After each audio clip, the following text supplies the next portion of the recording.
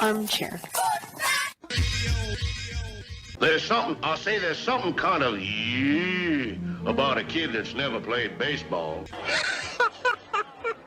You can't drink like me, you can't smoke like me. So don't try and be like me. Let's party together.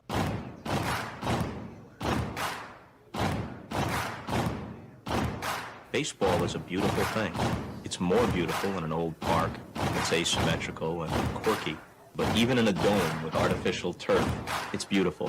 The way the field fans out, the choreography of the sport, the pace and rhythm of it, the fact that that pace and rhythm allows for conversation and reflection and opinion and comparison. In right field, the crowd is tormenting Strawberries, singing Darryl, Darryl.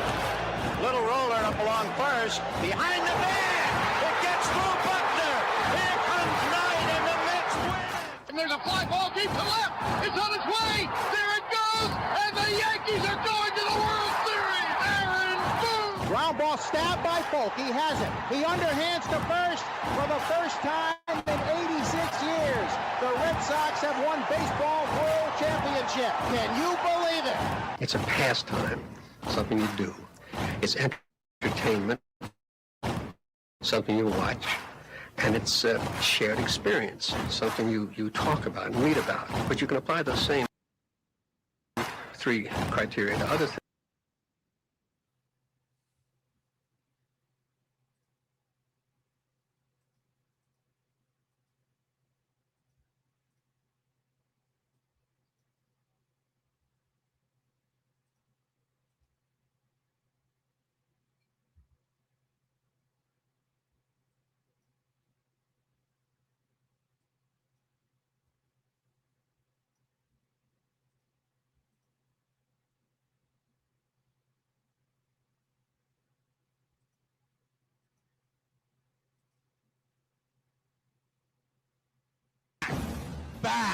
Back. Is it fair? Is it zip, boom, bam, it's gone!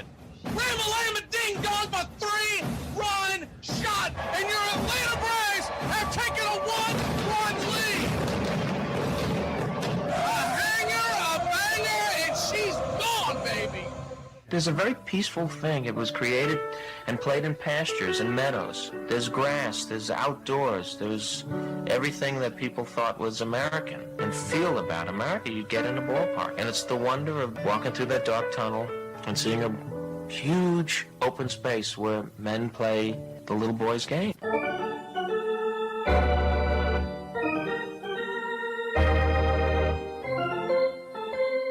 I believe in the Church of Baseball.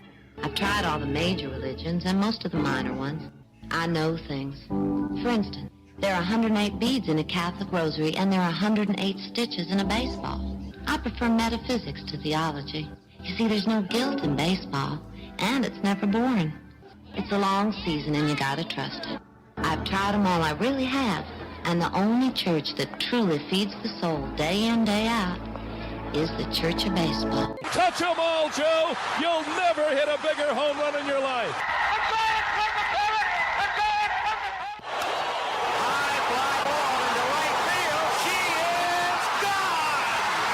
Swung line drive left field. 1 run is in. Here comes Reed. He's the throw to the plate. He is safe.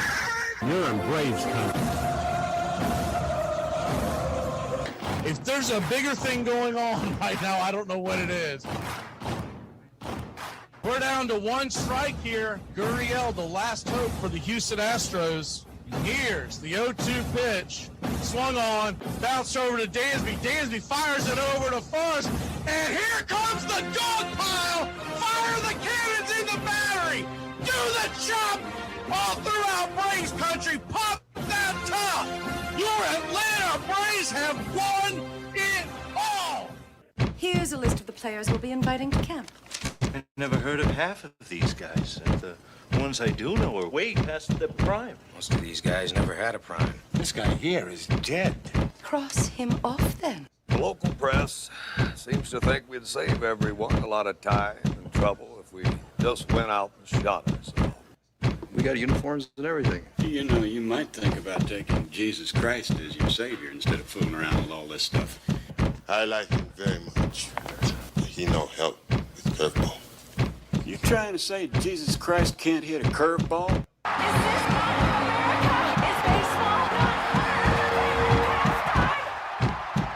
But I'll tell you, these fans are great. Listen to them. Hey, way to go, Rick. All of Ohio loves you. Come on, baby. Come on, Ricky. Come on, Ricky. The game doesn't stink. It's a great game. You know, one of the best things about being an ex-big leaguer is getting freebies to the game. Call the front office, bingo. And once these fans recognize me, I probably won't even have to pay for my life here. Down it! I love them. Good seats, huh? You're in the wrong seat, buddy. Come on. Oh, I must be in the front row. Come on. Ladies and gentlemen, welcome. We direct your attention now to home plate. Please remain standing. We call your attention to our fans here today. They will be jointly directed. And now, another fixture. Our national anthem. Oh, say, can you see by the dawn's early light what so proudly we hailed at the twilight's last gleaming, whose broad stripes and bright stars through the perilous fight for the ramparts we once were so gallantly streaming, and the rockets red glare, the bombs bursting in air, gave proof through the night that our flag was still there. Oh, say does that star-spangled banner yet wave o'er the land of the free and the home of the brave? At this time, ladies and gentlemen, we'd like to introduce today's teams as participants in this historic game. Play ball! Good seats, hey, buddy. He missed the tag. He missed the tag. I see great things in baseball. It's our game.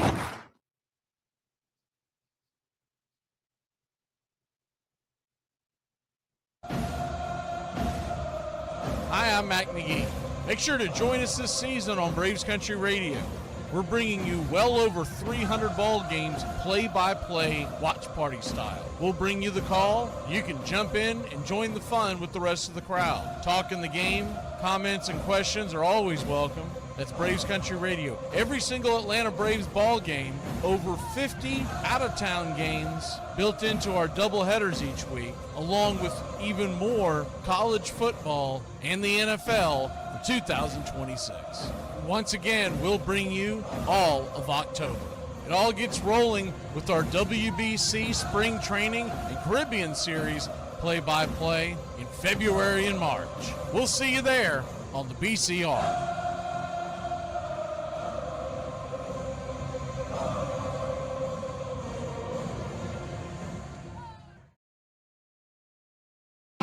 I see great things in baseball. It's our game, the American game. It is played everywhere, in parks and playgrounds and prison yards, in back alleys and farmers' fields, by small boys and old men, raw amateurs and millionaire professionals. It is a leisurely game that demands blinding speed, the only game in which the defense has the ball. It follows the season, beginning each year with the fond expectancy of springtime and ending with the hard facts of autumn. It is the American game. It's just what it is, and it makes you, I'm 81, but I can feel like I'm 15 when I'm talking baseball. I'm watching baseball. This is it. It does this. It brings you back. may be the worst of times for the National Football League, but it is the absolute best of times for Major League Baseball.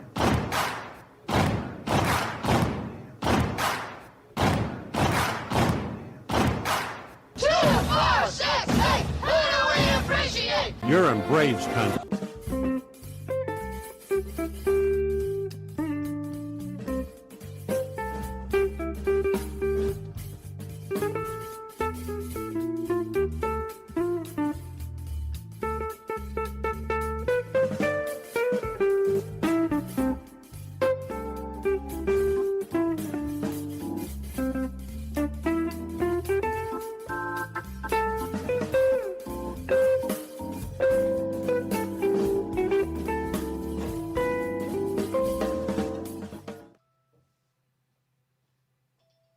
Armchair. On a beer? 7 o'clock in the morning.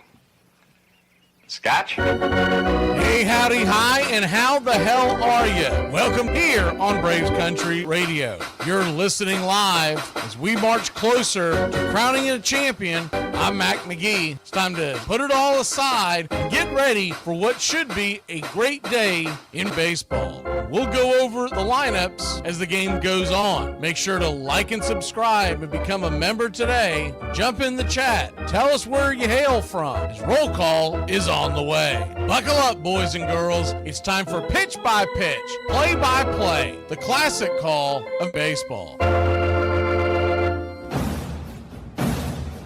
Get this bus moving. Stop. Come back. Too late. Roll call! Yeah, roll call!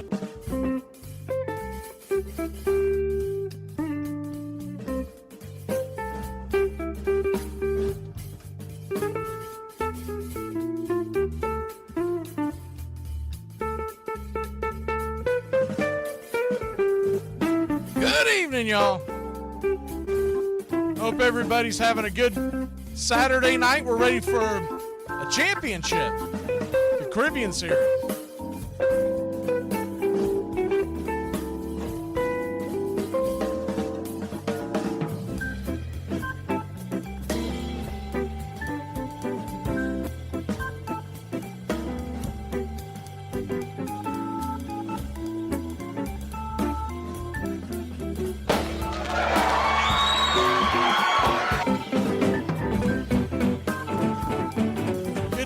Back, Jason Up and Adams. Thank you for gifting the 5 memberships to folks in the chat.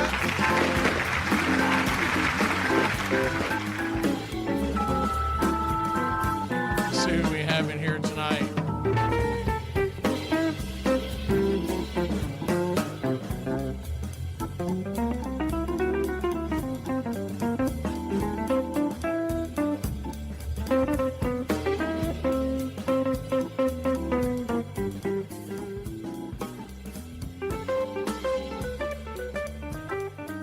See you, Jason Up and Adams. We got Cam Smith in here. Uncle Charlie.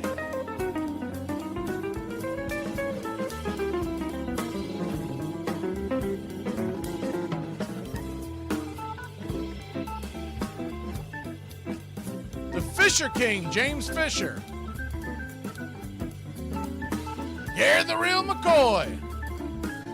Chop Shot John John. Royal Pita.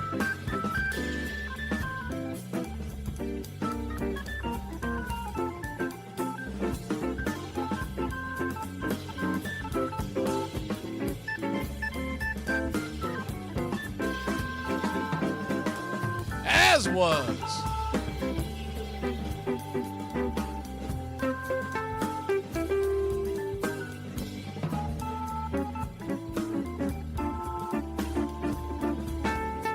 Everybody loves Raymond Lovelace.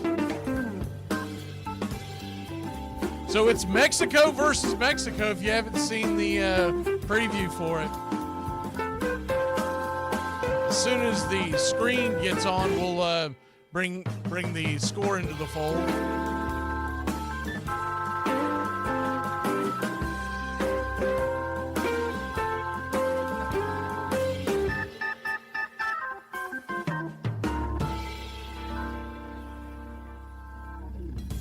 Yeah, it's still a wrench on the computer. It's a badge on phones.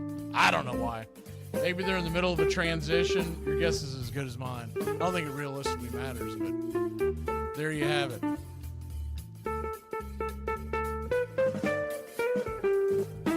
Badges? We don't need no stinking badges.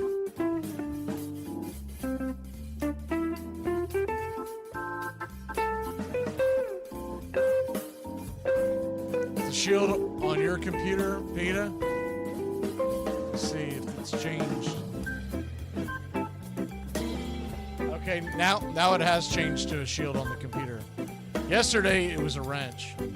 I'm still seeing a wrench on my desktop, but that's because I'm inside the app, so I don't know when that'll change. It doesn't realistically matter. It is what it is. I'm more concerned with the fact that they changed where y'all can't have your little goofy nicknames and all that kind of stuff. That kind of sucks. Doesn't sound like they're going back to what they did, and their reasoning for it is really, really strange.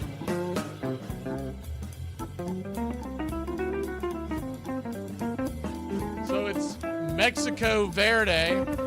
We'll go ahead and kill this. Mexico Verde and Mexico Rojo, excuse me. So it's red versus green is what it is. So with that being said, we're just going to refer to them as Rojo and Verde because it's Mexico versus Mexico.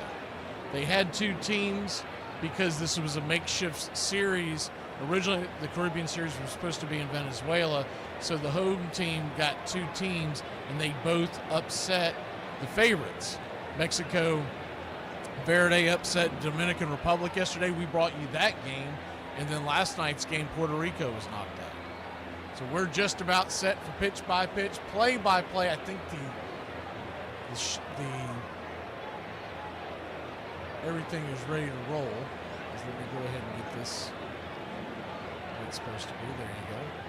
And we're set for pitch-by-pitch, play-by-play. First pitch on the way, yes, sir. And drops in for a change down below the knees. It's 1-0.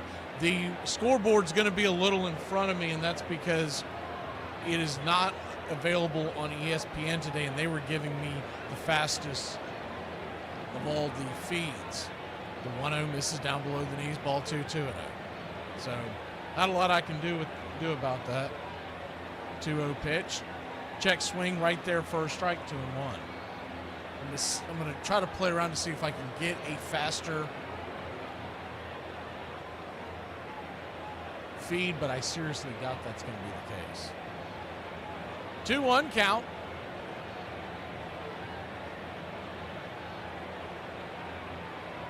Steps out of the box. Ball down and in, ball 3-1. 3-1. Come backer to the mound. That's going to be an easy 1-3 put out. And it is Rojo on defense, Verde on offense. So Rojo is the host team, and Verde is, so the green team is leading it off. The red team is the home team.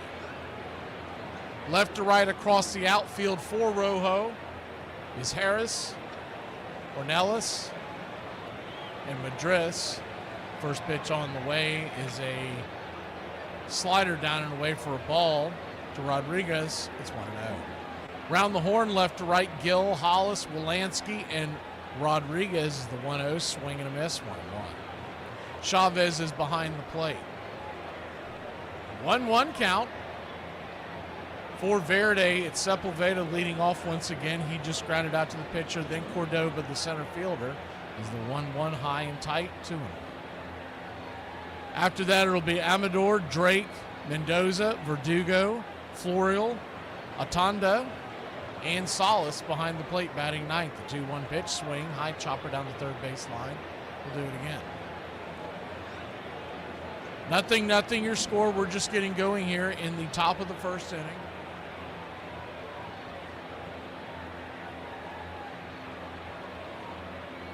One up, one down.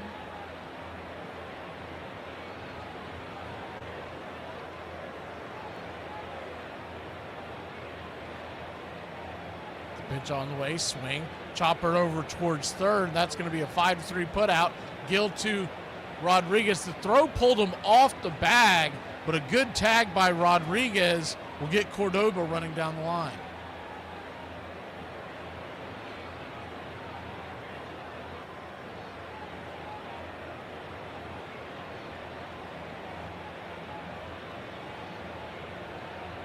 Two up, two down.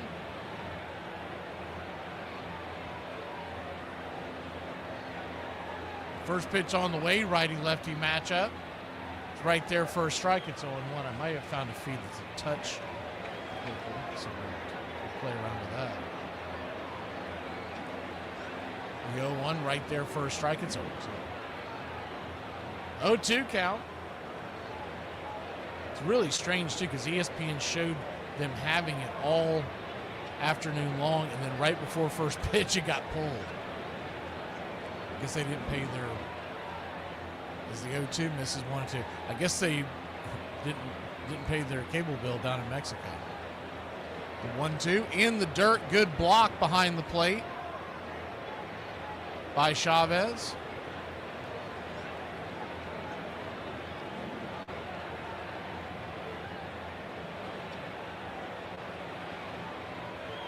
Pitch on the way. Caught looking strike three, splitter up top, and that'll end the inning. So 3 up, 3 down. Rojo will grab the bats when we return. Bottom of the first we go here in Mexico.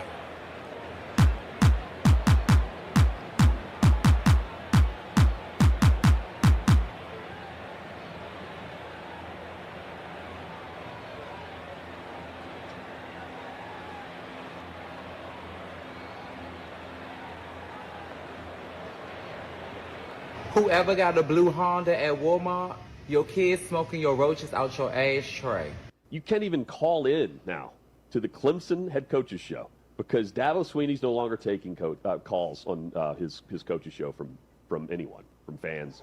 That's how soft these guys are now. Was it Tyler in Spartanburg was the caller last year? Yeah.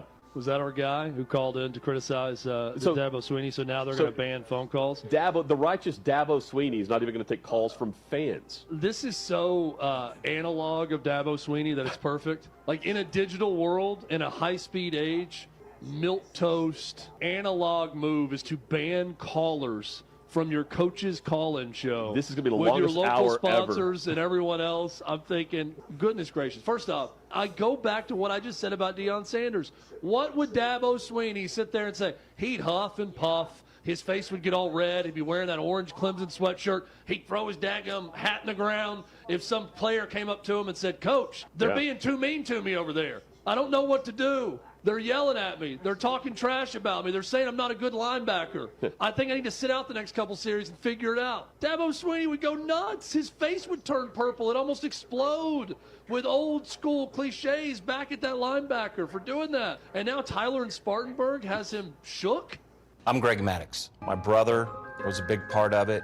Used to hang out with his friends. We'd play pickup games. You know, we'd throw the bat and do the thing about who'd be captain. And, you know, here we are at 15, he's at 10, and he's playing with us. And I'd get first pick, and I said, I'll take Greg. And they go, why you want to take him? I said, he's the best player out here. You kidding me? My sophomore year in high school, right after the basketball season, we had our last game on Friday. One of my teammates goes, baseball tryouts are Monday. Are you going to try out? And it was kind of like, sure, why not?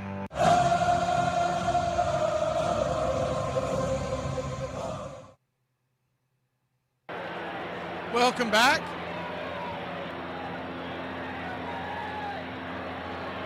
Nothing your score. We go to the bottom of the first inning.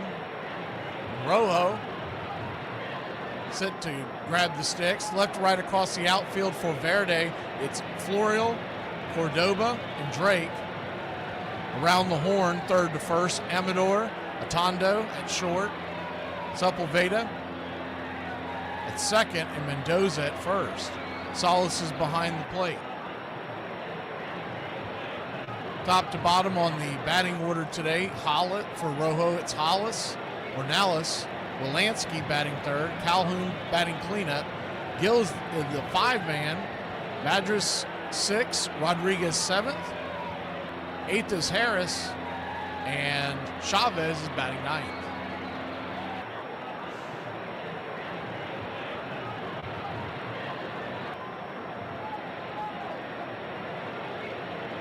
standing in.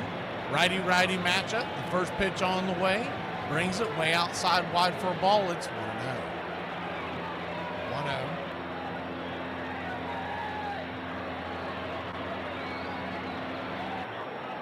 Kicks and fires, and Rios quickly down, ball 2-2. Rios, the right-hander on the bump for Verde. 2-0 pitch. Fastball right there at the knees. 2-1. Championship game here if you haven't caught any of the other games.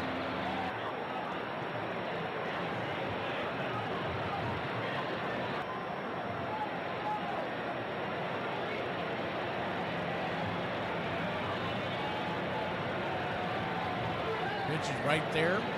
For a strike, it's 2-2. So with 2-2 count, we'll have spring training baseball coming your way. The first game is a week from Friday. Baltimore and New York Yankees. And then it comes their way at 1 o'clock Eastern. We'll come on there about 12:45 to get you ready for that. As the 2-2 swing, chopper back up the middle. That's going to dribble through the infield. That's through for a base hit. So just like that, the red team, Rojo, is on, 1 on, nobody out.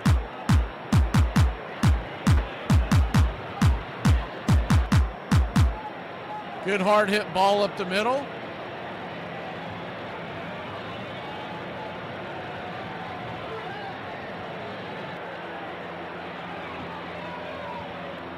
One on, nobody out, and that will bring Ornelas to the plate. He's batting .227 in the series, .636 OPS.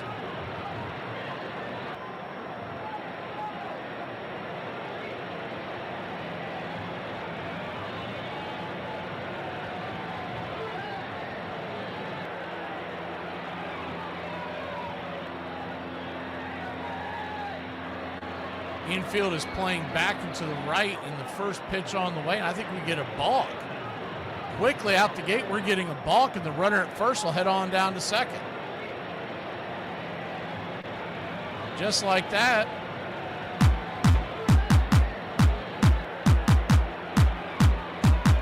Rojo gets the advantage. The first pitch to Ornelas is swung on and slice foul down the line. It's 0-1, first base side. The 0-1. Runner at second.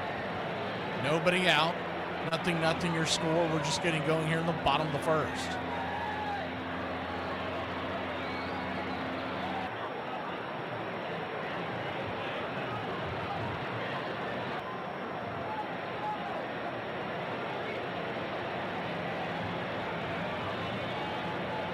Looks like that bat broke, so he's going to the bat boy to get a new bat.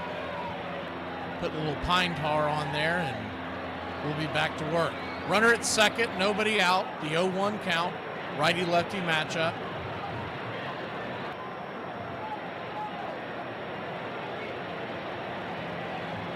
This is our first year covering this series.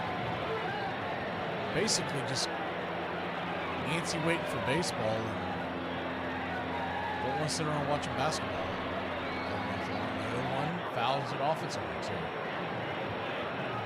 They've created such a thing with the March Madness that none of those games count until they put so many teams in. The games don't count until the tournament.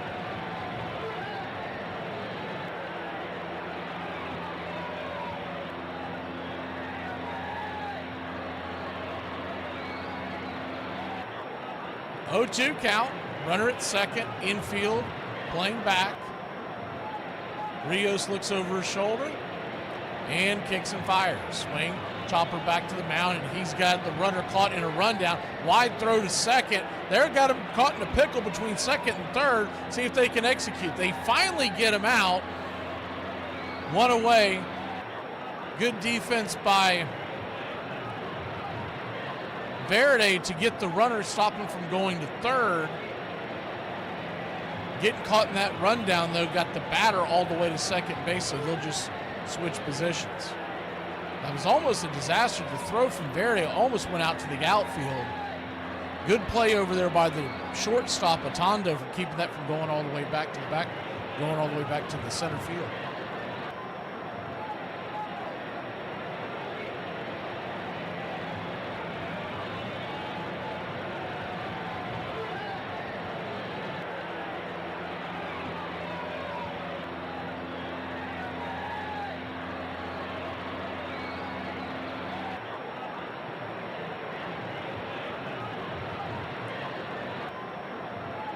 Righty-righty matchup now. Wilansky, the batter, second baseman.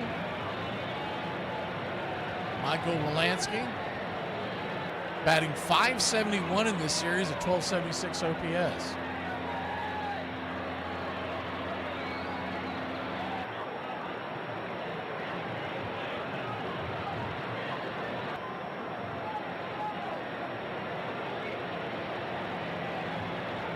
First pitch on the way is a fastball.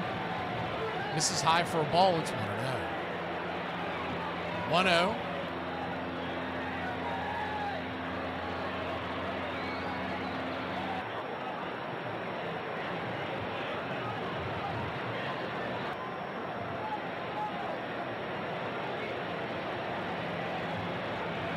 Takes some fires, swing, fouls it back.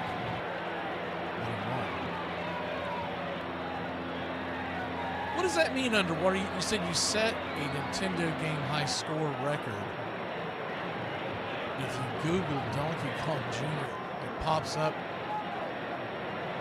How do they keep track of that? You do this online or something? Or is this... I'm a little confused by that. Pitch on the inside. Did that get him? That got him in there just on the left sleeve, and he'll head on down to first. So Rojo's got something cooking, first and second, 1 out.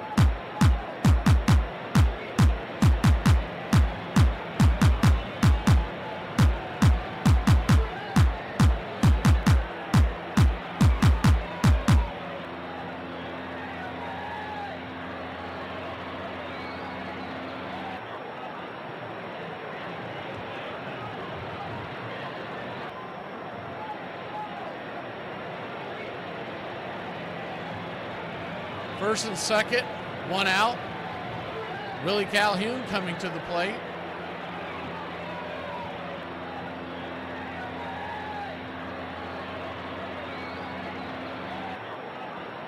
Righty-lefty matchup. Infield a double play depth. Here's the first pitch, swing. Bangs it foul down the right field line.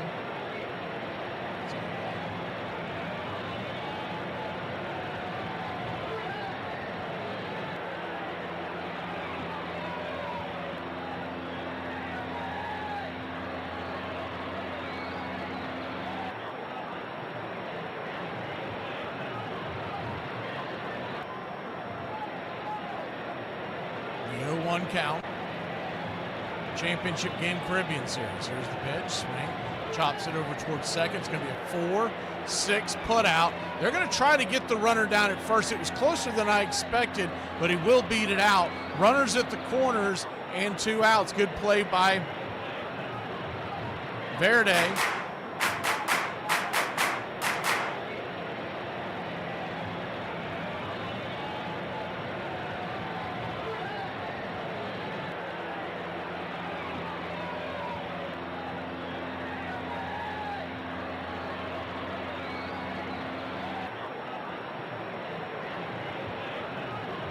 So runners on the corners now.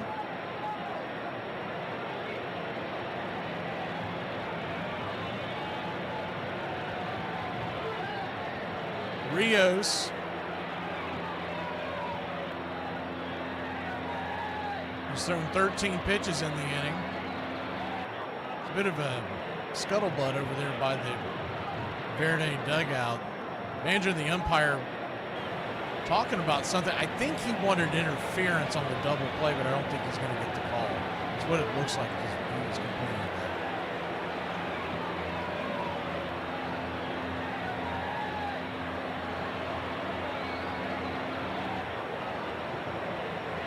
it. Looking at the replay, yeah, I don't think you're going to get that. He slid to the base. He didn't slide through it. But you can't blame the manager for trying to step up and argue for his player. It just didn't look like something they were going to get the call on.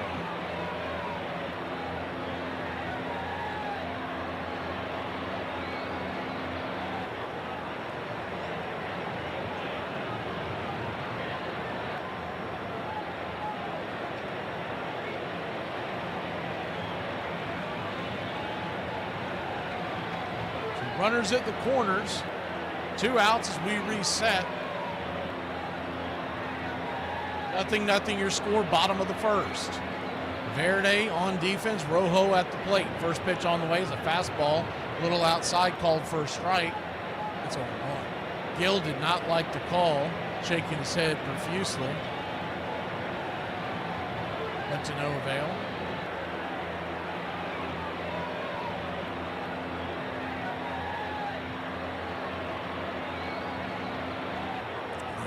Swing, pops it up high in the sky behind home plate, giving chase is Solace, but that'll bend into the seats. It's 0-2.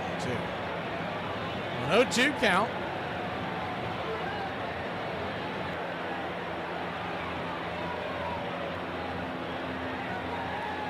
Nothing your score, bottom of the first inning.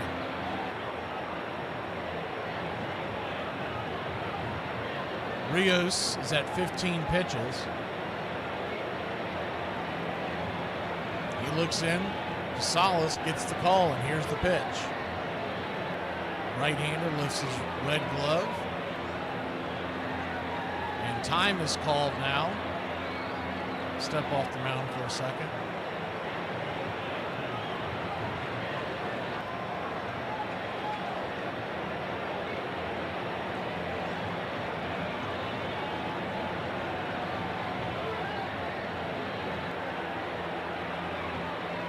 Now we're getting an argument from Rojo, manager for Rojo.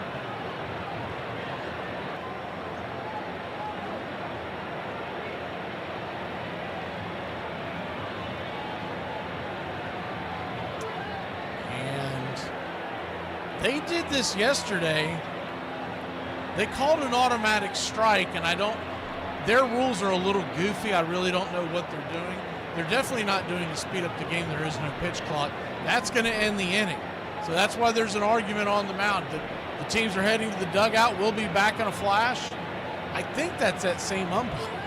I don't know.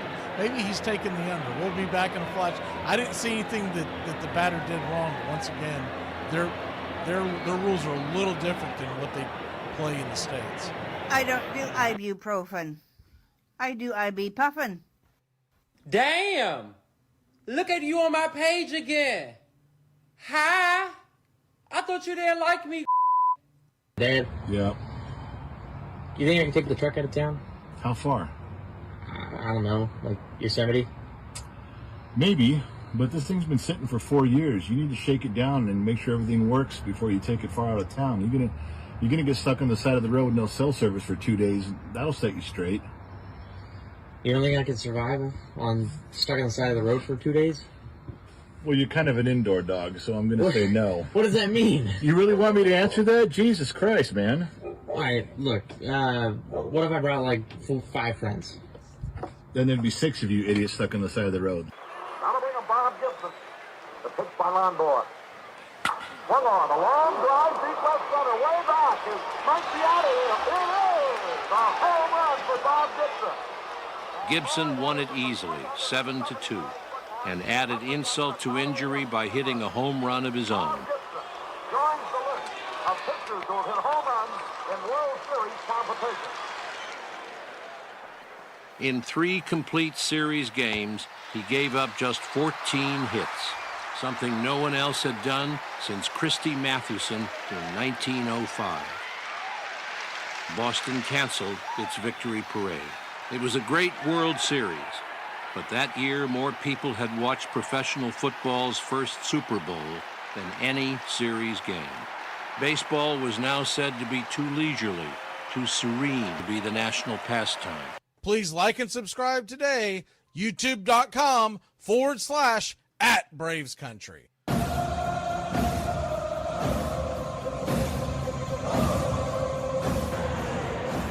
Welcome back. Who was that? Was that Brian that was asking about? Yeah, is the first pitch on the way? Is right there for a strike. It's on one. He's asking about, is this the equivalent of MLB in America or like the high minor or like the minor leagues? Think of like Triple A Plus as the pitch right there, evens up the count. It's 1-1. So 1-1 count. Rodriguez at the plate, or Drake at the plate. Rodriguez on the bump. Right there for a strike, 1-2. A lot of these guys have Major League Baseball experience, so they have been to the show. Some of them are on the backside of their career. Some of them are trying to get back to the league. You will see some Major League players pop up in this. Most of them were playing in the Dominican Republic and Puerto Rican League, or the Puerto Rican team, excuse me, as the pitch outside wide, full count. Had Venezuela not had the issues that they had politically, remember the whole thing with their president is the 3-2 pitch swing. That ball's hammered over to first. Line drive right into the glove of the first baseman. Rodriguez, L3 in your scorecard, one away. If you remember when the United States went and got him. Anyways, this series was originally supposed to be played in Venezuela. Ronald Acuna Jr. would have been in this series. So the Venezuelan team, the Cuban team, the Dominican Republic team, they all have a lot of stars or ex-stars. It's kind of a mix of both that are on these teams. The first pitch is right there, first strike, it's 0-1. This year's a little different because as the 0-1 chops it right down the line, it's 0-2. So you have a couple of factors. A, it got moved. So when it got moved to Mexico, they actually had to push it back a couple of weeks. This was supposed to take place in mid-January, mid to late January. As the 0-2 in the dirt, 1-2. So when you combine that and then the fact that the World Baseball Classic is right around the corner, you had a lot of opt-outs for this series because they want to play in the WBC and they want to get ready for that. The 1-2 pitch swing lifts it high and deep into left field. Drifting back, making the catch is Harris for F7 in your scorecard, 2 away. 2 down. So the idea next year is that we're going to carry this once again, and you're going to see a lot more stars in it next year.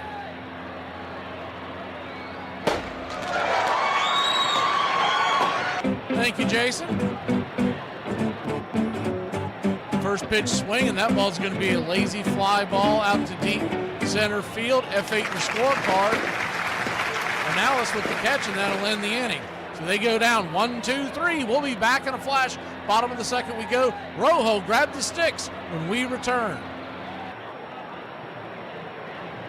Okay, y'all. So I know y'all like your women a little curvy, and I am a people pleaser down to the bone. So I just found out I have a mild case of scoliosis.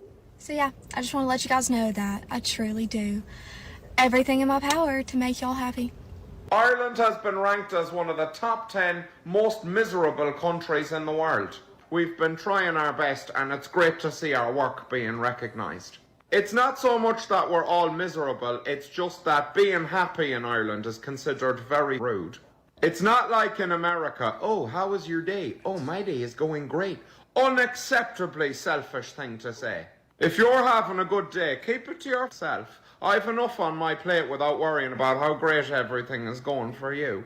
If you're having a conversation in Ireland, your goal is to find something you can both complain about as quick as possible. Also, if somebody compliments you, you have to ruin it. Your t-shirt is lovely. Where did you get it? Oh, it was really cheap and I'm very fat looking in it. It doesn't matter. I never worry about my guy cheating on me. Like, it's truly, it doesn't even cross my mind. But I do believe that he gets upset with me and turns the hot water heater down. And I'm not sure which betrayal is worse, because if you've ever tried to shave your legs with goosebumps, you completely understand where I'm coming from. I think I'd just rather have him cheat on me. These pickup games he played as a kid in Las Vegas on Sunday mornings. They would meet at the field. There was an old scout there called Ralph Madar. I drugged my brother along one time. He started throwing, and Ralph said, wow. Ralph said that movement and location is more important than velocity. He was teaching me how to pitch in the big leagues. He wasn't teaching me how to pitch in high school. He was teaching me how to pitch beyond that. And so he learned early on that moving the baseball was more important than throwing it hard. Braves Country Radio, your home for the classic call of Braves Country Baseball.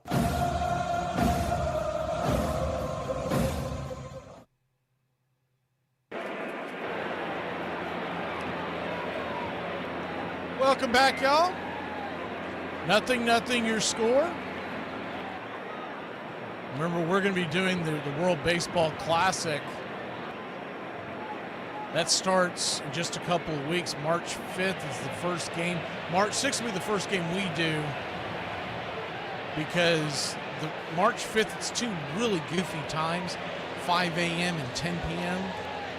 And I don't know how, we talked about this yesterday, somehow Czechoslovakia or Czechia, as they're sometimes called, they got roped into playing both of those games. So I'm not sure where that pool is, but they're playing at 5 a.m. Eastern Standard Time here in the United States on Thursday morning. And then later on that night, they're playing at 10 p.m. We're starting it on Friday the 6th with the USA playing Friday and Saturday night. We'll call both of those games. We're going to give you a lot of coverage for those games leading up to the championship on the 17th. First pitch on the way is up top for a ball. It's 1-0. The World Baseball Classic, the United States team is loaded. So we'll pull up that roster here in a second as the 1-0 swung on, pops it up. High, shallow, right field, drifting back, making the catch out there in right field is the second baseman, Sepulveda. One away. Spring training begins on the 20th. We're doing a show on the 19th to kind of get things going. Thursday the 19th, that morning it'll drop. We got a couple of guys coming on with me. One's a Red Sox and one's a Reds fan. We're going to just talk about everything going on in spring training. We start the coverage Friday with the Yankees and Orioles. The plan is to do a doubleheader that day of White Sox Cubs, but no one has stepped up to the plate and said that they're carrying that game, so we're waiting on that. First pitch on the way, righty-righty matchup as Rodriguez takes it from Rios. It's then you've got the World Baseball Classic. We're going to be doing a ton of spring training games. 0-1 up top, misses high, 1-1 count.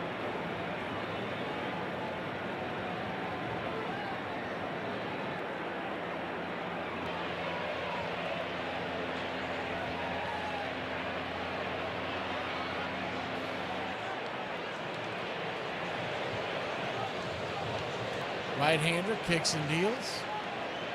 Swing. That ball's chopped over to third. Or short, excuse me. It's going to be a 63 put out. 2 down. With all that being said, we will put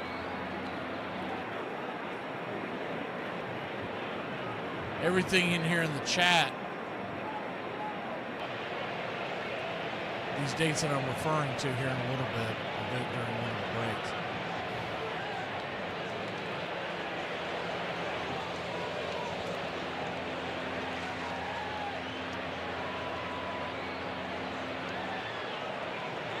The first Braves game that we know of that we'll be able to bring you is going to be as the first pitch on the way, righty-lefty matchup. Harris up there, takes it outside wide for a ball. It's 1-0. First one that we know about is going to be on Wednesday. The first Wednesday of spring training is the 1-0, misses high. Ball 2-2. Excuse me, the first Braves one is going to be on Thursday. They're in Yankee Stadium, and we're kind of at the will of of the teams we're playing, because right now the Braves don't have a television program. 2-0 count. Brings it, swing and a miss. Sinker. 2-1. Now all that'll get straightened out by the time we get to opening day.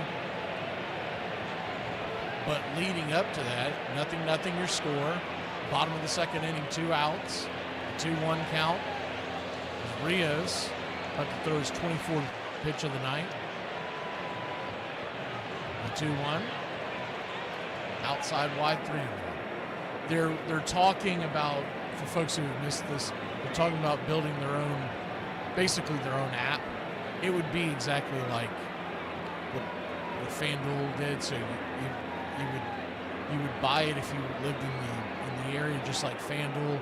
It'll be somewhere around $25-30 a month. 3-1. High and inside, ball 4, and then he'll head on down to first. So a 2-out walk for Rojo.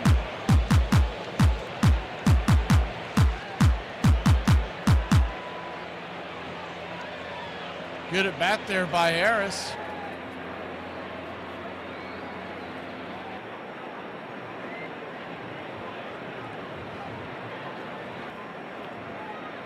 Yeah, February 26th, the first Braves that we know of so far.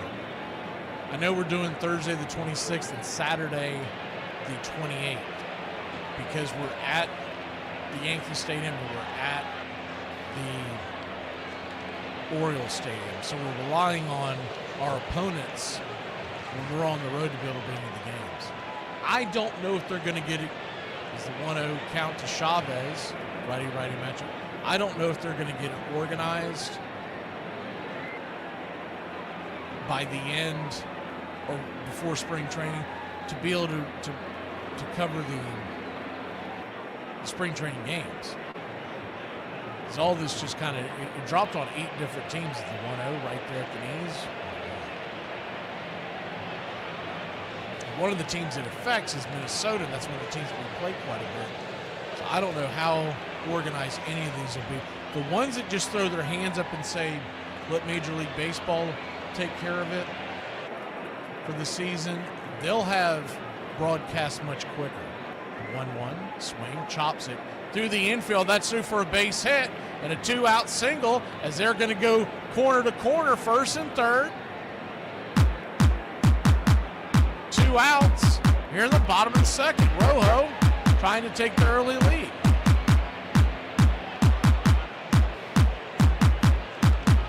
But worst case scenario, what happens is Major League Baseball takes over all of the 8 teams that we kind of caught.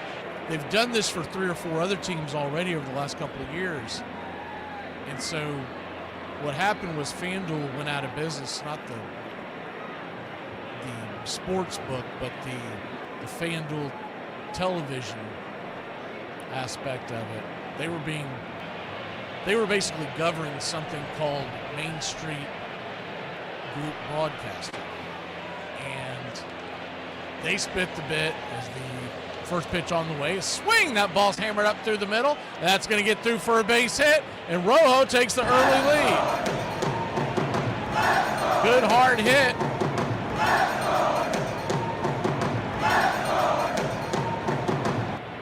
As Hollis gets an RBI single, Chavez moves to third.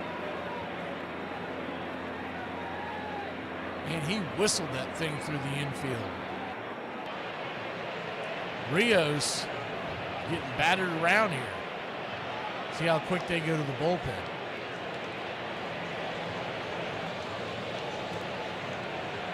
One nothing your score. Bottom of the second inning. Rojo leads Verde. Red 1, green nothing.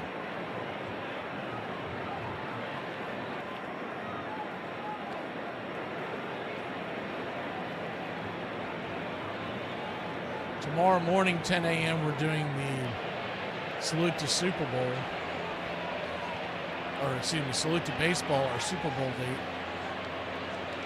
annual Super Bowl special.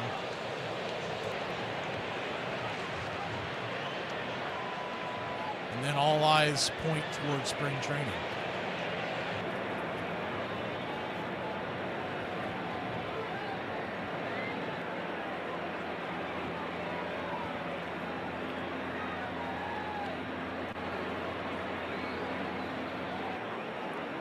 Righty-lefty matchup, runners at first and second. 2 outs. The first pitch on the way to Ornelas is inside for a ball. It's 1-0.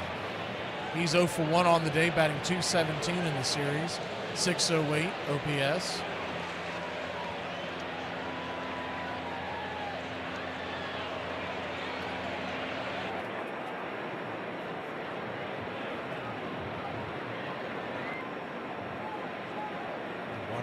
Runner goes. They're going to throw it back behind the runner at second. The ball's going to get away, and that's going to move both runners up 90 feet. So instead of first and second, 2 outs, at second and third with 2 outs.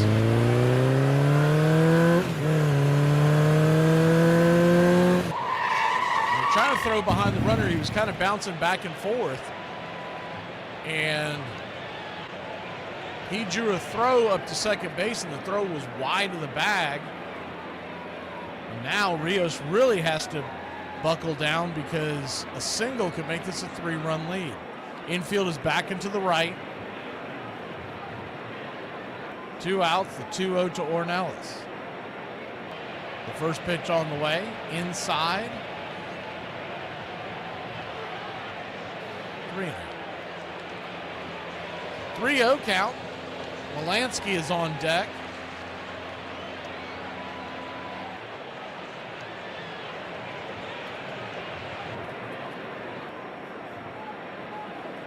Pitch, swing and a miss. He chased one well inside. He was trying to clock that one down the line, 3-1.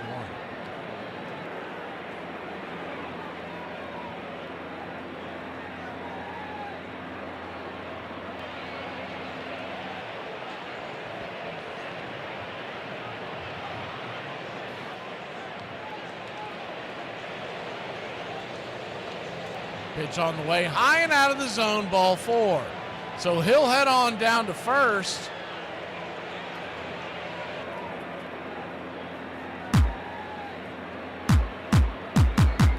The bases are juiced. Ducks all over the pond.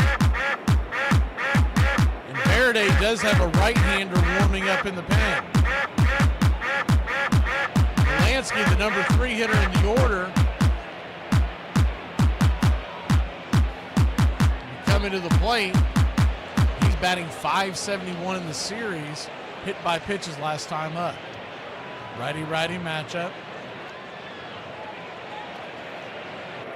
Rios kicks and fires. Pitch, swing. That ball slapped into right field. That is down for a base hit. 1 run will score. It's 2-0. 2 runs will score. It's 3-0. And Rojo has jumped out to a 3-run lead here in the bottom of the second inning.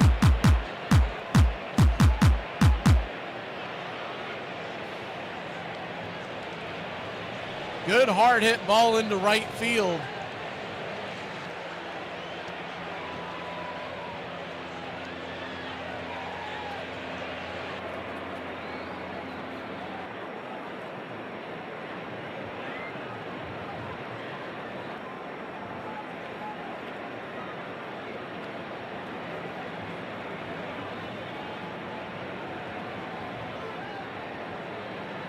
A 3-0 game in the Caribbean Series Championship. Righty-lefty matchup. Runners on the corners. First pitch on the way. Swing, chops it over to first. Backhanded over there by Mendoza, and he saved at least 1 run, and that'll end the inning. But not before Rojo takes a 3-0 lead over Verde. We'll be back in a flash. Verde will take their swats when we return. If you start cursing at me, I will start cursing back at you, so let's not play the curse game.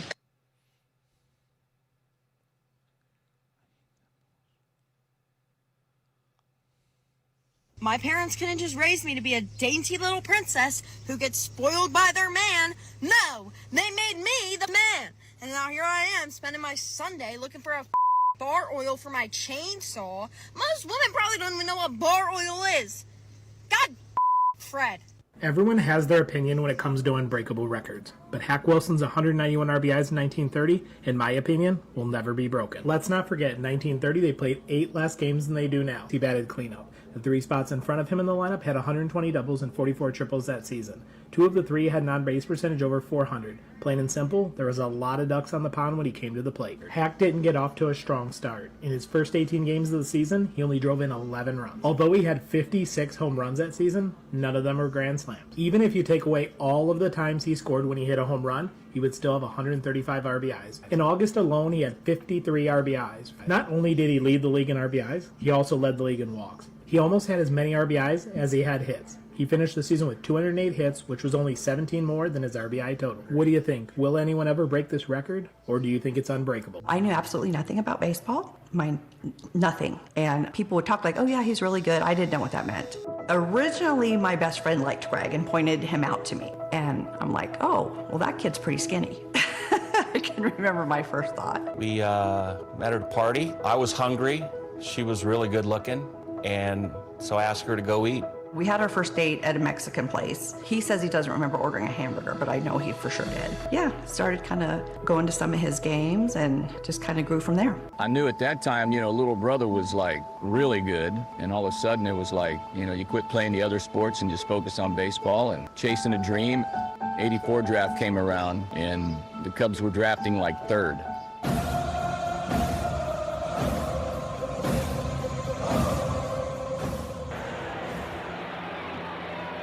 Looking forward to seeing you there, Uncle Charlie.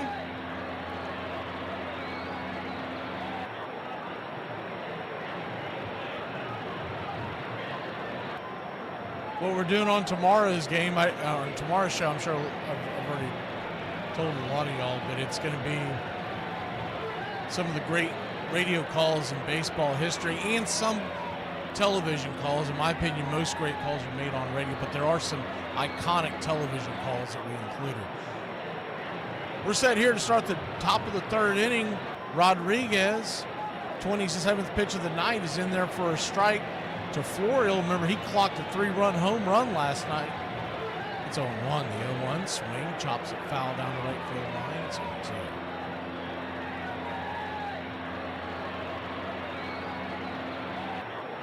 They got a right-hander warming up in the bullpen for Verde. It's a different right-hander. You can't see their jerseys from where the camera sits. So you kind of have to wait for them to flash something on the screen.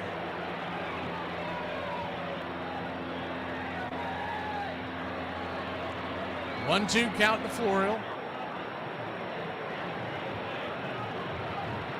Pitch on the way. Outside, wide. Ball 2-2. 2-2 count.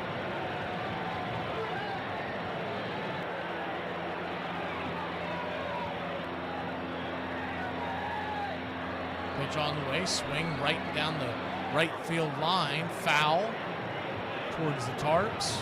Do it again. To give you context for what this series is, for down there during the offseason, it's something they all look forward to. I wouldn't quite make it as big as the Super Bowl, but it's big. It may not be their Super Bowl. That's more of their local leagues for each individual. But just think of the College Football National Championship. It's a big series. The place is packed tonight, by the way. Looks like a sold-out crowd. And the reason why they didn't have great numbers this week was because it was such a makeshift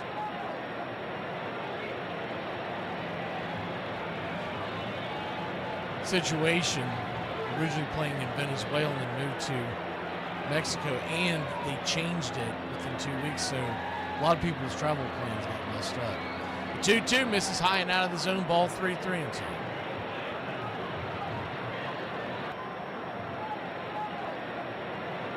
Full count. Down below the knees. Man, that was close. Ball 4. He'll head on down to first. And Verde's got something working here in the top of the third.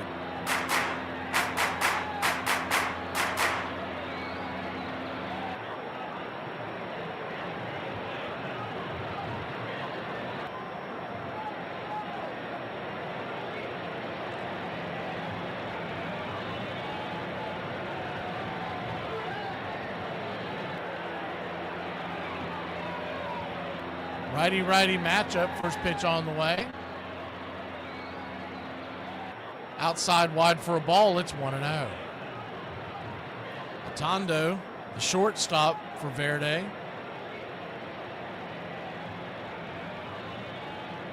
Kicks and fires. Down and in. Ball 2, 2-0. 2-0 count.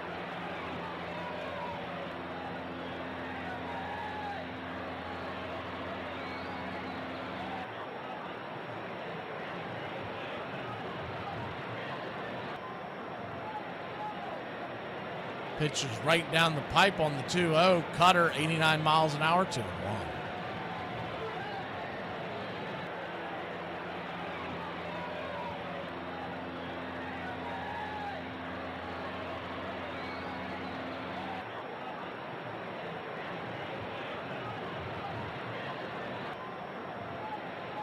The 2-1 pitch.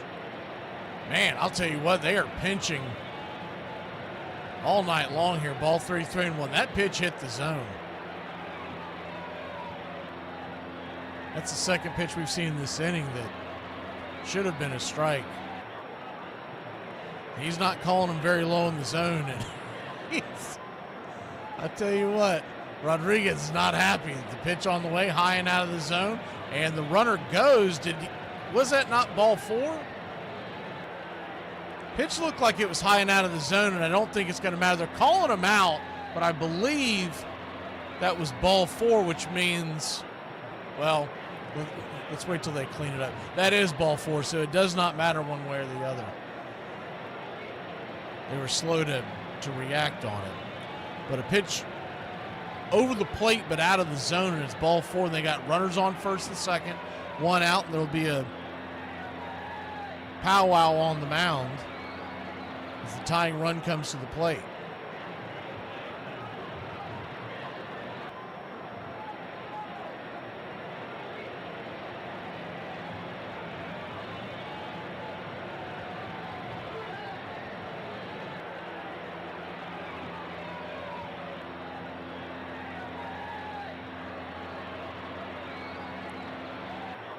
I absolutely forgot that the Olympics were starting. And last night we were setting up the TVs. It's a long story. It's not really important, but just know that I was going through different NBCs on the box that I had to see to set up for our Super Bowl party we always have. And family and friends come over. And so I was like, what are you watching? I wasn't even paying attention to what was on the screen because I kept pulling up the guide over the TV, and finally I was like, is that? Oh, that's right. As the first pitch on the way is down and in after the powwow at the mound. Pitch misses the zone completely. It's 1-0. And all I could think of is, I know they believe that they're king ding-a-ling throughout the world, right? But why would you not have started the Olympics last week when there was nothing on? The NFL was off, et cetera, et cetera. You would have had a week to build momentum coming into this weekend as the 1-0 chops it down the line. Now, most Americans are going to watch the Super Bowl regardless. But you would have gotten some people interested in it, and you could have at least stolen a lot of viewers leading up to the preview, right? I do not understand why they waited until the week of the Super Bowl to start their games, or the weekend of the Super Bowl.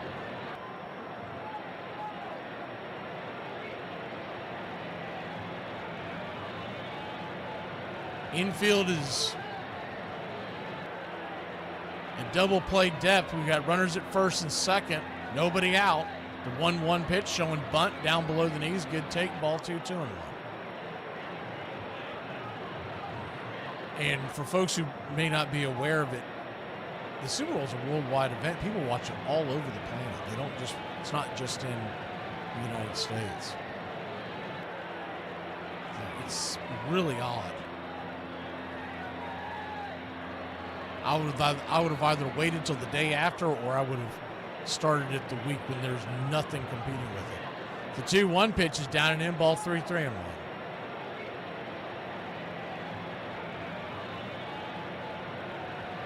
But yeah, I mean, yeah, Brian, it's an American tradition. I mean, a lot of people don't even watch the Super Bowl for the game itself. They watch it for the commercials.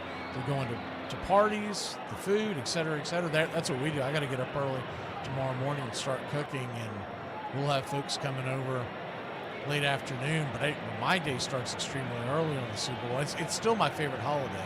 Is the 3-1 pitch. They're going to get that bunt down. That's going to be a tough play. Throws it up to first. Off balance throw. Good throw by Rodriguez, and he'll get the runner at first. One down. The runners at first and second move down to second and third.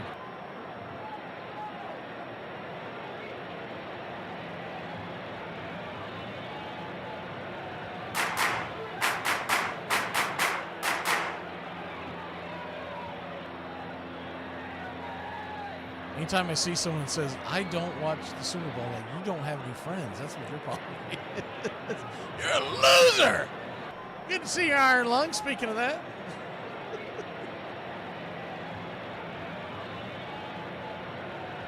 But most folks, I mean, if nothing else, is the first pitch on the way, down and in for a ball.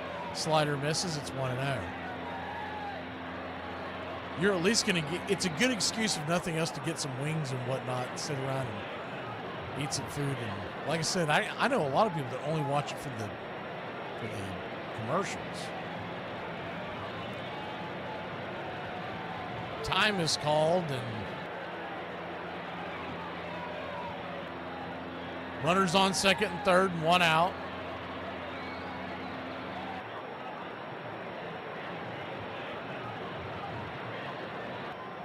Pitch on the way, right down the pipe for a strike, 1-1.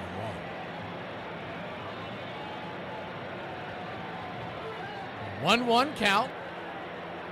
You baseball fans will be happy that baseball once again saw big numbers climb up in the ratings this year.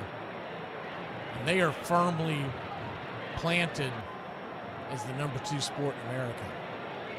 The 1-1 swing, chops it down the first base line, foul, and do it again.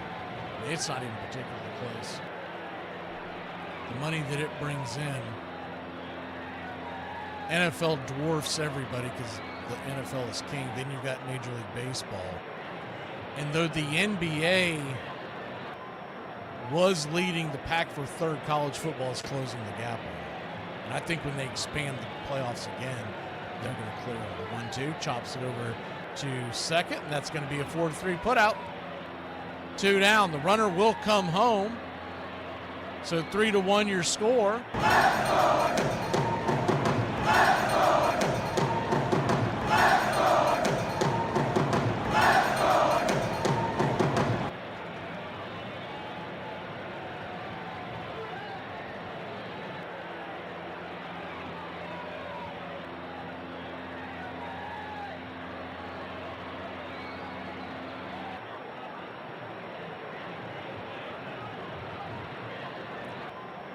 That'll bring Cordoba to the plate. First pitch on the way. Swing and a miss. It's 0-1. Righty-righty matchup. The 0-1. Swing. Rockets it to right field, but right at the right fielder out there, Madris, and that'll end the inning. But not before they put one on the board. Well, they're back in it. It's 3-1. Rojo grabs the sticks when we return.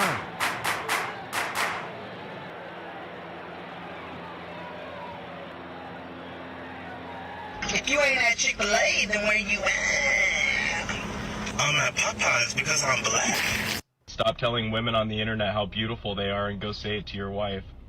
Okay, well, she might like it. Hey, honey, did you know that these women on the internet are beautiful? You know, in my experience, all the people that said I was negative and challenging were just angry that I was on to them. Yeah. Gotcha, bitch! Do people still say bound chicka wow wow? I feel like if I said that to a child, not a child, I just feel like what the f?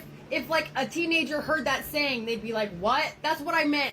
The day of the draft was the day of our class trip. We were going to go to Hawaii. And the draft was going to start about an hour before I took off for that flight. You know, there was talk that I could go in the first round. So, you know, I thought, well, okay. Chicago Cubs select 0965. I remember being at the airport, calling home, and did I get drafted? And they said, no, you didn't get drafted. I remember they picked Drew Hall, you know, strapping left-hander out of Kentucky. 6'4", left-handed, you know, sure. You know, you're 5'11", you weigh $145. No, I don't think so. We're gonna bet on the 6'4" guy, you know. Okay, that concludes the first round. We're gonna pause for a moment right now. Hopped on the plane, went to Hawaii. When I landed, I called back home and they said, yeah, you got drafted in the second round. The Cubs took you. You know, enjoy your 5 days in Hawaii on your class trip, and you could report when you get back to the States. You're listening to Braves Country Radio with Mac McGee, the classic call of Braves Country baseball.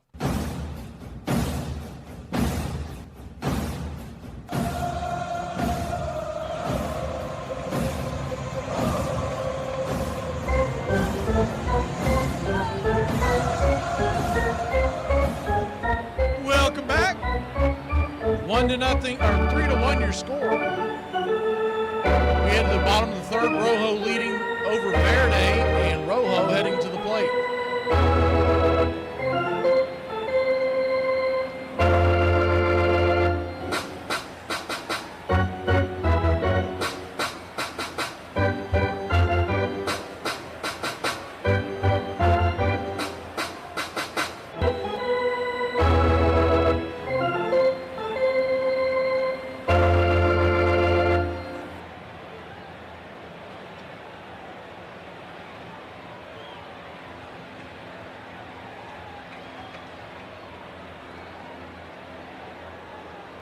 Gill, the batter. So we start at the bottom of the third. First pitch on the way is right there on the outer edge for a strike. It's 0-1. Michael Gill is the number 5 hitter in the order. The 0-1 swing, lifts it into right field. Drifting back near the track, making the catch. On the run is Drake. One away. F9 in your scorecard. I saw Snoopy Doggy was at the Olympics, and I remember that now that they hired him to be, I don't know, some kind of broadcaster for the Olympics, and all I could think of was, what the hell does that guy know about anything, much less the Olympics? I mean, I know he's a Pittsburgh Steelers fan. That's about where his knowledge probably, but some of the rants he's done online about that shows you he doesn't know what he's talking about. 3-1 your score. We're here in the bottom of the third inning. Rojo over Verde. Madras, the batter. First pitch misses for a ball, and that's followed in for a, I guess that slider missed the inner part of the zone. It's 2-0. So a 2-0 count.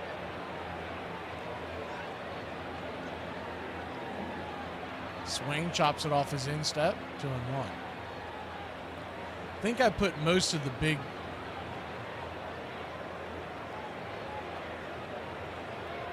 dates coming up. So tomorrow's the Salute to Baseball, but then after that, you've got spring training. The preview shows on Thursday the 19th. The first game, Orioles and Yankees, 1 p.m. Friday the 20th. Is the 2-1 pitch, down and in, ball 3-3. We're doing some other spring training games, but for Braves fans, the Thursday, the 26th, we play the Yankees at the Yankees, and then we're at Baltimore on the 28th, which is a Saturday.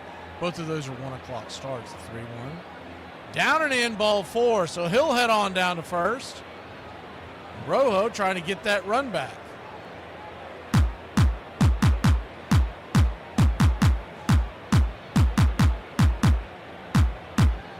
This is a winner-take-all championship game.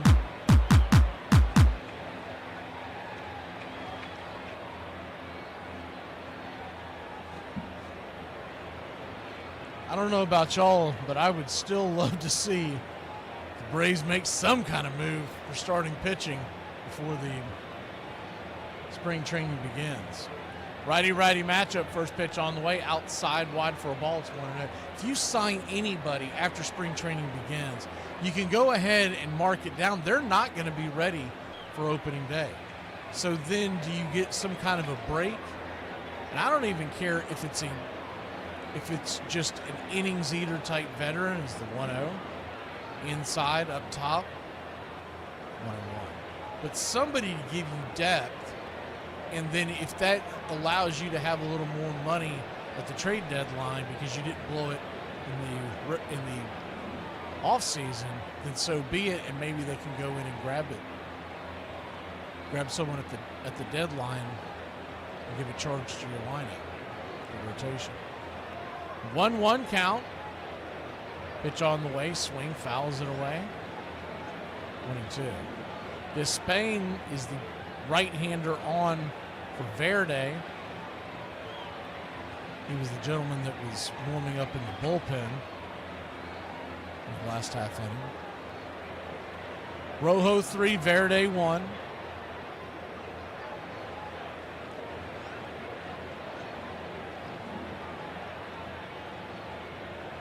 And 1-2. Come set. Flips it up there. Outside wide, 2-2.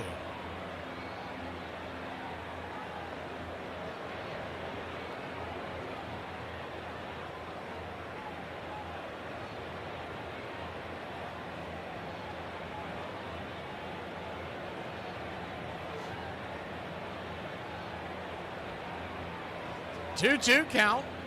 3-1 your score, bottom of the third. Down and in. Full count.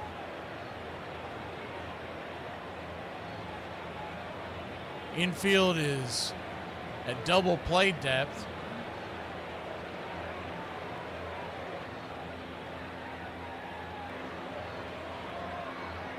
Double play would get them out of the inning. Standing on deck is Harris. The payoff pitch inside, ball 4. Runner was on the go, but that won't matter at all. And they've got runners at first and second and 1 out.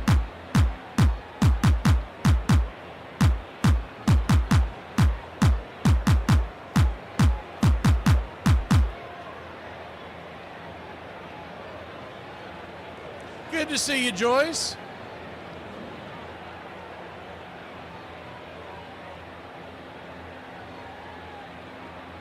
He's going to quick mound visit. Rojo with runners at first and second, 1 out. Verde trying to keep it right here. 3-1 Rojo leads. Mexico versus Mexico. You had Puerto Rico in this, Panama and the Dominican Republic. And these are the last two standing.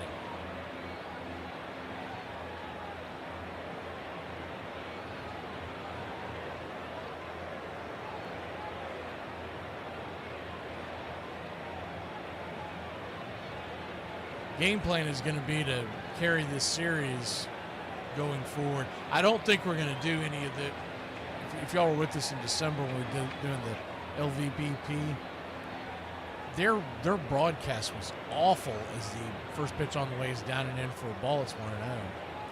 And you couldn't get it verified if they were going to carry the game each day till late. So it's kind of a lost cause. The only way for you to get that is to go on to one of their YouTube channel. And that YouTube channel, the broadcast is horrific as far as the camera angles and whatnot. The 1-0 down and in. Ball 2-0. So a 2-0 count. Righty-lefty matchup.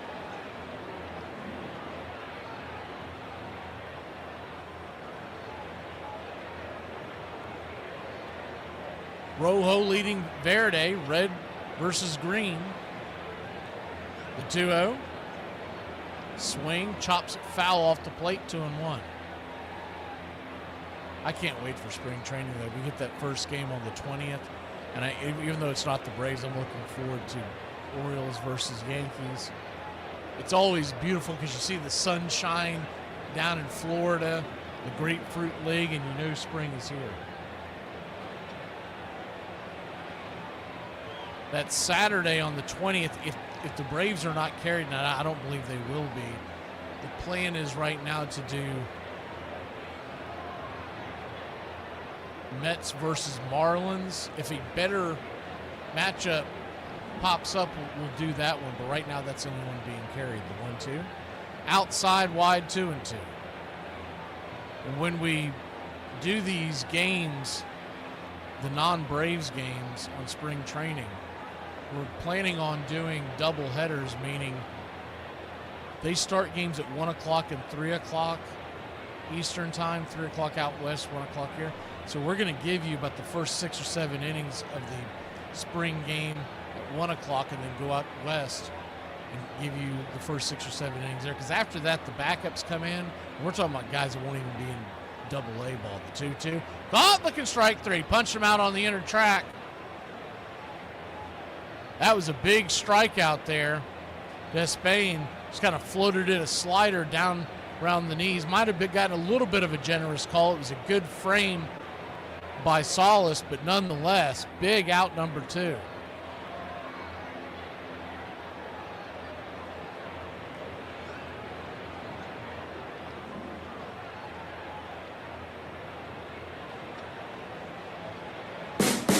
What's for dinner?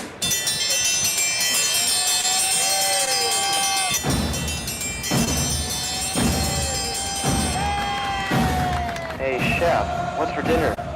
Righty-righty matchup. Chavez, the batter, first pitch is call him that a curveball. It's more like a slider down and away. It's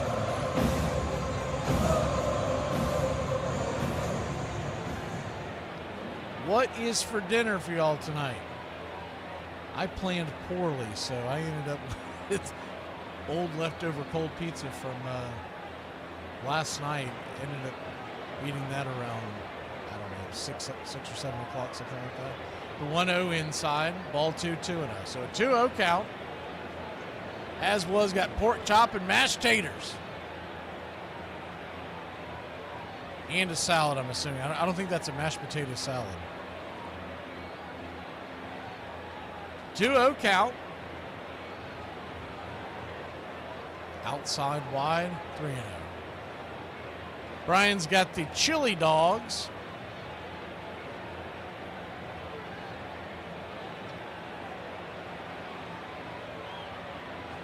Can't beat that on a cold night. 3-0 count. First and second, 2 outs. Pitch on the way. Inside, ball 4. So just like that, Despain loses the batter. Chavez will head on down to first, and the bases are juiced.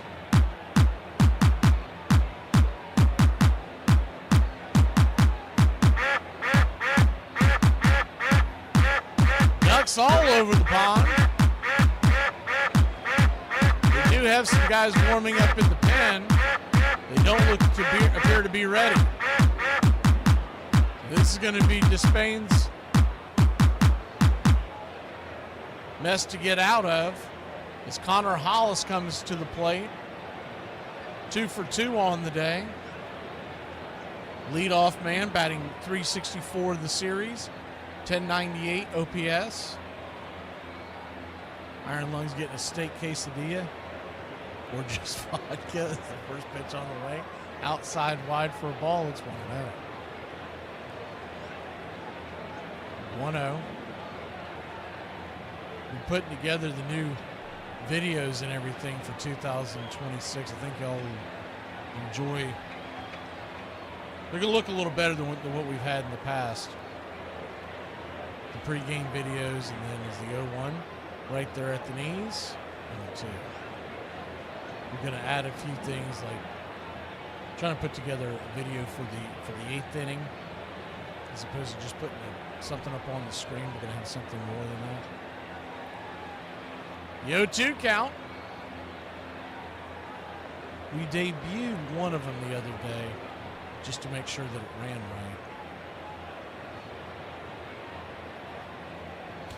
right. As was. I know the Ducks are your favorite, man.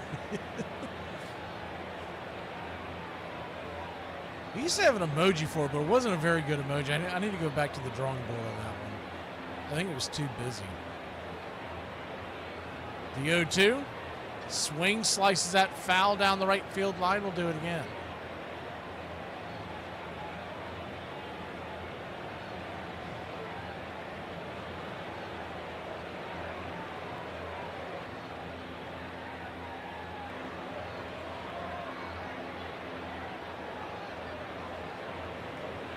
And as a baseball fan, the greatest part about the Super Bowl, the moment it ends, we're on deck. Or we're coming to the plate. Because we're on deck right now is the 0-2. High and out of the zone, 1-2. 1-2 count, bases loaded, 2 outs. Verde trying to keep them right here. They trail Rojo 3-1. Righty-righty matchup. The 1-2. Spain 26th pitch of the inning. Way outside wide, curveball misses. 2-2. Now that one was his curveball. That one came in at 73. I believe that one that he's throwing at around the low 80s, that's his slider.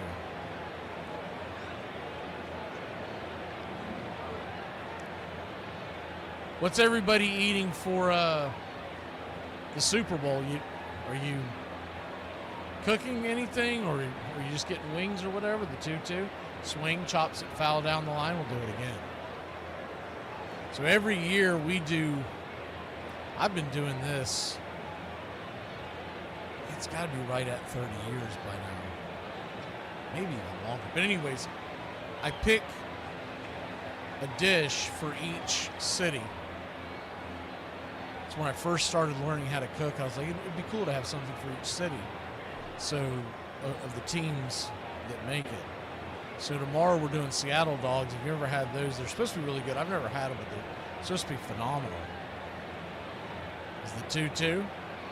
Swing, lifts it into right field. That's down for a base hit. 1 run will score. Here they're going to send the runner home. 2 runs will score, and it's 5-1 Rojo. They take a 4-run lead. Slice it over the second baseman's head. Sepulveda, the top of his jump, trying to bring that ball down. It just got over his outreach glove, well in front of the right fielder. Drake picked it up on the hop and brought it in, but by the time he got the ball in, that ball was way up the line. If it's a little more accurate, it's going to be a close play, but that ball was well outside the batter's box, on the left-hand batter's box. It was way up the line on the first base side. So 5-1 your score, bottom of the third.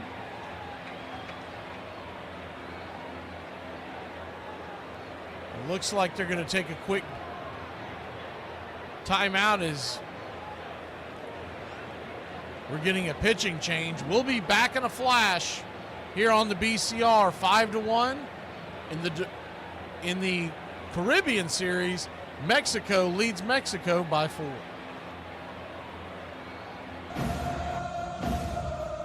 Hi, I'm Mac McGee. Make sure to join us this season on Braves Country Radio.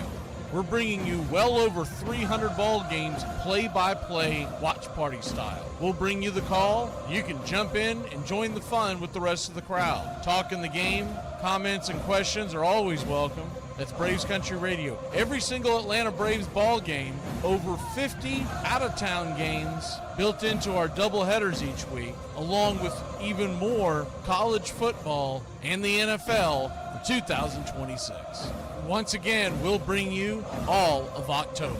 It all gets rolling with our WBC Spring Training and Caribbean Series play-by-play in February and March. We'll see you there on the BCR.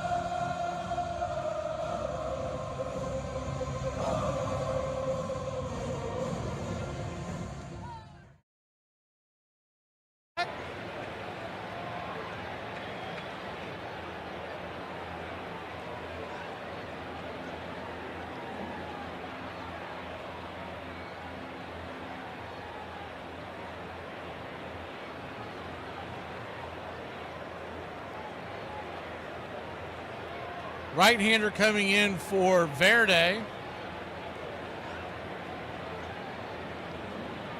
It's going to be Vasquez, the third pitcher of the night for Verde. So I'm doing the Seattle dog. That's one of the...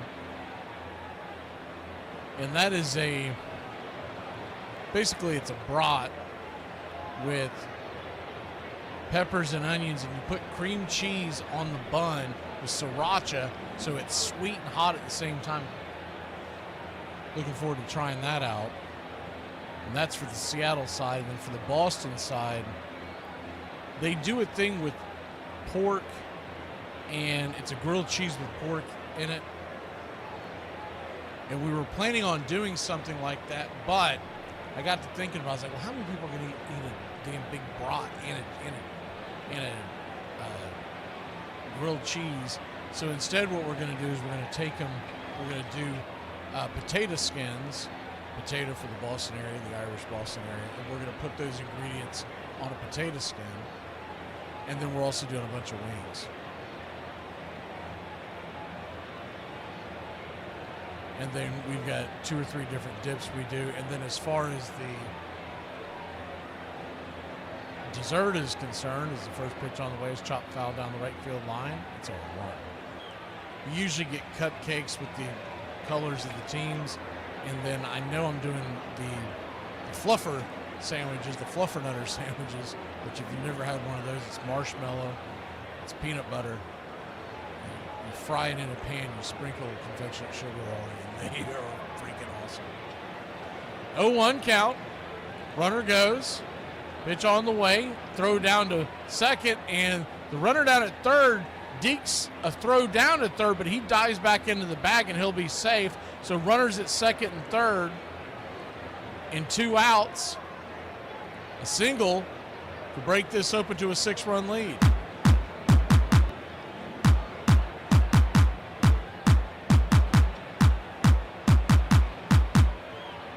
Yeah, it's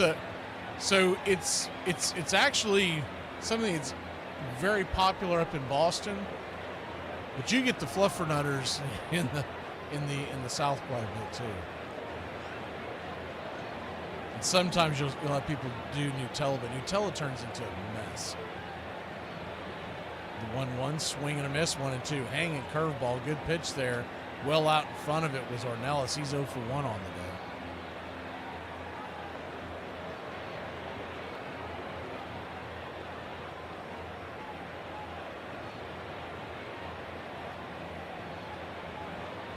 So a 1-2 count.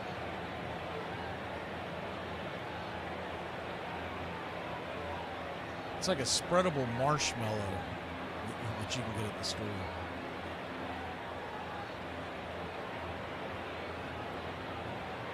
The 1-2. Swing! Sizzles it down the third base line. Foul. Do it again. Rojo 5, Verde 1, bottom of the third.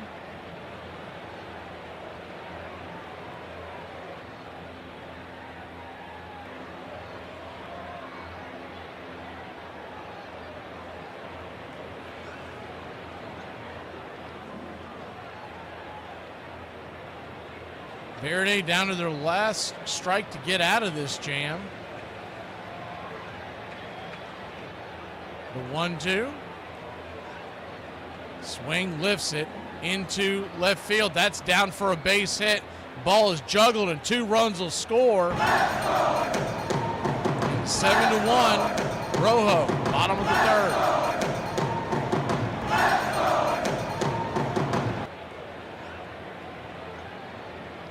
So we made this a few years back with one of the New England Super Bowls. I don't remember which one. and hadn't thought much of it. And a buddy of mine's wife, she has been talking about it forever. Well, New England has been in the Super Bowl in a few years.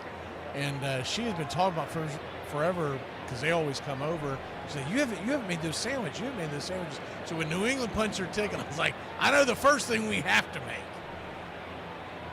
They usually do some kind of a dessert. But I try to get everything. So I've got it lined up in my kitchen where I got a board, check it off. I try to get everything cooked and out the gate before kickoff. I don't want to be in there as the first pitch is inside for a ball. It's 1-0. I don't want to be anywhere near there, in there, screwing around with cooking, because by halftime, I'm about 3 sheets. The 1-0, swing, lifts it into left field. That's down for a base hit, and the runners will move up 90 feet, first and second, 2 outs.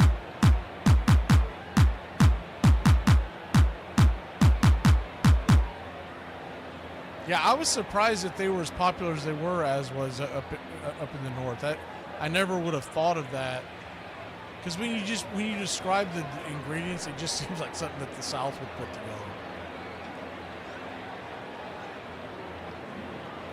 I've never looked into it, but the company must be from the area.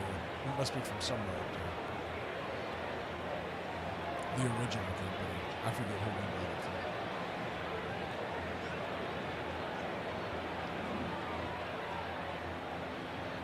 Pitch on the way is a curveball down below the knees. It's 1-0. Righty-lefty matchup.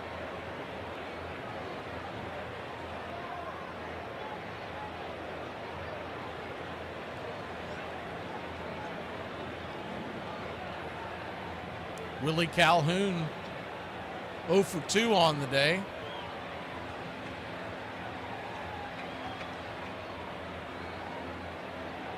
The 1-0 outside wide. 2-0. 2-0 count.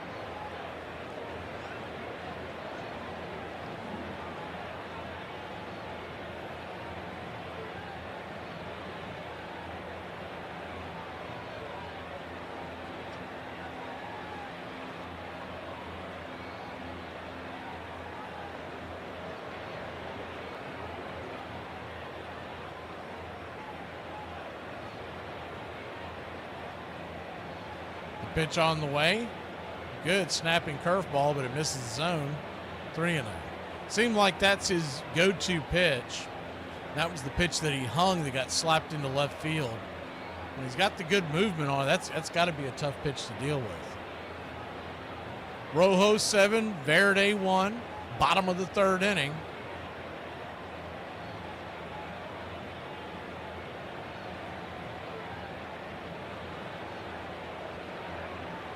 Pitch on the way, outside. I think I call that a strike, 3-1. Yeah, I was thinking the same thing. Like, you think this game's over, but we had a seesaw affair the other day in this league. Game finished 16-15, and it was 2 times there were 6-run leads that evaporated. So it really appears that, if nothing else, the pitching isn't in these leagues, and it's probably because your really good pitchers are saving themselves for the season. The 3-1 count. Swing, pops it back foul. But I said I was going to bring that up, and I totally spaced on it. The World Baseball Classic. So all the teams are going to have a lot of stars. By the way, they did announce the one for Panama yesterday, and Johan Camargo is on that roster. Where we saw him playing for Panama in the Caribbean Series earlier this week.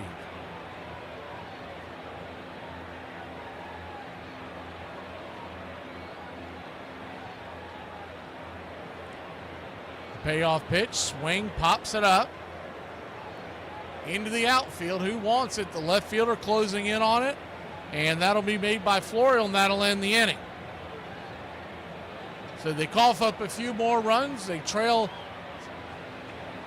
7-1. Mexico Verde still looking for their first hit, even though they have a run on the board.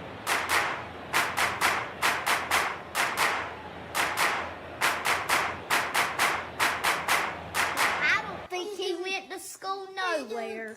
If he went to school, he didn't learn nothing. You don't go into the other team's clubhouse. I'm sorry, but if I'm on that team, I'm going, get the bleep out of here. We'll see you on the field.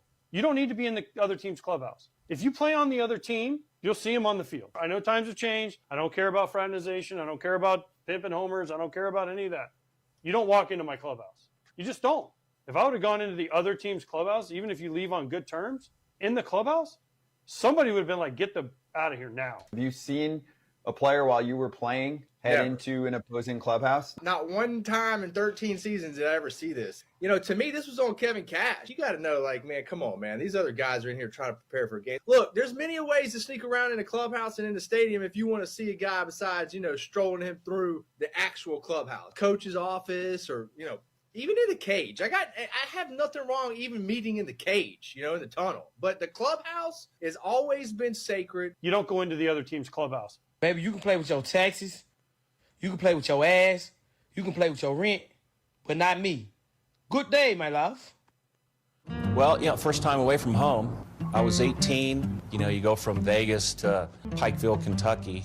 I mean, it's a pretty drastic difference. You know, we stayed in the dorms, and I was, like, baffled that there was no place to eat at 9 o'clock at night. Everything was closed. Jim Ferry was our first manager, and, you know, he was from the South, had the Southern Alabama accent, and, you know, he would always, like, start every sentence off, listen up, all right, y'all suck, okay? Ain't none of you good enough to get to the big leagues. So y'all, you better get the names and addresses, everybody, because half you mother aren't going to be around here next year.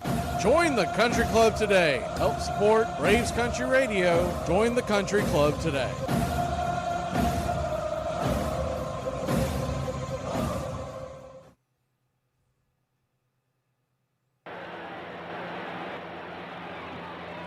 Welcome back.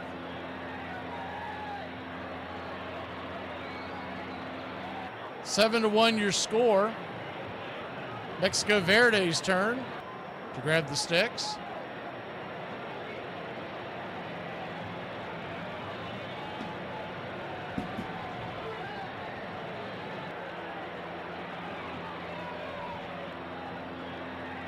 Righty-lefty matchup.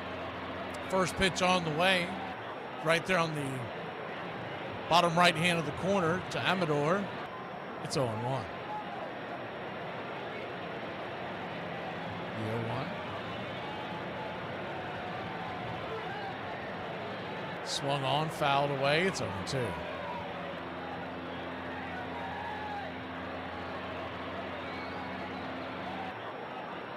Yo, 2 high and out of the zone. 1-2.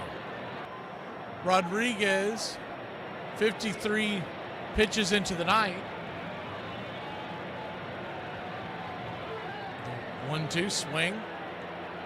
And that ball's going to get through for a base hit. It's the first hit of the night for Mexico Verde. So here we go.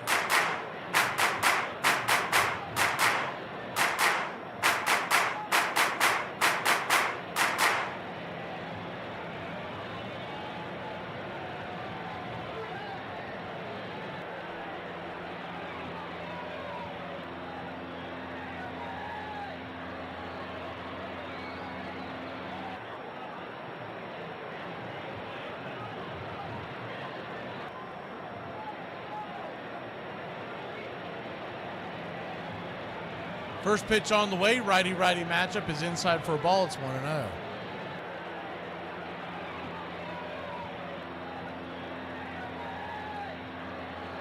1-0. Swung on, chopped over towards short. It's going to be a 6-3 put out. The runner was on the move from second, so he easily beat the play. So he'll move up to second. 1 down.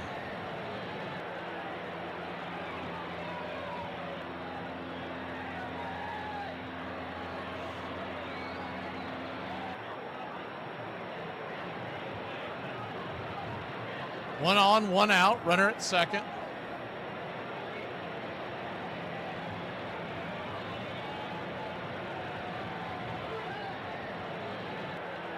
First pitch on the way, chopped over to first, and that's going to be a 3-1 put out. The runner at second moves down to third, but there are 2 down.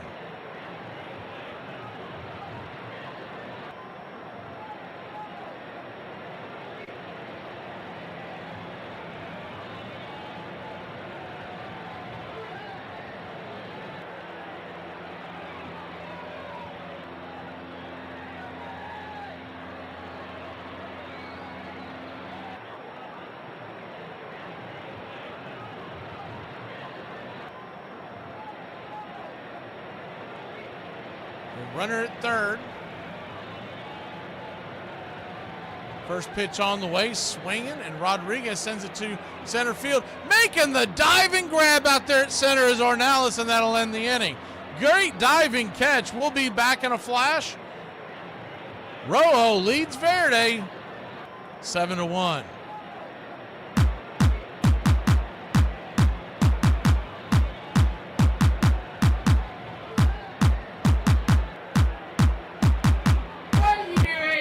Dude, I am so sick of you yelling at me. I'm so sick of you watching those videos. Tutorials? Mind your business. Tutorials? Yes, I tell you this every time and you don't believe me, and that's a you problem, not a me problem. You don't know because you're not over here watching it. This girl right here? No, you listen. I'm a She was teaching us ladies how to tape up our boobies, so when you're wearing nothing but a blazer, they will stay. And that's what I was watching. And you always come in here wanting to yell at me and reverse parent roles over here. Yeah, huh? Hi, is this witness protection? Yeah, so I tried learning how to play my husband's video game and ended up accidentally deleting all his progress. Oh, I know. Yeah, I'm all packed. I'll wait on the curb. Thanks. You know, I love baseball, but I hated being away from home. That was a huge adjustment for me right there. We're riding on crappy buses. People aren't really, we're not friends. We're 24 guys drafted and nobody knows anybody. You know, we talk on the phone for 3 hours at a time, and he was just like, man, this is rough, it's lonely. It's hard. You're fitted for yourself. It was basically, I'm going home. And I said, why? I hated being away from home for the first time, really homesick. He was having a rough time, and he called me up, and I said, well, you're going to stick around, right? And he goes, we'll see. He knew he was kind of just right on the fence. I wanted him to not quit because he was homesick. If you're brutal and you're getting just killed out there, well, maybe, but that wasn't the case, so. One of the older guys, Bob Mandeville, took me in. I'm like, Greg, you can't quit. You got a great career ahead of you. He made the downtime more fun. We started playing cards together. Wasn't as homesick anymore. Started enjoying being around the guys, making new friends, teammates. It was just kind of a grown-up experience for me, probably more so than anything.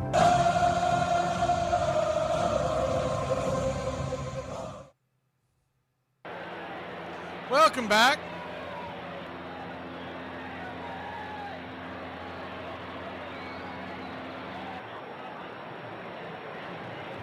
Seven to 1 your score.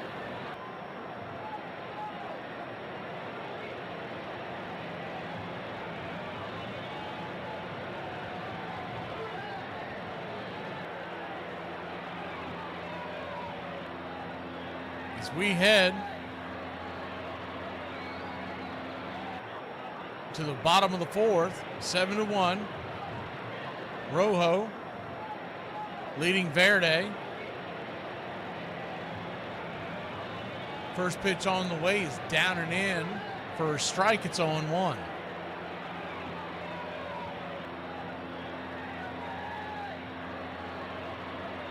Mateo Gil, the batter. The 0-1. Looked like it grabbed the bottom of the zone. Did not get the call. 1-1. 1-1 count.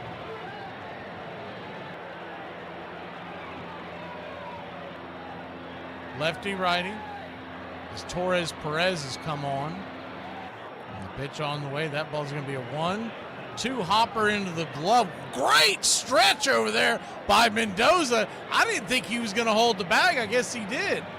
1 down. Gil looks like he thinks he's safe. He's taking off his gloves and standing at first. We'll see if they challenge this. From the blind eye, it looked like he was safe. But it's a bang-bang play. Also looked like his foot maybe came off the bag. Yeah, I think he's safe. I think this will get reviewed.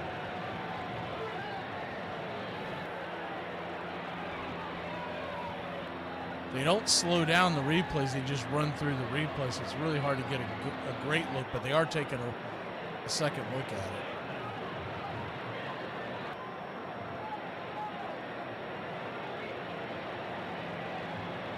That was a really quick review, and they will call him safe.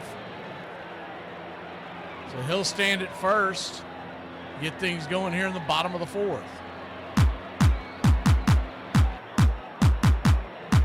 Long throw. Not only did his foot beat the throw, it did look like that back foot trying to hold the bag came off as he made the catch. So 1 on, 1 out.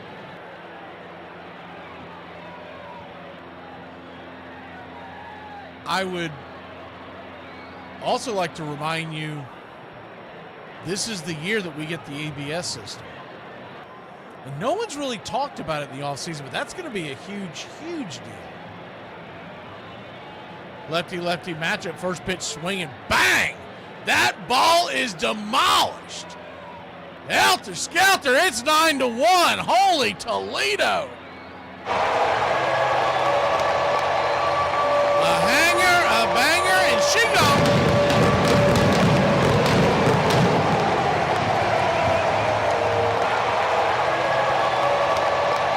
That ball was cracked. Right field ball. 2-run jack. That's a fat jack. Wait to see if they've got numbers on it. Sometimes we get numbers on these home runs, and sometimes we don't. Not showing the. Here we go. 417 happy feet over the ball. 102 miles an hour off the bat. Oh, smoked. Madras.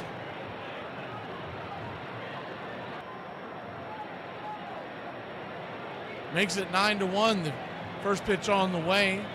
Torres Perez to Rodriguez is swung on and fouled back out of play. It's 0-1. Ronaldo Rodriguez, 1 for 1 on the day. The pitch on the way, swing. That ball gets banged into center field. That's down for a base hit. He'll take a wide turn at first and stay right there.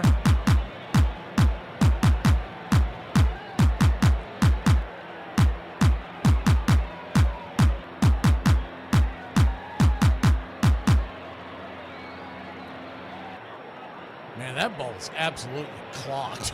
I mean, it's almost like he knew that pitch was coming. He was sitting dead red, kind of, leaning into it, doing that big leg kick.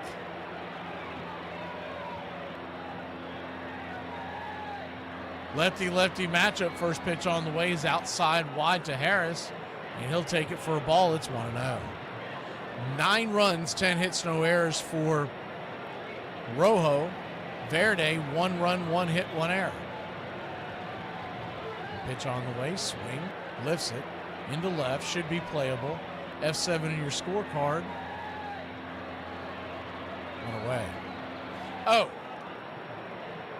so where did I pull that up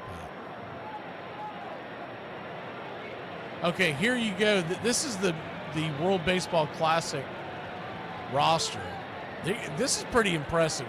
There have been years, I've been watching this since the beginning in 06.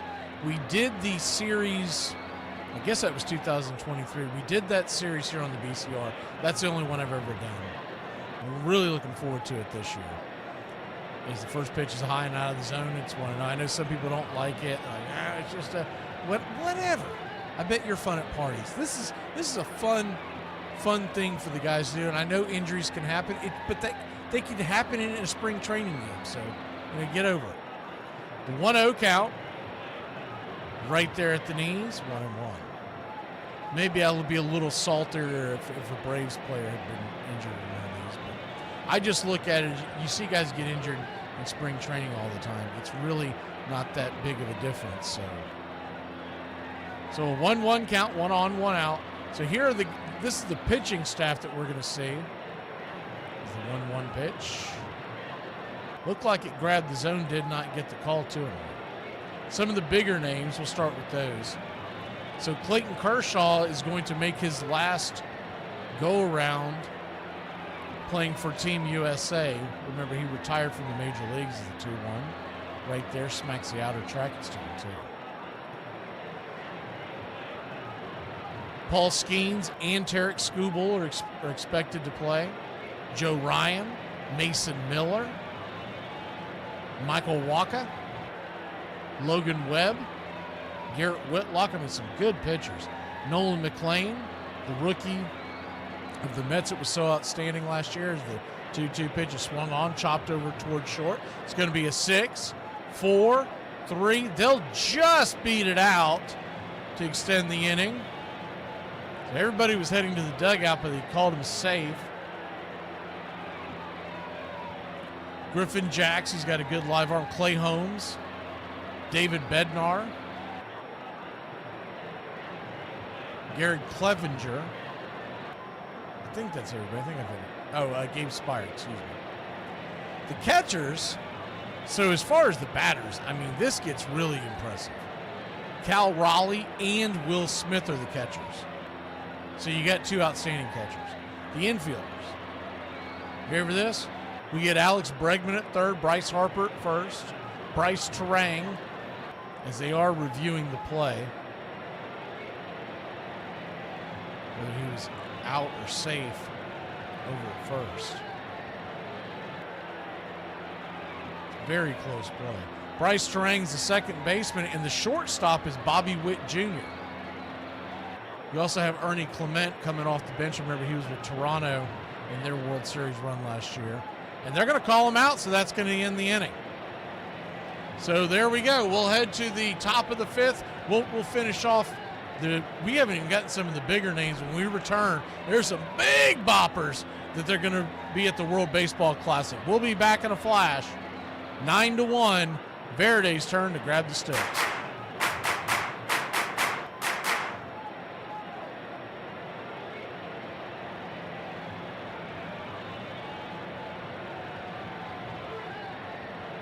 What's your da?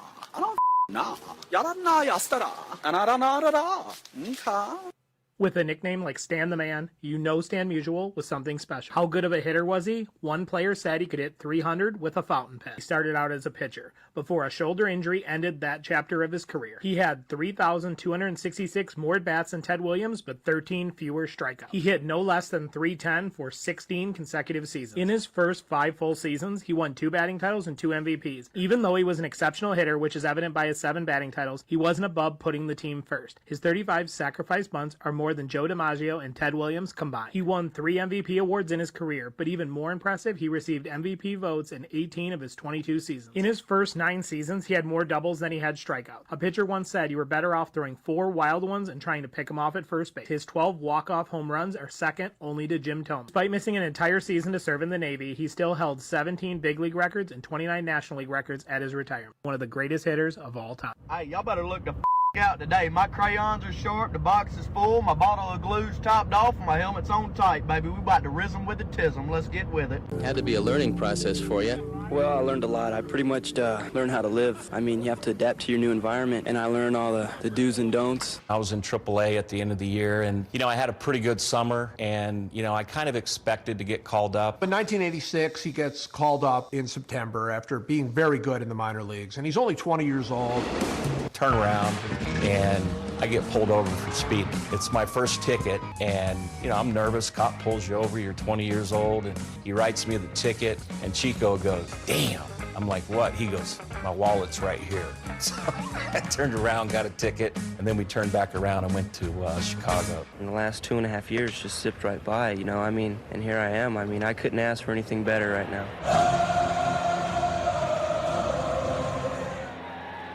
Welcome back. Verde grabs the bats, trailing 9-1.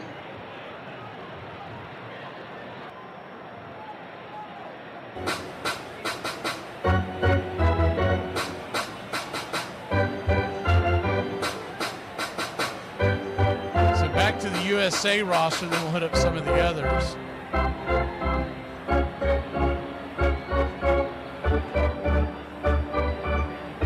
Talked about Bregman and Harper, third and first. Shortstop is Witt, Bobby Witt Jr. It's the first pitch outside wide as a cutter, missing to Florial, who had a 3-run home run yesterday. It's 1-0.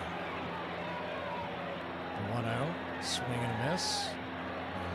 Bryce Terang, the Milwaukee Brewers, will be your second baseman, and Clement's going to be the kind of the utility guy, with Paul Goldschmidt also coming off the bench.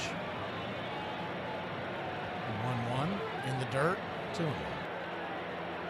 Remember, Mark DeRosa is the manager, and they announced that Brian McCann is going to be one of the coaches.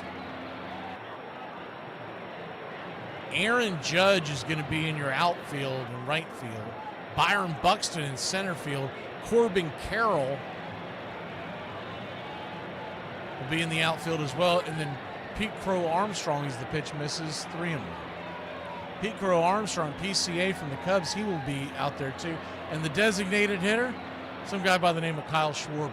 The 3-1 pitch, swing, chops it through the infield, and that's through for a base hit. And maybe that'll get Verde going.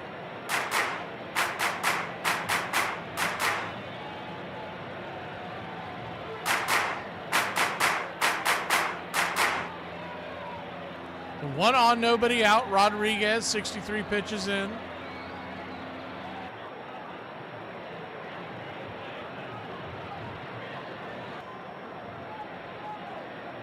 David Ross is also going to be a catcher too. So coach, excuse me. So 2 ex-Braves along with DeRosa, so 3 ex-Braves on the coaching staff. As the first pitch is right down the pipe for a strike, it's 0-1.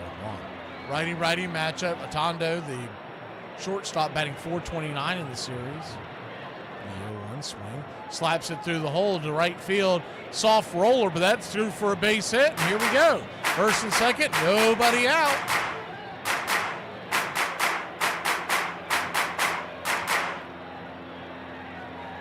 So that's the American team. And I told you earlier that our first game, it's either Brazil and then Great Britain, or Great Britain and then Brazil. So we're going to go over both those rosters real quick. The Great Britain roster, these are the names you may know. Tristan Beck, pitcher for the Giants.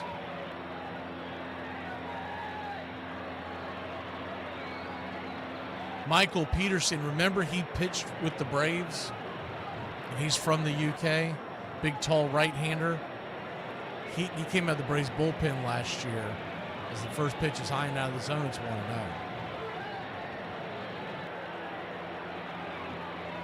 See some of the bigger names. Vance Worley used to pitch for the Phillies. I want to say he was also, I could be wrong, but I feel like that he was also a Cardinal. As the 1-0 pitch, swing, chops it through the infield, through for a base hit. Will they send the runner? The throw is coming home. They are sending him. He is safe, and they are back climbing into this one. It's 9-2 with nobody out, 2 on.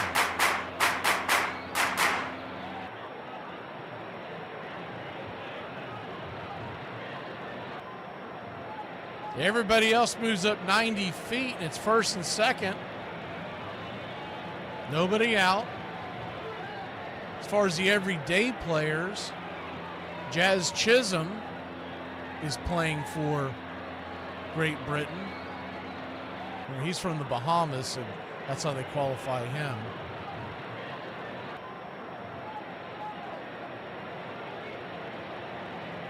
Trace Thompson, if you remember him, he was a long-time outfielder for the Dodgers. He is, I can't remember his first name now. The Thompson, the three-point specialist that plays with Steph Curry out for the Golden State Warriors. It's his brother. They're going to take a quick timeout, pitching change. We'll stay right here with you. I'm looking to see. Those are the big names for most of these rosters are set. Now Brazil, I've not looked at their roster yet to see who they have.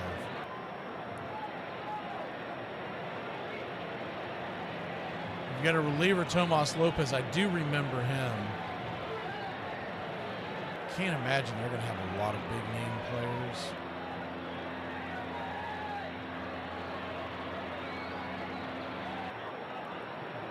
And let me see who else we have here.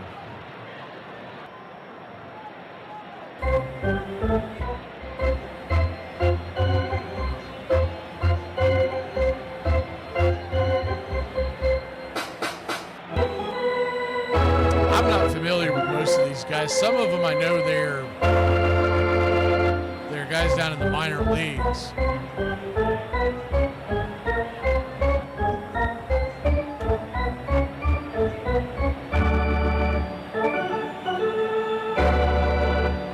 The United States should advance. The top 2 teams in each pool advance. We are in Pool B, and that has Great Britain, Brazil, Mexico, and Italy. Mexico would most likely be the biggest.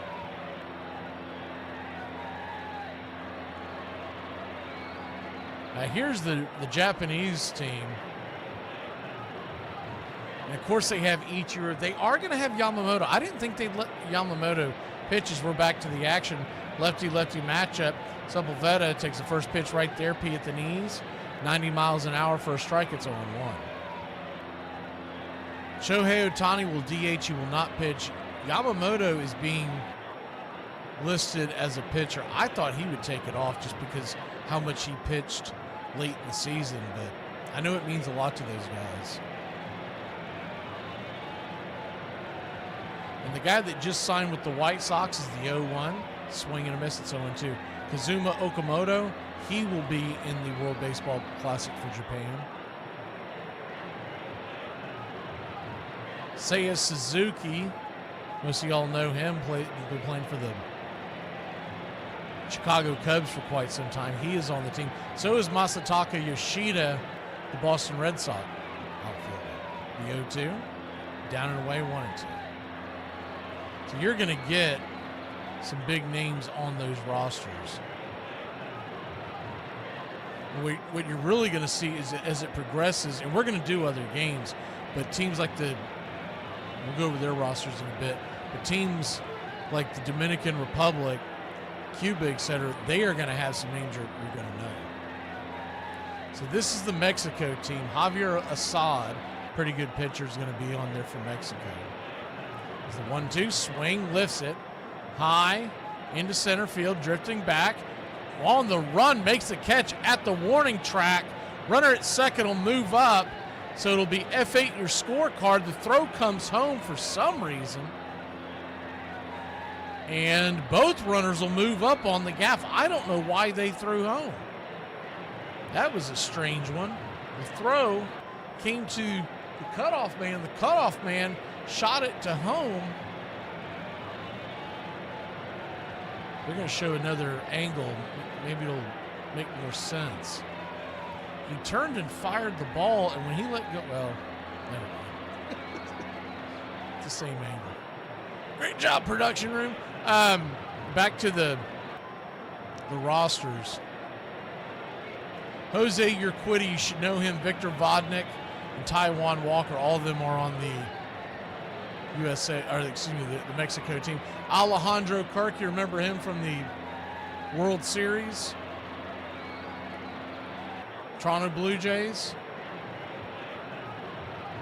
He will be behind the plate for Mexico. Joey Meneses. Joey Ortiz. Rowdy Tellez. A lot of these names y'all should be familiar with. Mexico's got a pretty good roster. Ramon Urias. Is the pitch down and in? It's 1-1. Runners at second and third, 1 out. Rojo leads 9-2, but we've seen a lot of runs scored in this series, and the wind is starting to pick up. It is hammering out towards right field, or excuse me, center field. Pushing from right to left center field out in the big flag of Mexico that's out there. That thing is whipping in the wind. The 1-1 in the dirt, 2-1. Alec Thomas of the Washington Nationals, he is in and Randy Arozarena from the Seattle Mariners. So a couple of good outfielders. Oh, Jarren Duran's in here too, so he's a U.S. player. He plays for Mexico.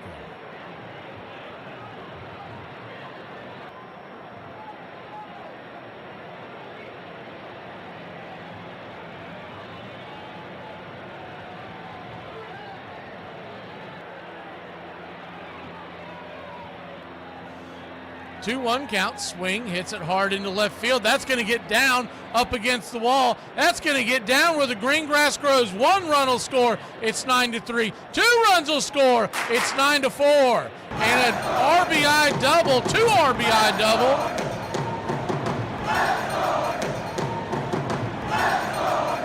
Salas, the number 9 hitter, has cut this to a 5-run lead. It ain't over. That ball was scorched down the left field line.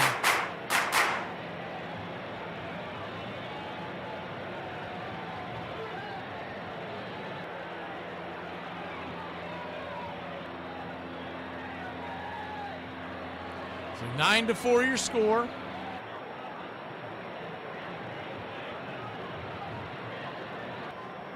Now, Italy's got some pretty big names, especially in the hitting department.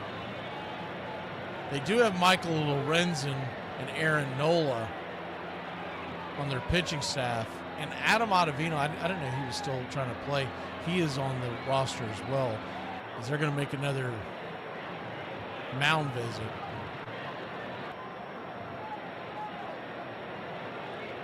As far as the batters for Italy, John Birdie, we've seen him for years.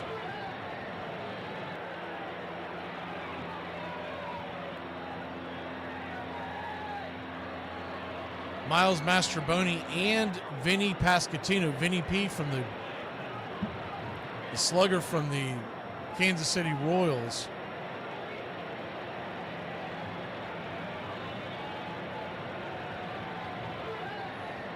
We'll head back to the dugout. Lefty-lefty matchup. Runner at second, 1 out. 9-4 your score. Wind up to pitch, swing, rips it over to second. And that'll be an easy 4-3 put out. Runner at second will move down to third. 2 down. Jack Caglione, if you remember him, high draft pick out of the Florida Gator baseball program. He is with the Kansas City Royals. I think he was the number 3 or 4 pick overall a couple of summers ago. He is on that team along with Jacob Marcy, a pretty good outfielder for the Marlins. And they're going to make a pitching change. We'll go ahead and take that break with you. And when we come back, we'll hit some of the bigger names that are going to be in the WBC. 9-4. They've basically almost cut this lead in half. We'll be back in a flash. Verde still batting when we return.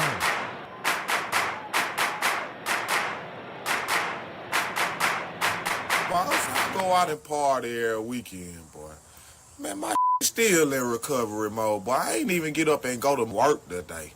You feel me, boy? For real, on God. Real, boy, I already did get home to 9 o'clock Sunday damn morning. Probably fell out, slept for about a couple hours till my phone started ringing. My baby mama calling. I'm like, oh, I just went to sleep. You don't get your big tartar sauce smelling on my phone. Reason why your body made like supposed to be in a wheelchair somewhere. Boy, I gave that the blues, boy, for real. And hung up, made me so mad I just got up. Get what I did? Just started drinking again. Boy, I got sat around and started drinking again. Everything got drunk from Saturday night. All this came back, boy. Say, boy, I woke up this morning, boy, I looked up, boy, that my body said, boy, you ain't finna do today. Here are the ground rules. You can punch me, kick me, pull my hair. I am A-OK being stabbed. Biting and scratching are on the table. You can use fire. These are the ground rules? Is there anything off limits? Damn, man. You got something really sick you want to do, huh? Oh, you little pervert. All right, I like it. First start was pretty cool. Grew up a huge Reds fan. Sure enough, I got my first start in Cincinnati. Well, a child shall lead them. Greg Maddox was 20 in April. One of the coolest things in that game was Pete Rose was player manager back then. And that was one of the guys I idolized as a kid. And he put himself into pitch hit against me in the 8th inning. He hit a one-hop missile. Exit velocity was probably 90, 95 in today's terms. I really have never seen anybody that getting outs look so easy. Ground ball, they're going to give one a lead. Cubs win. And everybody congratulating the 20-year-old kid. In his first start in the big leagues, he not only wins, but pitches a complete game.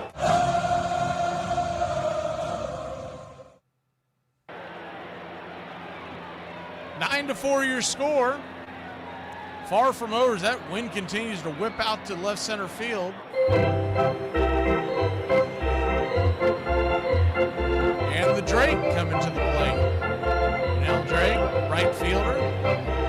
Big slugger, righty-righty matchup. First pitch on the way, swing and a miss. As Cruz is the pitcher. That's 0-1.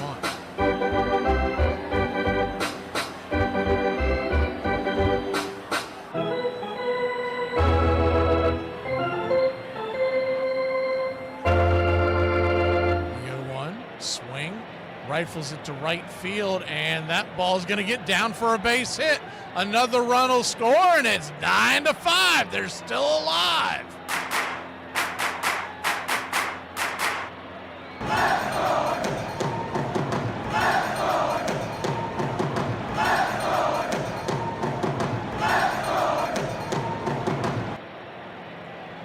So an RBI single by the Drake.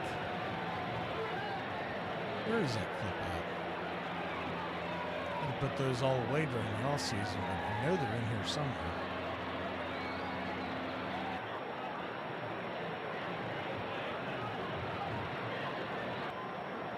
First pitch is outside wide to Mendoza from Cruz. It's 1-0.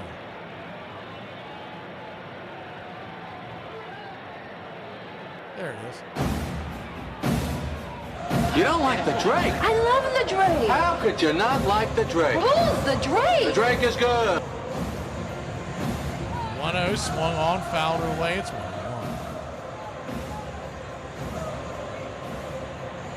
So here's the roster for Cuba. I'm just going to hit you the big names.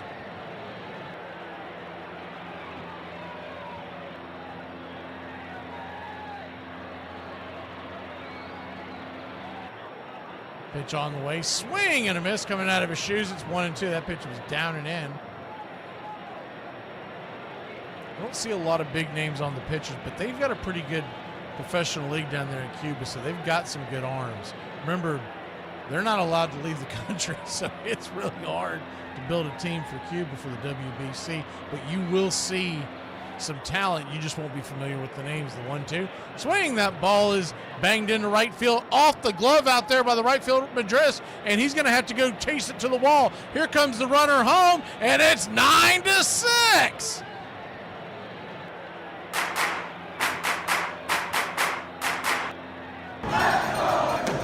So a 5-run inning so far, and they're back in it. Yohan Moncada is playing for the Cuban national team. Remember, he just signed with the Angels, but he was a big deal with the White Sox a few years back.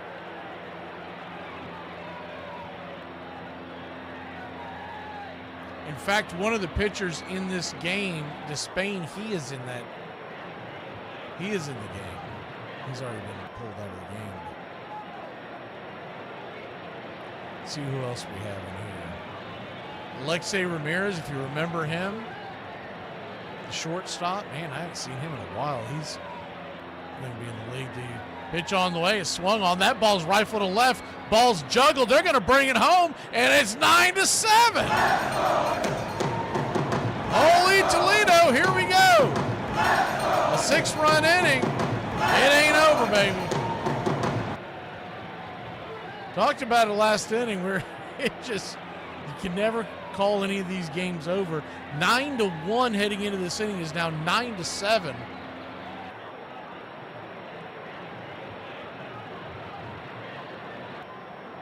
They're going to go out there to the mound to talk to Cruz. Probably one of the first questions, do you know what you're doing? Are you a pitcher?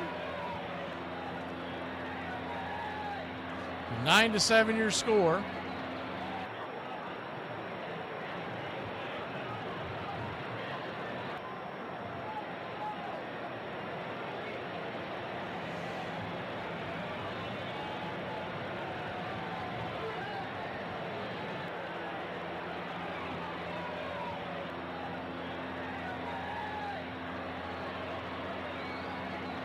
Runner at first, 2 outs. And everybody will take their stations again.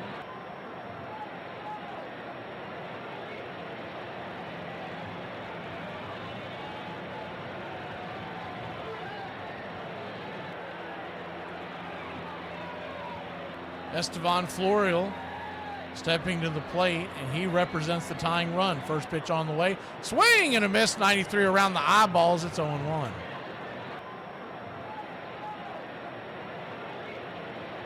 And in the Venezuelan national team, this is where you're going to see some bigger names. They got Jose Alvarado, the closer for the Philadelphia Phillies.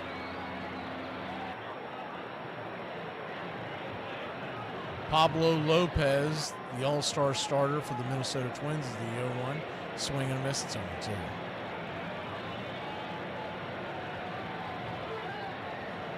Edward Rodriguez from the Arizona Diamondbacks, left-hander. Senzatella from Colorado, and Ranger Suarez just signed that big 5-year, $135 million deal to go to the Red Sox. Billy the Kid, William Contreras, and Salvador Perez. That's their catching combo. That's a pretty stout combo. As the pitch on the way swung on and rattled back to the backstop. It's 0-2. The infield, you've got Luis Arias, Wilson Contreras, Michael Garcia. Remember, he's the third baseman, the cousin of Acuna. Andres Jimenez, Eugenio Suarez, 49 home runs, Gleyber Torres, and in the outfield, Wilber Abreu, Ronald Acuna Jr., Jackson Chourio. This team is stacked. The pitch is swing and a miss. It's 1-2.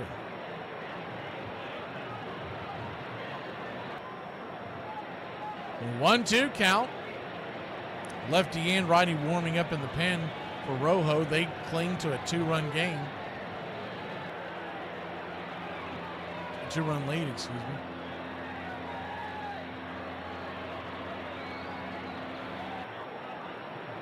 The 1-2 swing, broken bat, chopped it over towards third, a slow roller with the broken bat, and everybody's going to be safe. Runners at first and second, and 2 outs.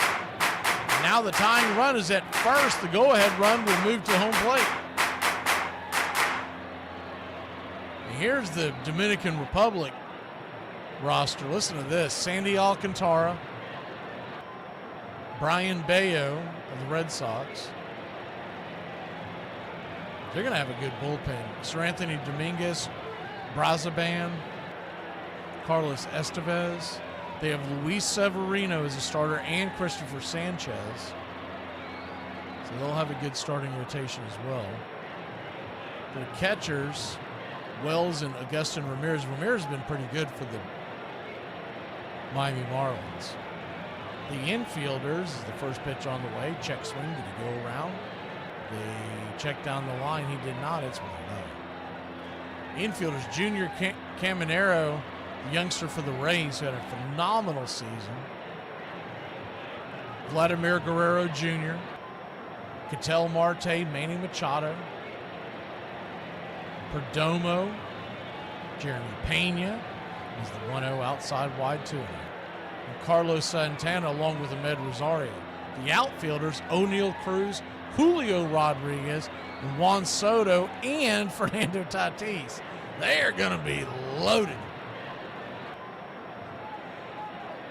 That's why it's going to be important for the U.S. to get the 1 seed coming out, because they seed you according, as the 2-0 misses high, 3-0. They seed you according to how you do in that pool play. So 2 teams are going to come out. You figure the U.S. is going to be one of them, but you don't want to be that second seed, because if you're that second seed, you could run into a buzzsaw like the Dominican Republic in the first round.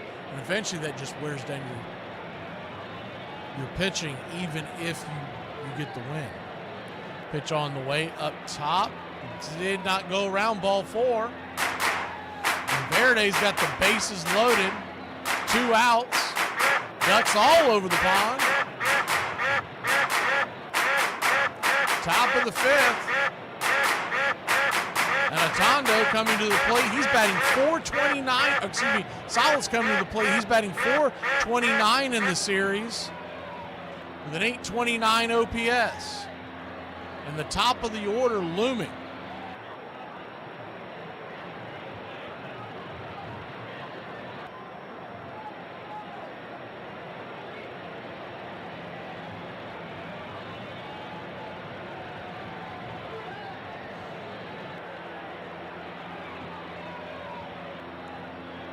First pitch on the way, swing and a miss.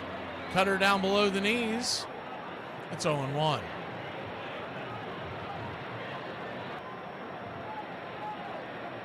The 0-1. Righty-righty matchup. Infield is back, playing for the 1 out with 2 outs and the bases juiced. Clinging to a 2-run lead, Rojo has coughed up 6 in the inning. The 0-1 check swing. Did he go around? He checked down the line. He did not. 1-1.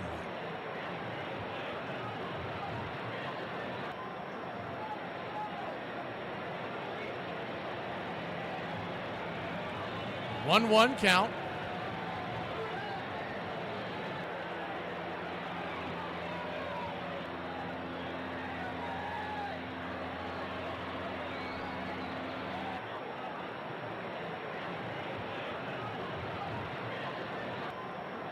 Comes set, kicks and fires, swing, pops it up down the line, foul. Do it again. Caribbean Series Championship. After this, we point our sails to the spring training opener. Orioles versus the Yankees, Friday, February 19th. And then they all get rolling the next day. We do have a card up for the Cubs-White Sox that same day on a doubleheader. We're just waiting to see if it's actually televised. The 1-2, down and away, 2-2. When we first created that, we just assumed that one of the Chicago channels would cover it since it's Chicago versus Chicago, but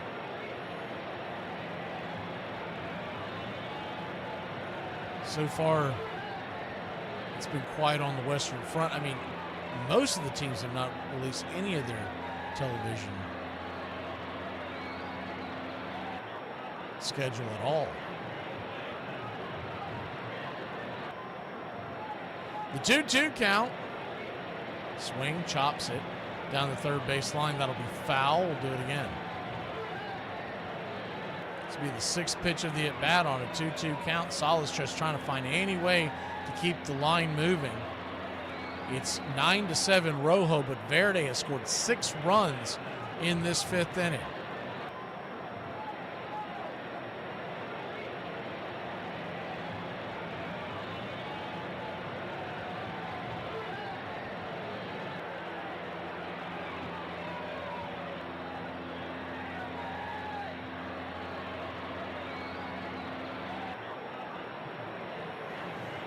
Top of the order is due up for Rojo. The 2-2 swing and a miss. Strike 3. Got him on the outer cut, and that'll end the inning. But not before Verde puts 6 on the board. A 6-pack on a Saturday night.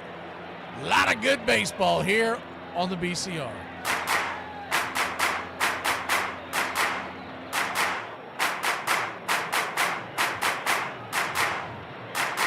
Why is that singing so funny? Why? Because...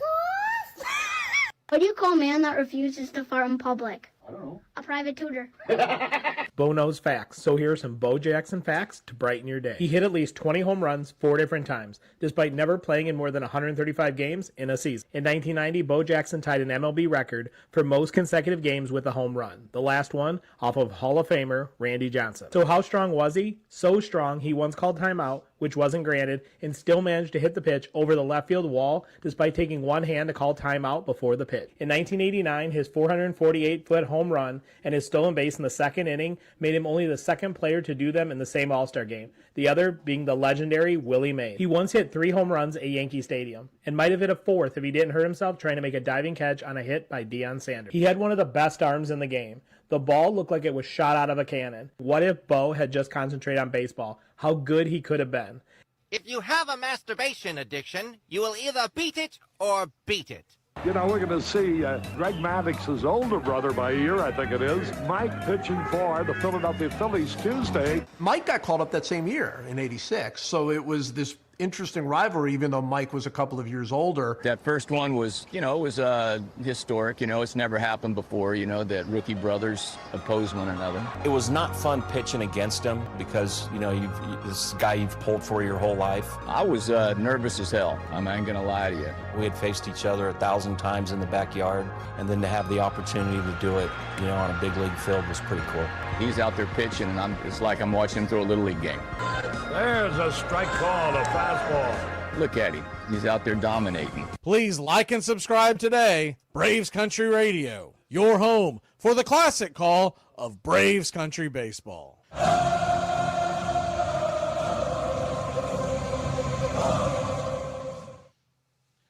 Welcome back. 9-7 your score.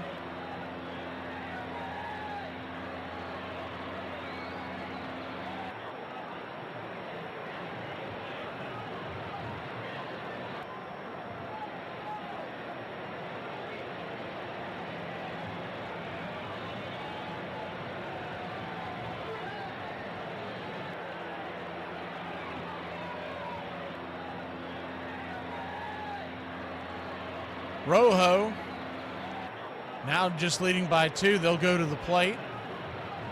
Righty-righty matchup. First pitch on the way. Outside wide. Sinker misses. It's 1-0.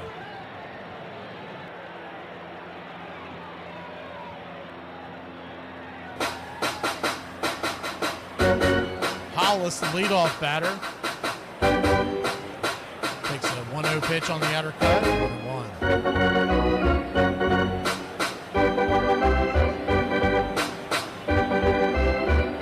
1-1 count. 3 for 3 on the day. Takes the pitch down below the knees. 2-1.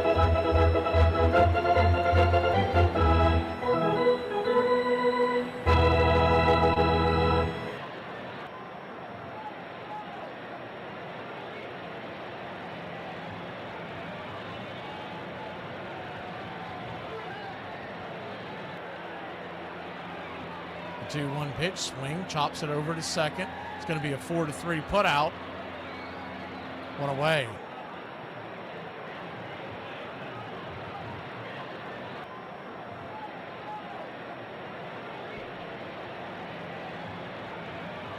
Bottom of the 5th here, and these games have been shootouts. They've been just seesaw affairs, and this one is no different. I saw a guy in the chat earlier that was gloom and doom about Nancy Guthrie. I turned the news on off of one of the back monitors to keep an eye on it. They're not singing that same song, but I don't know what he's looking at. So hopefully she gets returned safely. They did say that she is that the family is saying that they'll pay whatever the money amount is. The 0-1 pitch is up top. For a strike, it's on 2. I don't think they've ever announced how much money that is, but it's got to be boku's. I just don't know how you're going to get away with that, because just to pay that, I feel like the FBI is going to be involved. The 0-2 swing, lifts it into right field, and that's going to get down for a base hit. It looked like at first that the right fielder Drake was going to be able to cut that off before it hit the ground, but it hops in front of him, and it's a 2-out single for Rojo. Good piece of hitting there.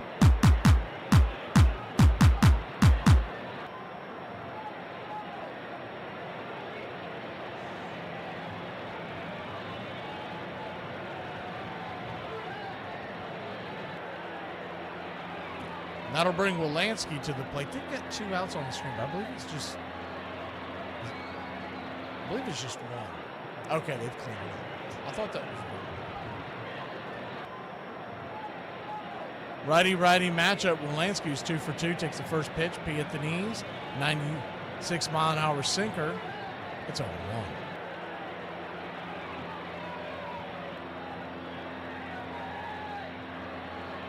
The 0-1.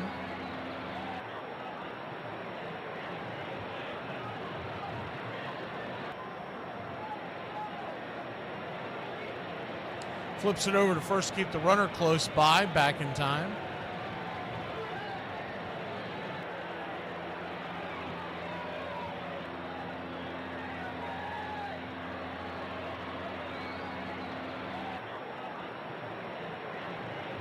0-1 count. Kicks and fires. Swing, rips it over towards short. That's going to be, that's a line drive double play. L6 in your scorecard, 6-3 on the double play, and that'll end the inning. Runner was in no man's land. Nowhere to run, nowhere to hide. We'll be back in a flash. Verde trailing by 2. We go to the 6th. If you stepped away, this sucker ain't over, baby. Why was the snowman smiling? Is it here? I don't know. Because he saw the snowblower coming down the street. Yeah, that's 5 losses in a row. We suck so bad that people are showing up to the practice facility because a fake post was made that they were having tryouts to the general public. And people are showing up with their helmets and their cleats to the facility because they think they can make a difference. That's how bad we suck right now. Hey, honey, what do you think of this dress? Oh, it looks great. So you hate it? No, I said that it looks great. But it was your tone. My tone? It's like you weren't really invested in the dress. It's fine. I'm going to change. How about this one? You look fantastic. Too much. What? Overreaction. No, but just please be honest with me. You look awesome in all these dresses. This one. The sleeves look a little loose, I guess. They are made that way. Wait, no, you said to be honest. Yeah. Okay, I have no idea what to do. I'm just going to text pictures to Michelle and ask her because she knows what she's talking about and she'll be honest. They say that during sex you burn off as many calories as running 8 miles. But who the hell runs 8 miles in 30 seconds? That's true. He comes up, he pitches pretty well. Mad dog, got it, baby. And then in 87, he's in the rotation. He's on the team coming out of spring training, and he really struggles. Greg Maddux in trouble again. Strawberry hits it high and deep to left. A 3-run home run for Darryl Strawberry, and the Mets now lead it 7-0. He got sent down to the minor leagues, came back up and struggled even more. It seems like the world is falling in on Maddux. Everything he does is wrong at this point. There's some question now. This is real failure. You really need the respect of your teammates. I wasn't pitching good enough to get any respect from them, but I was able to do something that, maybe I got a little bit of respect from my teammates. Help support Braves Country Radio. Join the country club today.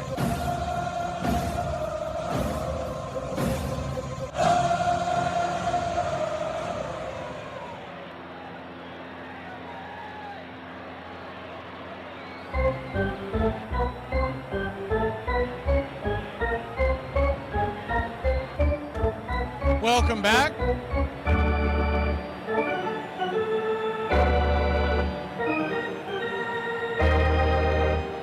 You're just joining us, this is what you missed.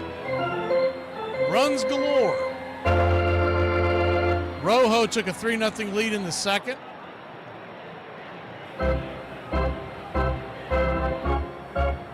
To 1 was your score heading to the bottom of the third. Then Rojo put 4 up, taking a 7-1 lead. As the first pitch up top misses high. Sepulveda, the leadoff batter for Verde, it's 1-0. It then went to a 9-1 lead in the bottom of the fourth as they added 2. Pitch up top, evens up the count, 1-1. 1-1 count. Righty-lefty matchup. Pitch on the way. Swing. Chops it down the line. Cruz is the pitcher. 92-mile-an-hour sinker in on the hands. 1-2. And then at 9-1, top of the fifth, just an inning ago, Mexico Verde finally woke up after just recording 1 hit all game long. They dropped 8 hits and 6 runs to make it 9-7. 1-2. Swing lifts it into center field. Drifting over into left center, making the catch. F8 in your scorecard. Good play by Ornelas. Away.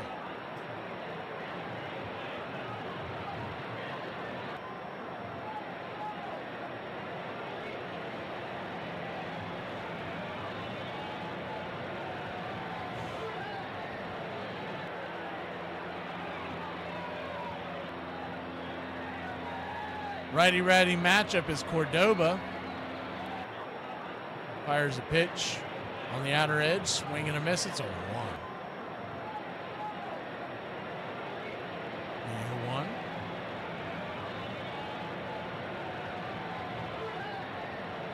I went down there twice in my lifetime. Once when I was living in San Diego. one of those nights where you end up down there is the 0-1 pitch is swung on. That ball's going to get lifted and dropped into center field, and that's down for a base hit. And a one-out single gets Verde going here in the top of the sixth. The other time was when I was a kid. My grandparents took us through there. It was very, just basically went down there, went through the customs, drove a few miles, showed us what it looked like, then turned around, kind of thing.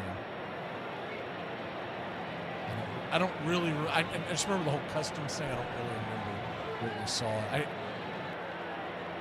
As the first pitch on the way is high and out of the zone, it's 1-0. We went from Florida to California one summer as a kid. I'm glad I did it, but I wish I had been a little older to appreciate it. I want to say I was like 9, 10 years old, so my memory's spotty at best.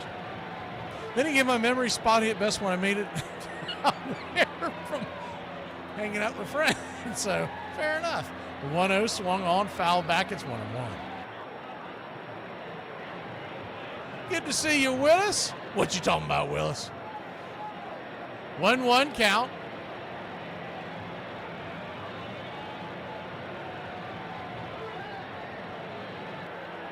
Runner at first, 1 out, 9-7 your score. Caribbean Series championship. We'll flip it over to first, soft toss, slow toss, runner back in plenty of time. If you missed it earlier, college basketball fans, North Carolina 3-point win against Duke.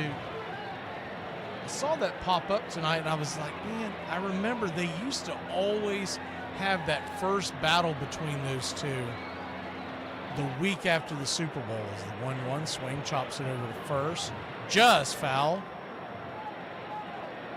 Rodriguez was thinking about trying to turn a double play, but ball just kicked foul. When I was growing up in the 90s, it was the signal that the spring had really shown up because it would always be the Tuesday or Wednesday after the Super Bowl. So you had something to look forward to right after the Super Bowl ended. This year they've got it on Saturday. I don't know what they did last year, but I'm like, man, why mess with tradition? Tennessee and Kentucky are playing tonight. Tennessee with the lead late, but don't get that into college basketball until the tournament. I was working on some stuff here in the studio, and I did see Florida State watch that win over Notre Dame today, which is always nice.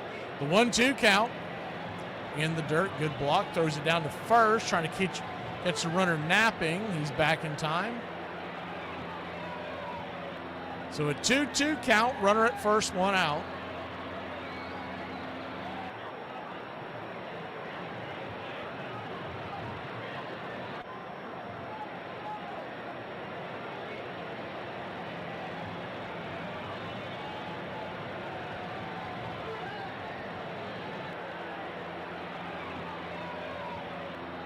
Amador comes set.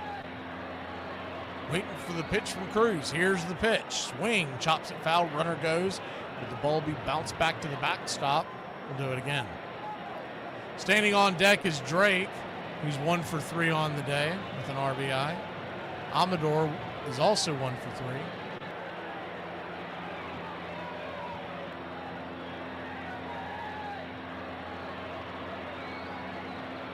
Sepulveda, Cordoba, Drake.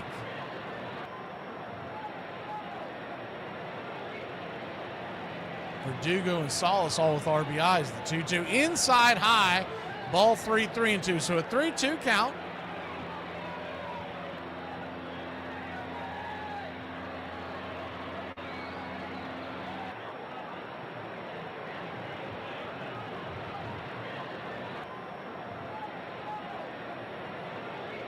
This is the very beginning of it, obviously, just sitting here in February, but we are scheduled to bring you over 300 games this year as the 3-2 pitch is in the dirt, and the runner goes, and he'll steal second with these, but there was a swing and a miss strike, so 2 down, and the runner is down at second in scoring position.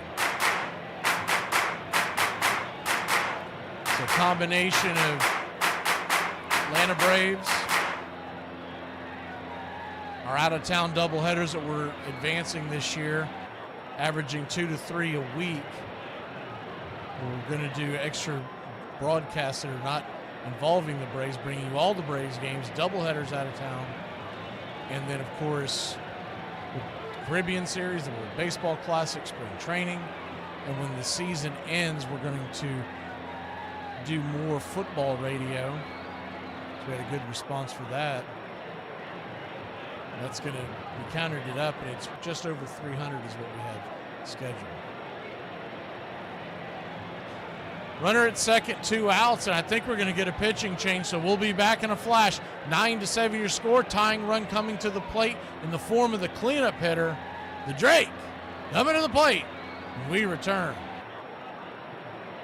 Am I the only one who questions why they live where they live? I mean, what is this? Oh, I love a place where happiness freezes. Yeah, 4 months of the year, just gone. Oh, come on. Who doesn't love a place where sunshine disappears and you forget how to smile? I have to blame myself because I know there's more beautiful places. They exist. It's not like we don't know. I go there on vacation for like 6 days. I'm like, this is really nice. Would you want to live here? No, I'm going to go back to this. This is home. Couldn't I have pioneer parents, okay? Pioneer parents went south. They saw beaches and sunshine. They were like, this is good. We're going to set up shop here. But me and many others had settlement parents. So we're just like, hey, look at this. Not bad. Pretty good. I guess we'll just stay here and start some lineage for the rest of time. There you go. Ask someone from Florida if they know what depression is. They'll be like, depression? No, it's not when you impersonate Johnny Depp. It's when you see a bus and you think, oh, swan dive. Okay, people start getting nervous when you're by cliffs and stuff. That's depression. Those people are like, I like it here. No, it's nice. It's not so bad. You're a liar. You're a liar, and you're just poor like I am, and we have no way to get out of here. The best lefty of all time is Lefty Grove. We can only wonder how many more games he would have won had he not been shackled to his minor league team. Lefty Grove won exactly 300 games. But what people forget is that Lefty Grove didn't come to the majors till he was 25 years old. He was such a good pitcher for the minor league Baltimore Orioles that the owner refused to sell him until he got the top price. I think it could be argued that when Lefty Grove came up as a rookie, he was immediately the best pitcher in the American League. He was overpowering. He just threw it so hard, he just almost knocked the bat out of your hand. I think he threw 200 miles an hour. Looked like a pea coat up there. Grove's .680 winning percentage is the highest among 300-game winners, and no one can match his 9 ERA titles. A record of 59-9 over 2 years. That seems like a miss. When you think about it, Grove may not be just the greatest lefty of all time, but the best to ever take the mound. Led in strikeouts for 7 years, led in ERA for 9.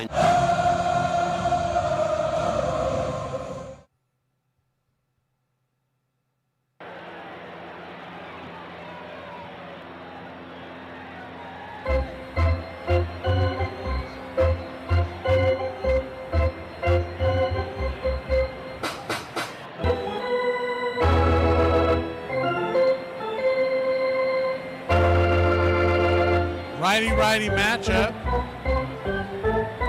I think what we're going to do with the football is what it looks like is that we're going to concentrate on college until it ends. But we are going to try to bring it like Thursday night football type of thing.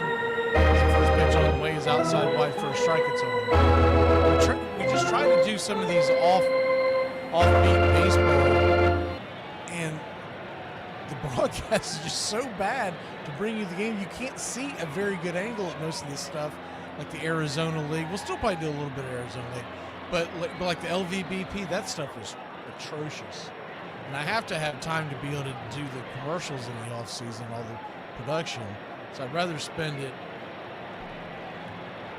bringing games people care about with the football, and then of course the Caribbean Series. We'll see when it's scheduled next year, but I really like this series. This is fun. There's so much offense. The 1-1 pitch, swing, lifts it down the line, fouling out of play. I would guess they'll head back to Venezuela next year because they got skipped. I don't know if someone else has already been promised it. I don't know how that works. But I do know that the Caribbean Series typically moves around. And that wind is absolutely rifling out to left center field. Huge flag of Mexico is basically standing in the wind. Righty-righty matchup. The Drake swing, pops it back foul.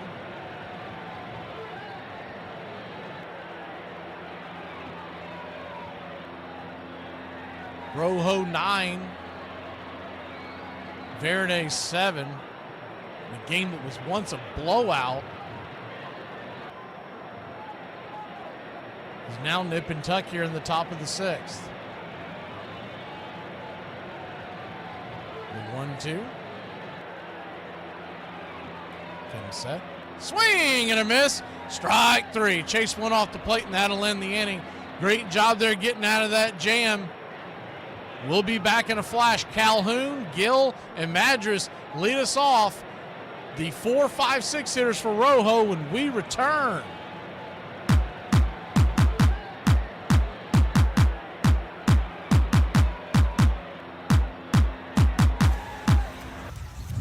What you doing? In the car. Okay, so I have a question. So if you were a hot dog man and you were selling hot dogs, how would you sell hot dogs? Hot dog. You want a hot dog? Come get hot dogs. Pickles, like ketchup, mustard, and pickles. I don't like ketchup. Nobody gonna buy hot dogs from you. Get the hell out of my... Hey, Braves Country, this is Mac McGee with Braves Country Radio. We are bringing you pitch by pitch, play-by-play of your Atlanta Braves all year long. Please like and subscribe today. It's free, and it helps us bring you more of the game we all love. Braves Country Radio, your home for the classic call of Braves Country Baseball. Oh, son hit too. What we waiting for? What we waiting for? What we waiting for, bro? Gas prices. Somebody explain this to me. But on a Chevrolet, why does the symbol look like a maxi pad? Time in the course of a ball game is critically important. A baseball game does not rush by with the blur of action of basketball or hockey. It doesn't exist in these sort of spasms the way that it does in football, where everything is lost in the crash and clash of helmets and pads. Instead, we spend most of our time at a ball game pondering inaction. We are sitting there while the third baseman is standing 7 or 8 feet off the bag. The batter steps out of the batter's box and he lifts the bat behind his head. Pitcher steps off the mound, blows on his fingers. That's the action of baseball. It's the absence of action. What it does is it pulls us to the edges of our chairs. It pulls us to that point of anticipation. It pulls us to wondering what's going to happen and playing the game in our mind before it plays on the field itself.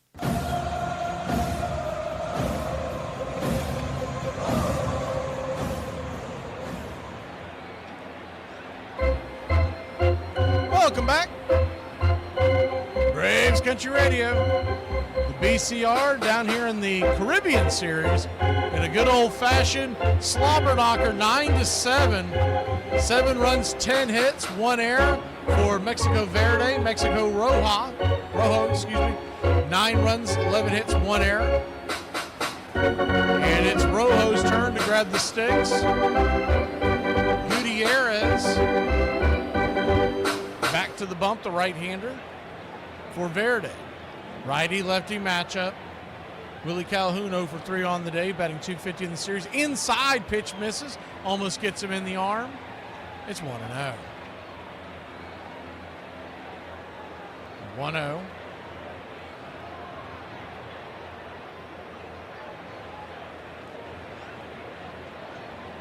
Brings it. 1-1 right down the pipe.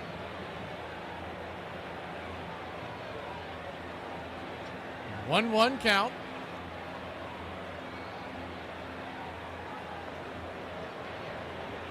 High and out of the zone. Pass ball nowhere near the plate. Ball 2-2. 2-1 count. It's been the Achilles heel of this Verde team all week long. It's the pitching just isn't there. They have to outslug their opponent. They got a good outing yesterday, but other than that, they've really given up a ton of runs. The 2-1 misses, high ball, 3-3-1. Just missed the inner cut. Gutierrez at 13 pitches. I think they'd have liked at least to get him here through the 6th. I love that line by the guy they were just interviewing there as the 3-1 pitch. Swing! That ball's hammered down the right field line. Out of play. He was talking about the inaction of baseball is the action, waiting for the next play. A little more true before they came up with the pitch clock and whatnot, but even still.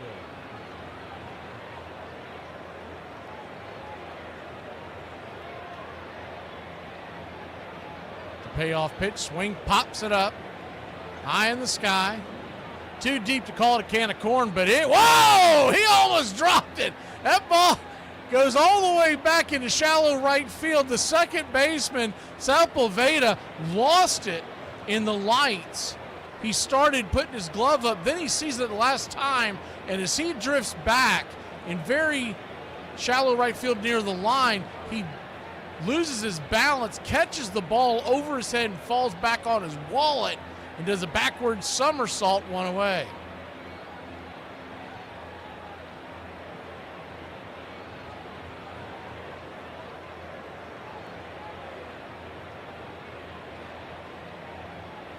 Nobody on, one out. First pitch is a slider at the knees. Didn't get the call. Another bad call by the home plate umpire. Just wanted to know he's not giving anything at the bottom of the zone. That hit the entire bottom of the zone. Mateo Gil, the third baseman. 1 for 2 today with 2 RBI. Gutierrez rocks and fires. Swing, chopper back up the mound. It's going to be backhanded by the second baseman. He will not be able to get a handle on it. Kind of kicks it around, and that could be an E4. Kind of a difficult play. We'll see how they score it. I believe they're going to give him a base hit. You could make the argument for the error. Sepulveda might still have a concussion after doing that somersault in the outfield in the previous play.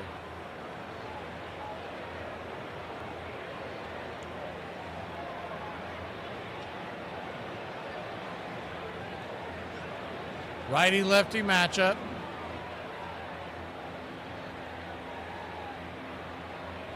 As Madgers comes to the plate, he's 1 for 2 on the day with 2 RBI. He hit a home run in the 4th inning. As the first pitch is swung on and fouled back, it's a home run. Smoked one over the right field wall over 415 feet. I think the number was 418. It was a hanger off of Torres Perez. Really put a charge into this crowd at the time. The 0-1 count.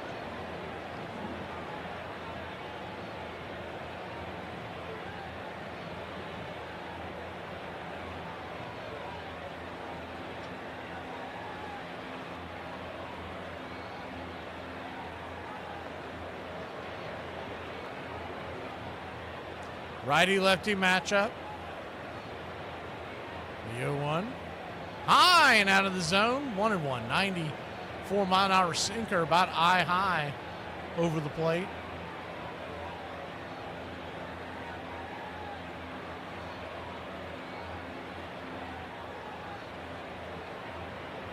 Rojo 9, Verde 7. Pitch on the way in the dirt. 2-1.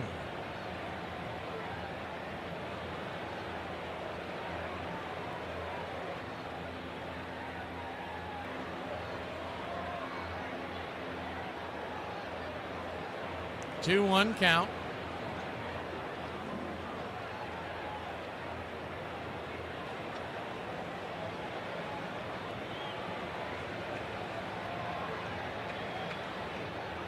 Righty lefty. To wind up the pitch. Inside, almost gets him. 3-1. Gutierrez in danger of walking the runner into scoring position. That wind is still sizzling out there to left center field. Got to be 20 miles an hour.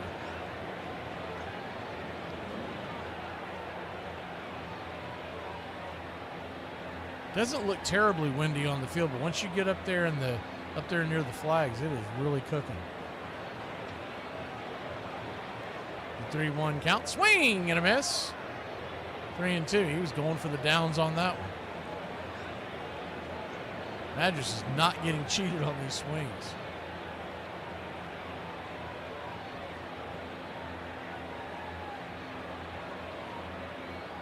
Rodriguez on deck.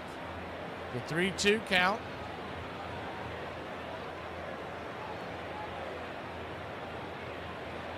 Looks in. Swing and a miss, strike 3. Smoke him if you got him. He got him. 2 down. Huge strikeout there. Runner still at second. Runner goes to second as he steals second base, excuse me. Gill took off on the pitch, and it really didn't have a chance to throw him out. The ball was down and in, and as he thought about letting go of the ball, Gill was already into his dive into second base. So Rodriguez batting .300. Stands at the dish, righty-righty matchup. First pitch on the way, just off the plate wide. For a strike, it's 0-1.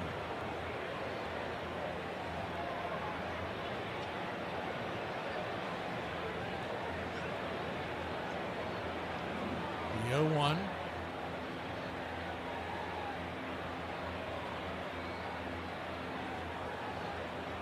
Flips it up there, pops it up. And underneath it in right field, this should end the inning. And the Drake is there, and that'll end the inning. So, nothing doing. We head to the top of the 7th inning in a 9-7 ball game here in the championship of the Caribbean Series.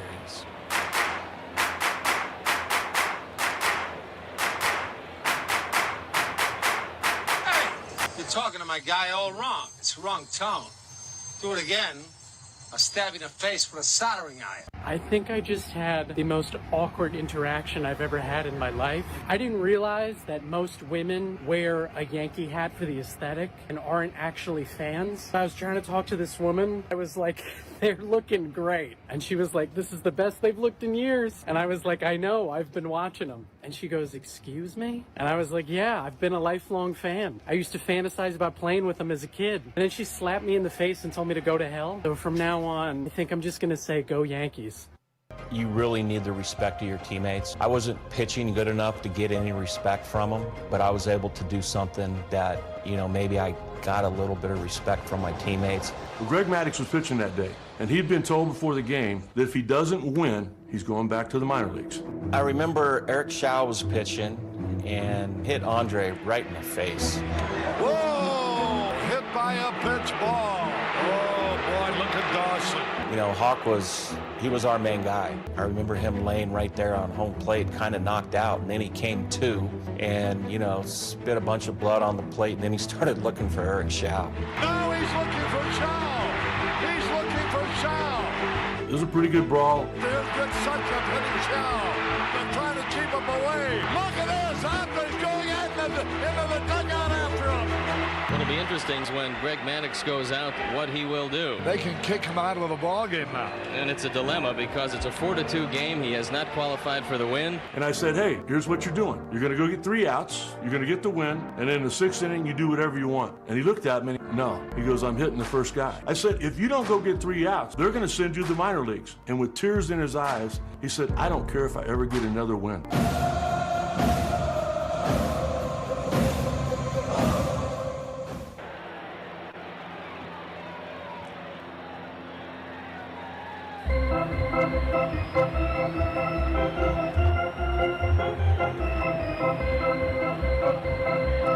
Welcome back. Locked up in a tight one. Top of the 7th we go. It's 9-7. And Verde back to the sticks, trailing by 2. Rojo.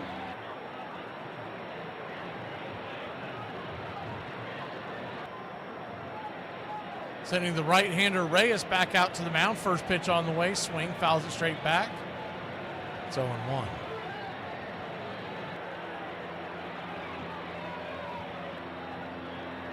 Couple of right-handers warming up in the pen for Rojo.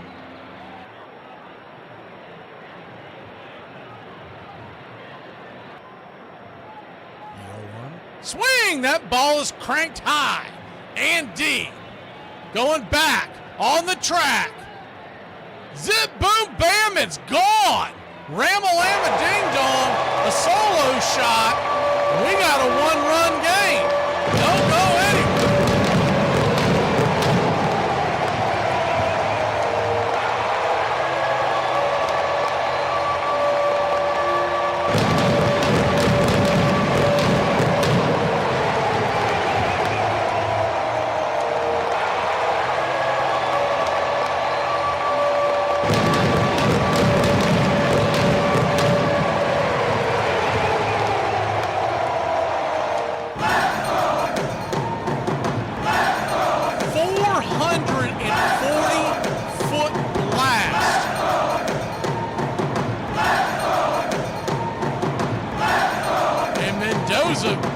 Makes it a one-run lead. The first pitch on the way. Chopped down the line, foul. It's 0-1. 440-foot blast. Might have been a little wind-aided, but it didn't go out to where the flags are whipping out there. It was just off to the right. The 0-1. Outside, high and wide, 1-1. So 9-8 your score. Rojo leads Verde. Standing at the plate is Luis Verdugo. Florial is on deck. Alfonso in the hole.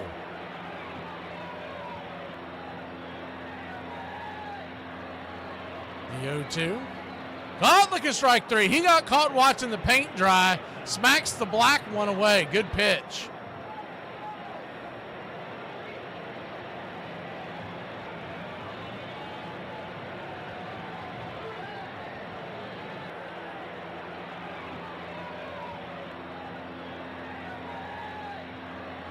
Might have been one of those 50-50 pitches, depending on if you have a red or a green hat on, who you think that was a ball or a strike, but it was definitely too close to take with 2 strikes. That'll bring Florial up to the plate. He had a 3-run home run yesterday. So watch out here. The first pitch on the way. Swing, pops it back foul. It's 0-1.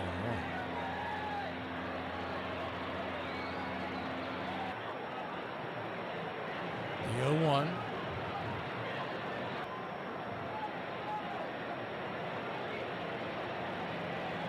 Kentucky ended up holding off and beating Tennessee tonight in men's college basketball.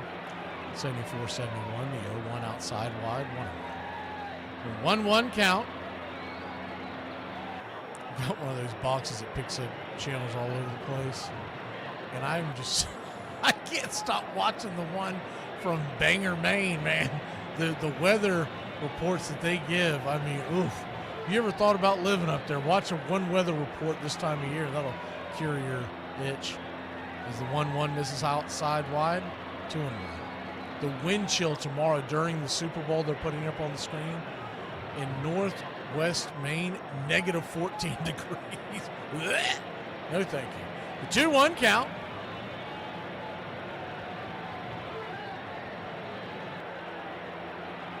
Swing, rips it over towards second base, raining over, making the running catches. Lulanski, L4 your scorecard, 2 down. Who did Georgia play, Willis? I didn't see that score. I just had, I've had one TV on in the background that had a college basketball on all day.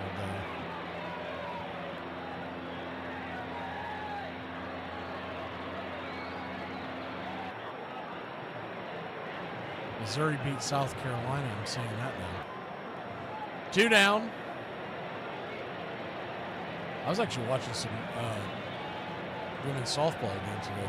They had Florida State playing Marshall, and then South Carolina was playing. I feel like South Carolina and Missouri were playing in softball too. Had that on the background, getting ready for the broadcast. 0-1 count. Righty-righty matchup, 2 down. Top of the seventh inning stretch on the way. The 0-1 swing, fouls it back. It's 0-2.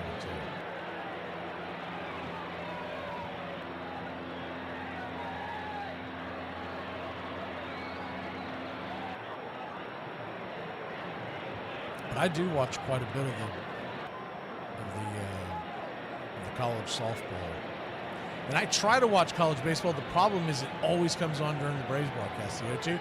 Check swing down the first base line and slow roller, and that'll be an easy play for Rodriguez. He'll step on the bag, tap the pillow, and that'll end the inning. But not before Verde makes it a one-run game. We go to the bottom of the seventh in a championship Caribbean Series in Mexico. 9-8 your score. Rojo leads Verde. It's time to get up and stretch, y'all.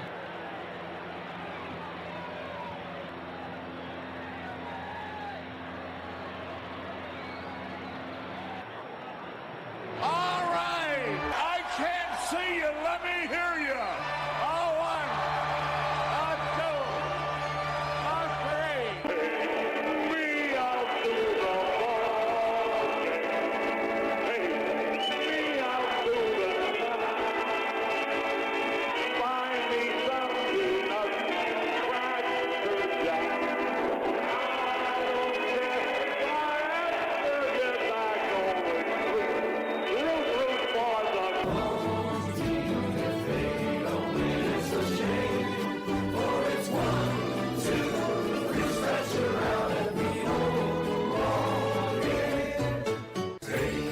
out to the ball game.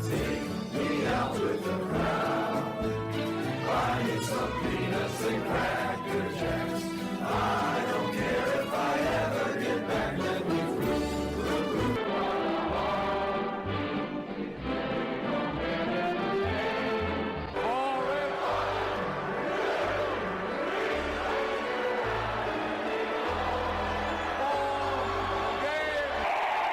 Root for the You sound better tonight!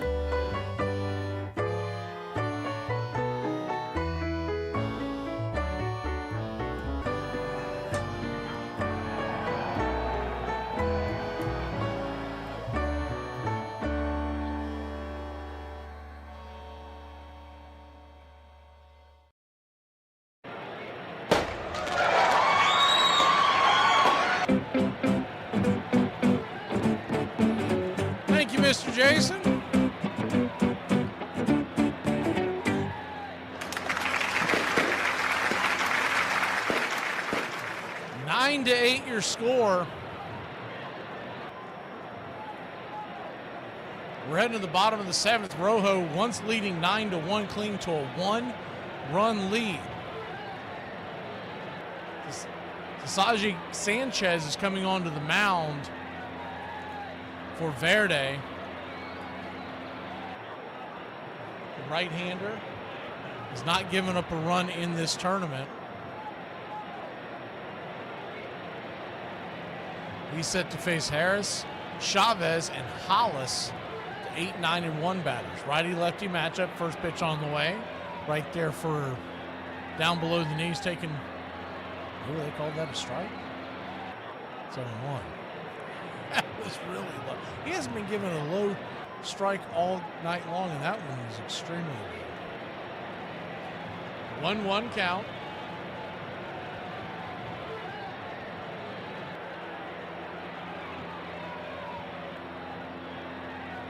Comes set, kicks and fires. Outside wide, sinker misses. 1-1. That was almost pitch out territory.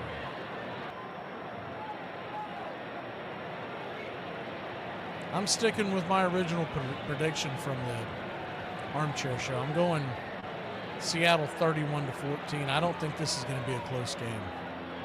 I think that Seattle defense is going to be too much.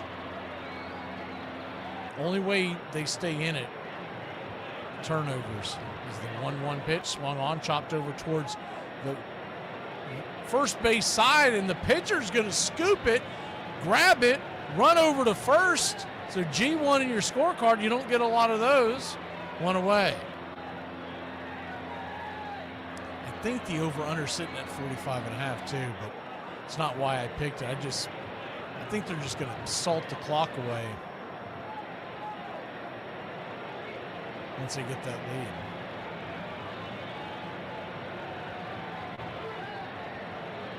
That's the way it plays out on paper, but they don't play football on paper. They play it inside your television sets. Bottom of the 7th, 1 out. That'll bring the number 9 hitter, Chavez, to the plate. Jose Chavez. 1 for 2 on the day with a walk. Batting just .091 in the series.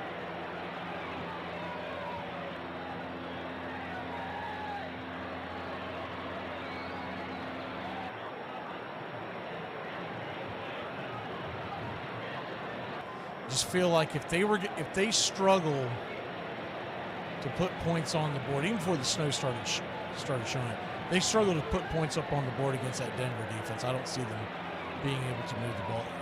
It's not the Legion of Boom, but that Seattle defense is really good.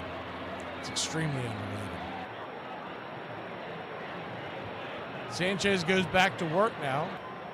Righty. The first pitch on the way to Chavez is up top. Sinker misses high. It's 1-0. I think a lot of people are going to take New England in the points.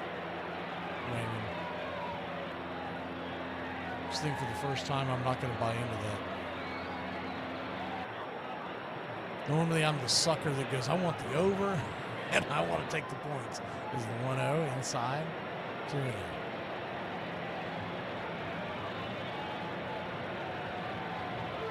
I actually like the coach for the Patriots.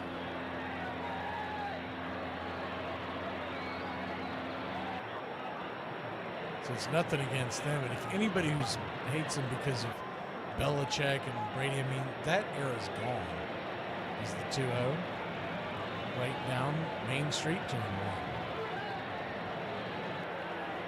I like a lot of the Patriots players. I mean, Drake May, fun to watch.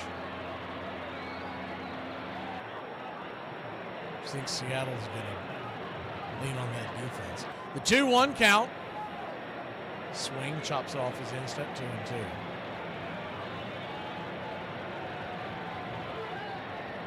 Ball got a piece of the man behind the plate. Solace. As he's bent over in pain. Let's see where it got him at. To the right. Like the right leg.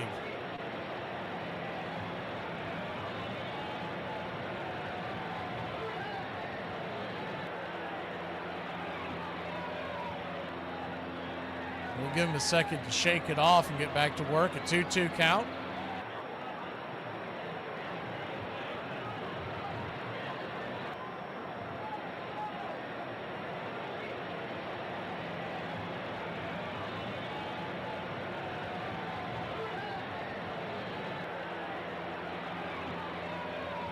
Two.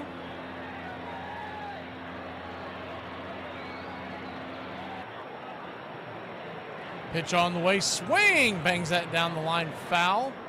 Do it again. Putting a report up there that the Atlanta Falcons are about to release Kirk Cousins. Man, he played pretty well down the stretch. And I know they've gone all in on the youngster that they was, not that young, they drafted an old rookie. But Michael Penix, I don't think he's supposed to be ready for the beginning of the season. See where he ends up at. 2-2 count. Replacing the bat, going back to work.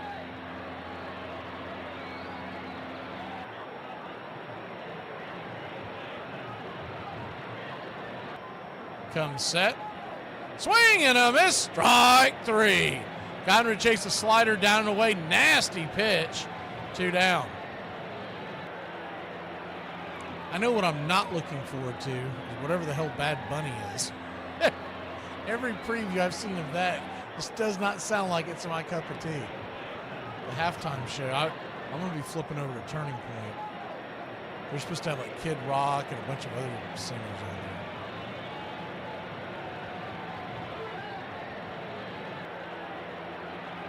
2 down, bottom of the 7th. 9-8 your score.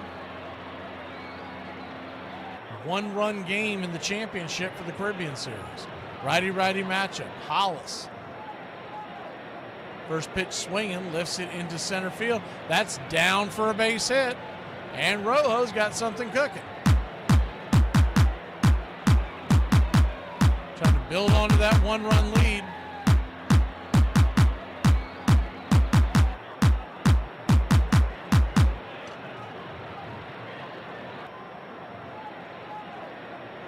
We're doing the prop bet show, and there's a prop bet out there on whether or not he's going to expose his nipples. And I was like, that's all I need to know about this kid, dude. I have no desire to see if he's going to expose his nipples. It was pretty funny. There was a viral video going around of them interviewing different people at the Super Bowl, asking them what their favorite Bad Bunny song was. And nobody had, I think there was one person of like 50 people I saw interviewed, none of them had a favorite song. And that was the theme of it, is nobody has a favorite Bad Bunny song. First pitch on the way is outside wide for a ball. It's 1-0.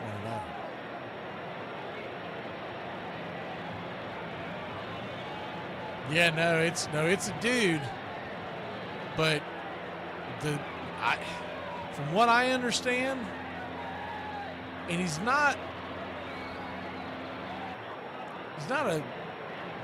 like any kind of cross-dresser per se, but there's a good chance that he wears a dress. The 1-0 swung on, lifted high and deep into left field, going back on the track at the wall, goes off the wall, bounces off the wall, and that's going to get a run home, and it makes it 10-8. So an RBI double as he leaned into that pitch, and that was definitely aided by that wind out there.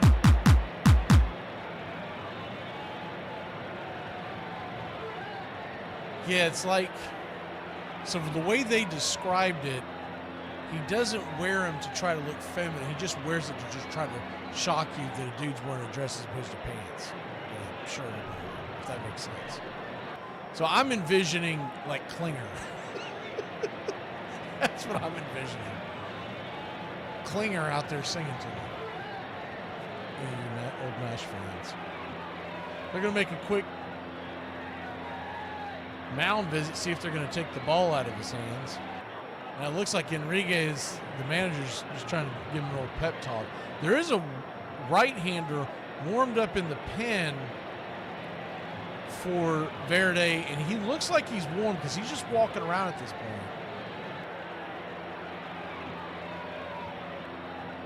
Couldn't make out his number or his name on his back.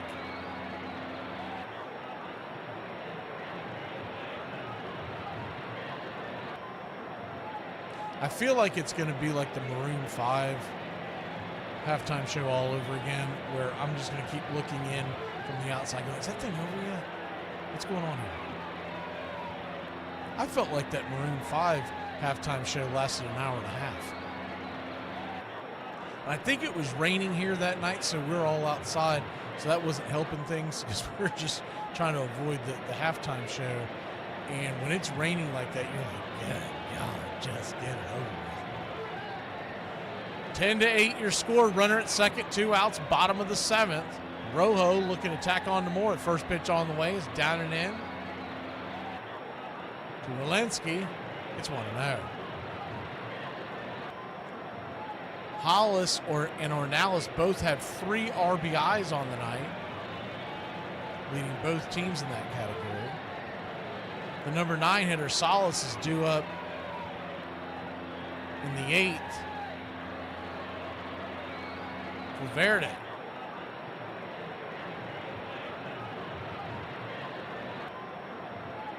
Righty-righty matchup. The 1-0 pitch. Swing! Pops it up. High in the sky. Can of corn over by short. Drifting back there, making the catch as Atonda, and that'll end the inning.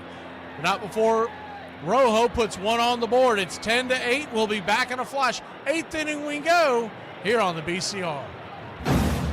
106 miles to Chicago. We got a full tank of gas, half a pack of cigarettes. It's dark, and we're wearing sunglasses. Hit it. It's happy hour. When wins become losses and losses become wins. You guys going to happy hour? Yeah? Yeah, I'll come for a couple. Just a couple, though. Not like last time. When buying a beer, don't make this mistake. Buying only one beer can cause a misalignment in your spine due to the uneven weight distribution. This can cause unnecessary back pain and potential spine issues. To prevent this, carry 2 beers, ensuring your body is balanced and proper health maintained. Okay.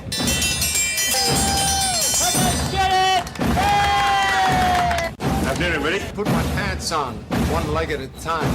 Guess what? I got a fever, and the only prescription is not... Ladies and gentlemen, we interrupt our program of dance music to bring you a special bulletin from the Intercontinental Radio News. You're in Braves country.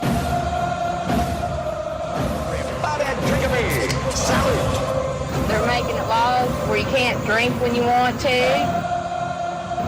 Pretty soon we're going to be communist country. Yeah. For me and the Lord, you gotta understand it. We're on a mission for God.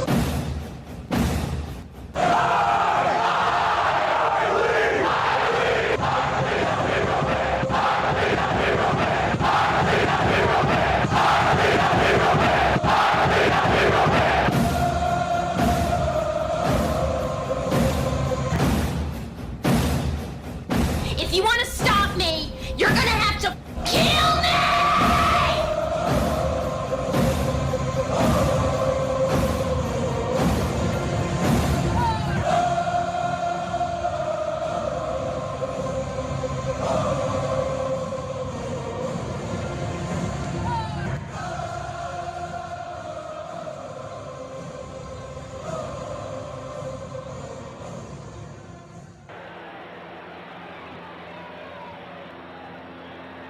Welcome back.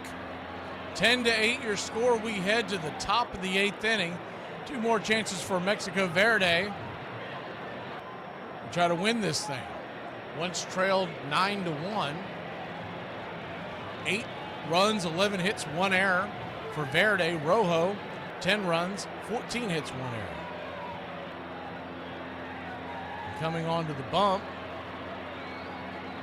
is Matt Foster. 4 innings pitched by Foster in this series. Yet to give up a run. Righty-righty matchup. Salas the batter. He's 1 for 3 on the night. Here's the first pitch, high and out of the zone. 85-mile-an-hour slider. It's 1-0.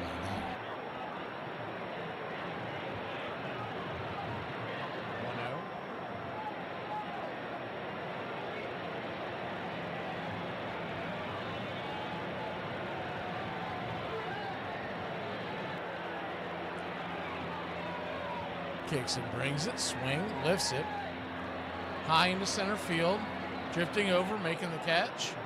And it looks like it's our old friend Billy Hamilton making the catch. F8 in your scorecard. 1 away.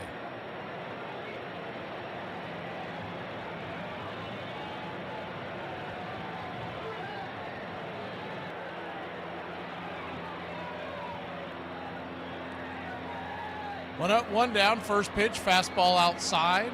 92 miles an hour. 1-0. Sepulveda, the leadoff hitter. Carlos Sepulveda. Batting .263 in the series. Righty lefty, the second baseman. 1-0, right down the pipe up top.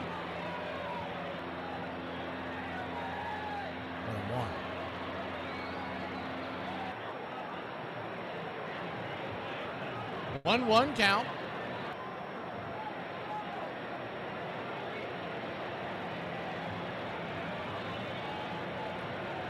Pitch in the dirt. Slider, good block. 2-1.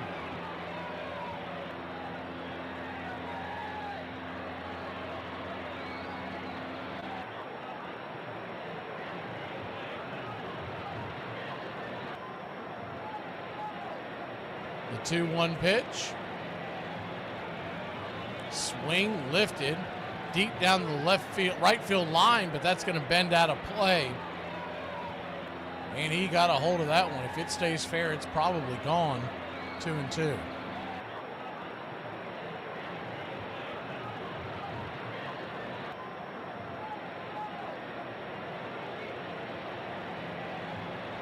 The 2-2.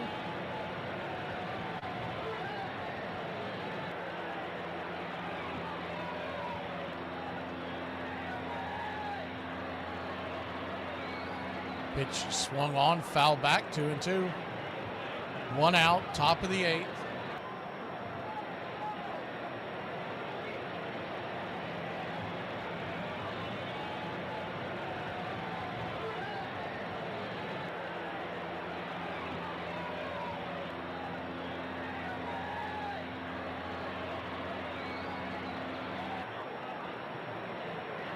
The 2-2, swing.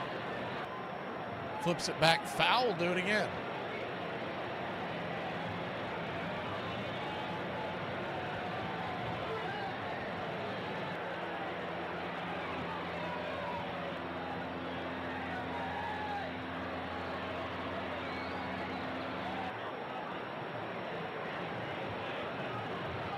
Rojo 10, Verde 8, top of the 8th. The 2-2 pitch, 1 out, nobody on. Sepulveda digging in, the pitch up top. Did he go around? They checked down the third base line. He did not. Full count.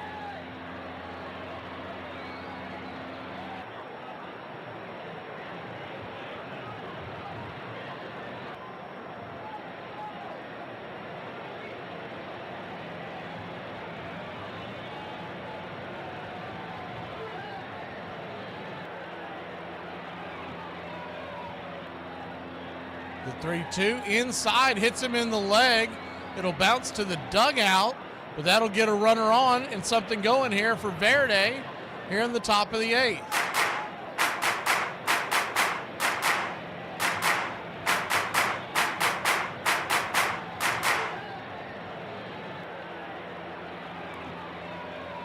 Looked like the curveball, and it bent in and hit him in the top of the thigh. He just kind of leaned into it. If you're going to get hit by a pitch, and a bender coming in at the low 80s is a good one to pick.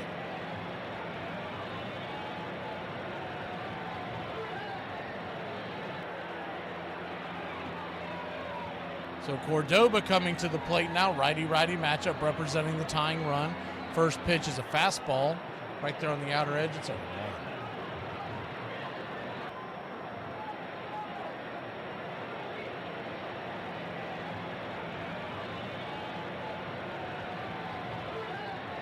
The 0-1.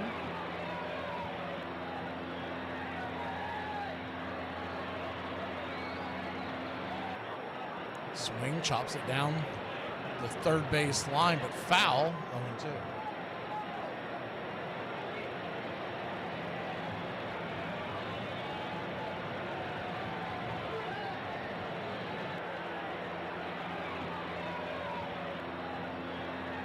Oh, 2 count. Wind still blowing out there to center field, left center field, but it doesn't look to be quite as hectic as it was a little while ago. Still, let's say a good 10-15 miles an hour. The 0-2 pitch, swing, spoils that one and punches it down the third base line. We'll do it again.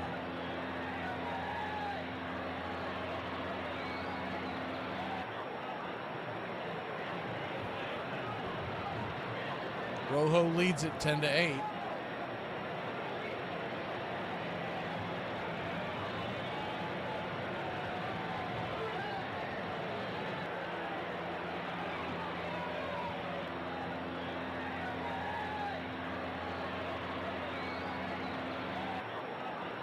The 1-2. As the pitch misses outside the zone.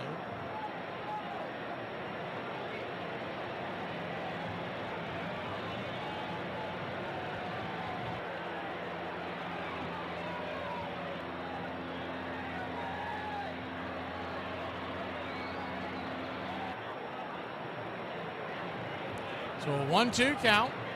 Righty-righty, runner at first. The pitch, swing, pops it back foul. Do it one more time.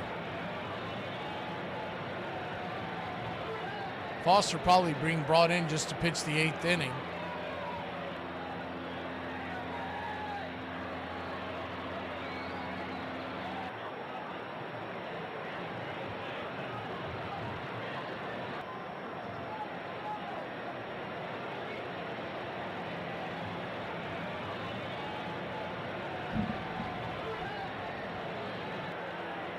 The 1-2, swing, spoils that one, punches that down the line.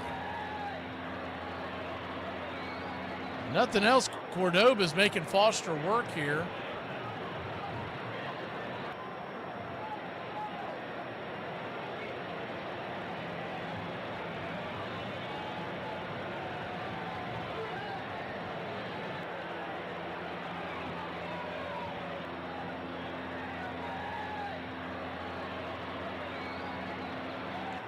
You're going to flip it over to first real quick to keep the runner close by. He's back in plenty of time.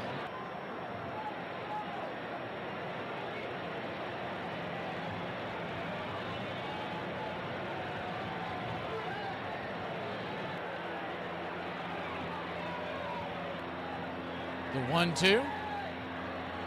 Kicks and fires. Outside wide, the runner goes. Here comes the throw down to second base, and they got him. Perfect throw by Chavez. Catches Sepulveda. His hand in the cookie jar and 2 down.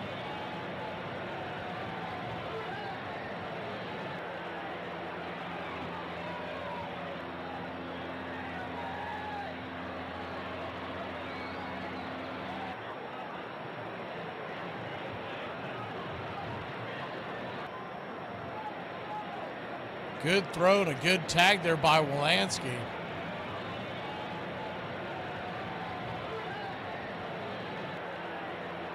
The 2-2 spoils that pitch again, so he's really just playing Punch and Judy there at the plate. Taking very short defensive swings to try to stay alive. And Foster might have to think about throwing something a little off speed out of the zone to get him to roll it over. The 2-2 punches that one towards the dugout. Not taking full swings, just kind of half chop punching it.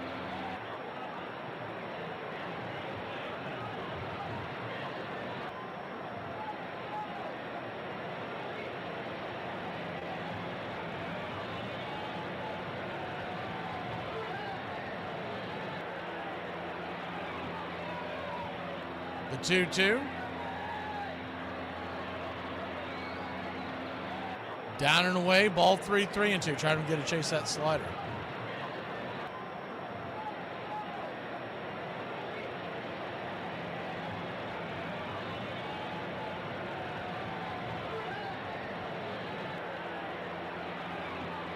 So a full count, 2 outs, tying run, standing on deck in the form of Amador. 21st pitch of the inning for Foster. Pitch, swing, fouls that back, we'll do it again.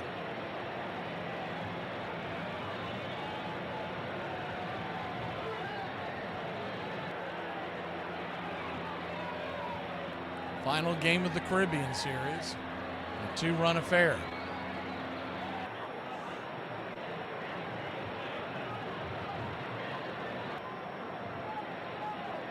Payoff pitch. Swing! Just got a piece of that. Rolls it back foul. We'll do it one more time.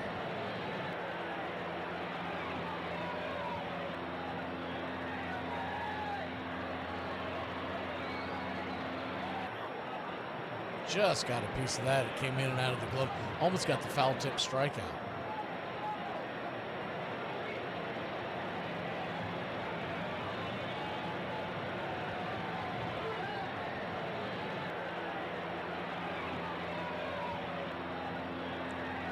The 3-2, swing and a miss, strike 3. Chase one off the plate, and that'll end the inning. So 10-8 your score. We'll go to the bottom of the 8th. Rojo leading by 2. They'll try to add to their lead. Verde with one more try when we return.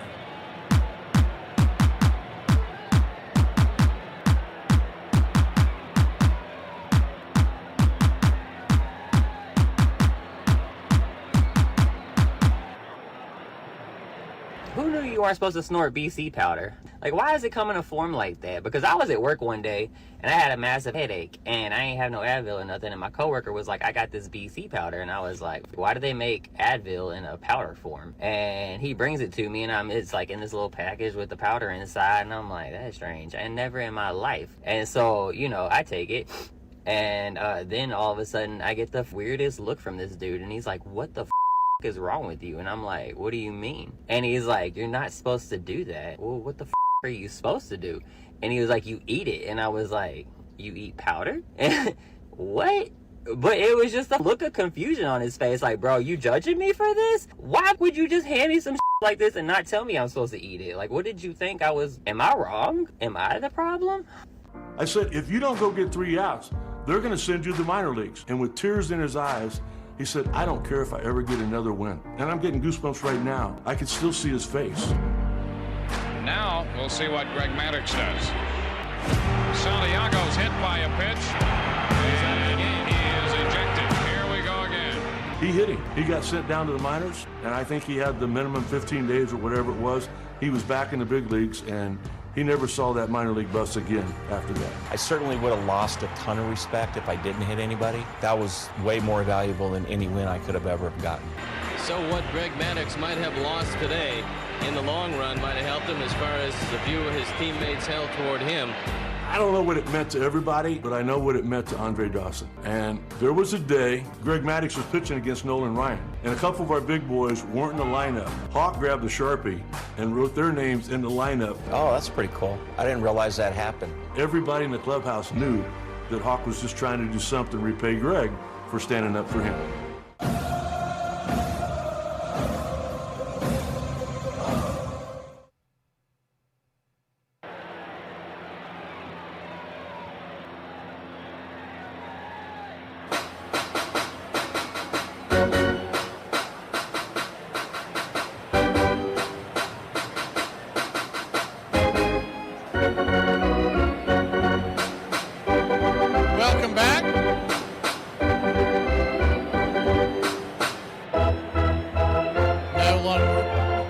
Salute to baseball show tomorrow morning.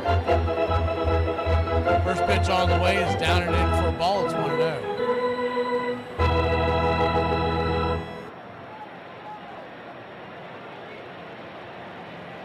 We're gonna have folks over for the Super Bowl. I try to have this thing called a life every once in a while. 1-0, right down the pipe for a strike. 1-1. Rojo leads Verde 10-8, bottom of the 8th.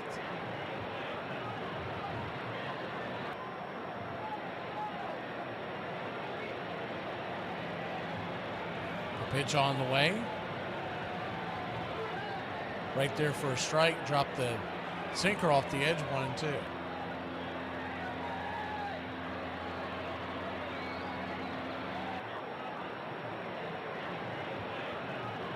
One-two count.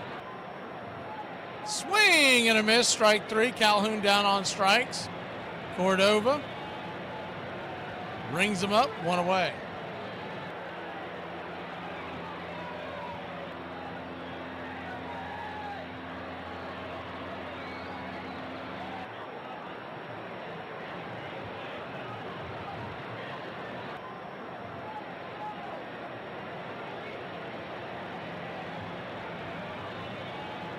One up, one down, righty-righty matchup. Gill, the batter, takes the first pitch off the plate. It's 1-0.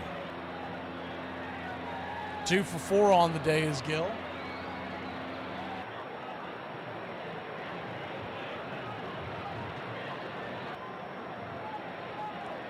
The 1-0. Right there for a strike.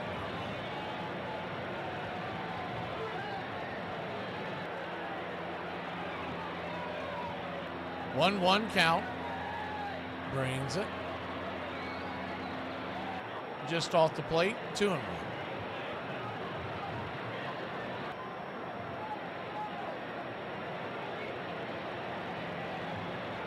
So a 2-1, 2-run game. Here's the pitch.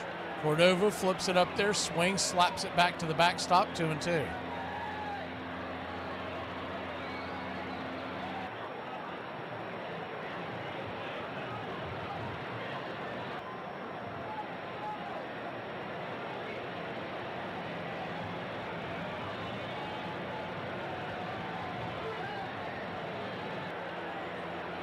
The 2-2.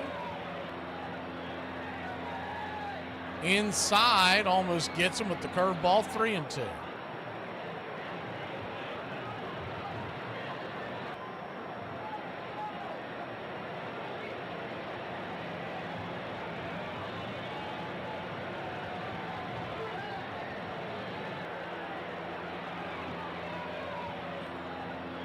Dodgers standing on deck. The pitch on the way, full count, swing and a miss, strike three. Got him with the sinker up top, 2 down. Now, I'll never do the Super Bowl. We always have a big thing here at the house, friends and family. It's one of the few things I get to look forward to in the sporting world anymore. I also don't think we get a ton of people in here because so many people want to listen or watch the commercials. Now, what's weird, I think is it next year? Next year or the year after, the Super Bowl is not going to be on Rabbit Ears. First pitch on the way is up top for a strike. It's on 1. They were saying this could be the last year, but when I looked at the broadcast layout, it's supposed to be ABC and ESPN next year. There's been talks that Disney may just put it on ESPN, which is going to tick off a lot of people. The old one, outside, wide one. But you can understand why they would do it. If you're spending all that money, you want people to get your ESPN and not get it on Rabbit Ears. I just wonder how that'll go over in the grand scheme of things with the advertisers. The 1-1 swing pops it up high in the sky. F6 in your scorecard, and that'll end the inning. So Mexico Verde's got one last shot. They trail by 2. We go to the top of the 9th. 10-8 Rojo. Verde grabs the sticks when we return. Look at this. White sage is sacred. Don't smudge with it if you're not native. What the white sage? It's sacred medicine. If you're using it and you're not native, babe, I wonder why your life sucks. Oh, are we gatekeeping medicines now? It would seem that way, yeah. Okay, all right. Well, we got insulin. All right, that's very... I'm pretty sure penicillin's us, too. Morphine? Can't forget epinephrine now. I mean, we could go on forever, but what do they want in return? Yeah, they just don't want us to burn a shrub. They don't want who to burn a shrub? No white men, no white sage. There it is. Nope, just us. Now, hold on. Which white guys were actually doing that? There's a lot of guys named Xander and Luke. Fair. What is that even medicate against? Delusions, I think? Nice. What do you think has become so expensive that it's just not worth it anymore? Concerts. My friend took his wife and daughter to Taylor Swift at $900 a ticket, and they were awful seats. So $2,700 for Taylor Swift tickets. Never mind gas, parking, swag. It's probably close to a $4,000 day. At some point, parents have to say no to their kids. Builds character. I saw Led Zeppelin in 1977 for $15 in train fare. In spring training of 1988. He came up to me and he says, hey, I don't want you to be disappointed in me. And I go, what? Never. What are you talking about? He goes, but I'm seeing a sports psychologist. And I went, why? I mean, how much of this game is mental? Back then, I'm thinking, well, what am I doing mentally to improve myself? If the mental side of this game is over 60%, I mean, shouldn't I spend 60% of my time practicing the mental part of the game? The biggest thing that I probably learned was just worry about the things that you can control. At the time, I wasn't doing that. I was worrying about what the coaches thought, what the fans thought, what my friends thought. So I just kind of reshaped my focus on what are the things I can control.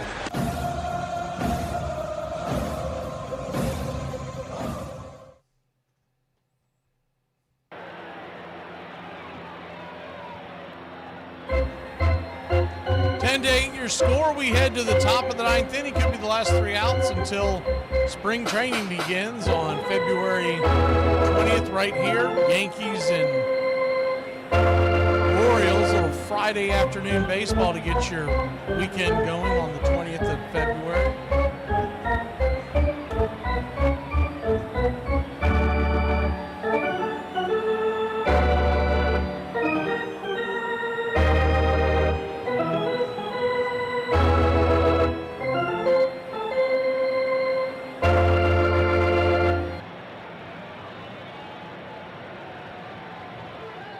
Looking forward to bringing you all the action on the spring training, and then, of course, the World Baseball Classic.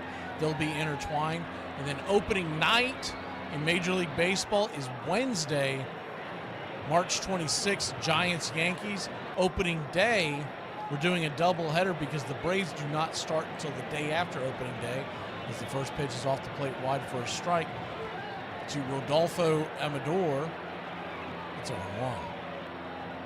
Opening day, we're doing a doubleheader of Red Sox versus the Reds at 4 o'clock Eastern. And the nightcap is the 0-1 pitch. Swing, pops it up. Shallow center field. Billy Hamilton's underneath it. F8 your scorecard, 1 away.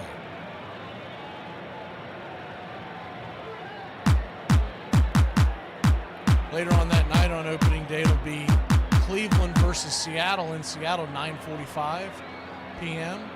And then Friday, 7:15, first pitch. We'll come on the air at 6 p.m. Eastern, get you ready for pitch-by-pitch, play-by-play of the 2026 Atlanta Braves.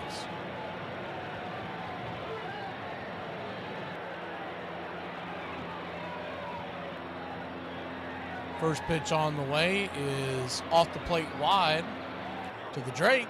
That's 1-0.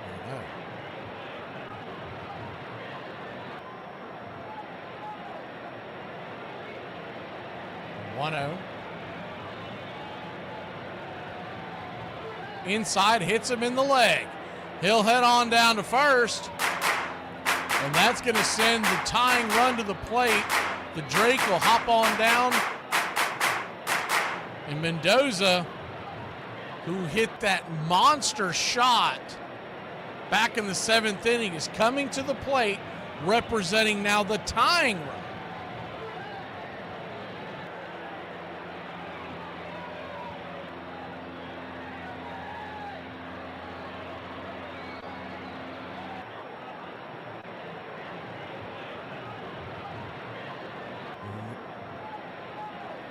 Mendoza, Victor Mendoza, batting .300 in the series at 918 OPS. Righty-lefty matchup. And Clifton brings the first pitch. Swing! That ball is cranked high and deep. Are you kidding me? Zip, boom, bam, it's gone. Ramalama ding dong. Mendoza line. No more, baby.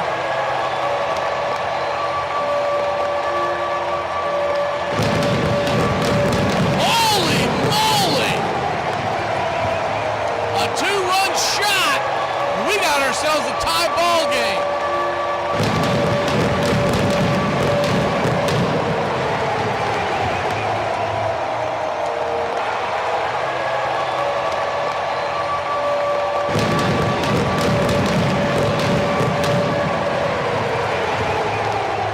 He was sitting dead red, and that was a fastball right down Main Street. 411 feet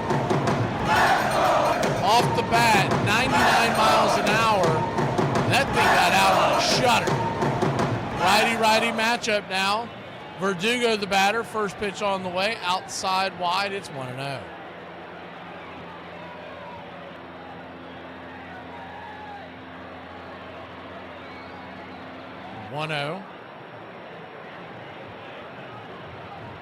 Sinker misses high, ball 2-0.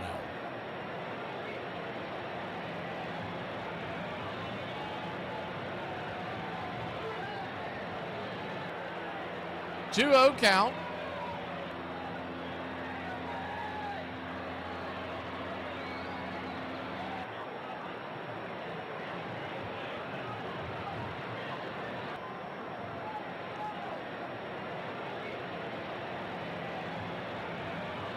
Wind up the pitch. Sinker right there. 10-10 your score. Once trailed 9-1.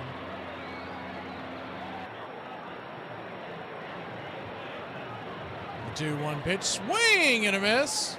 2-2.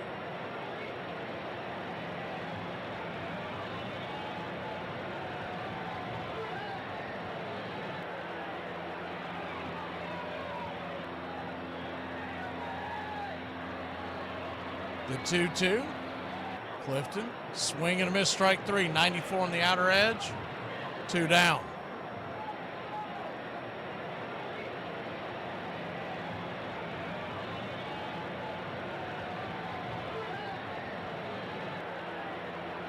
2 up, 2 down.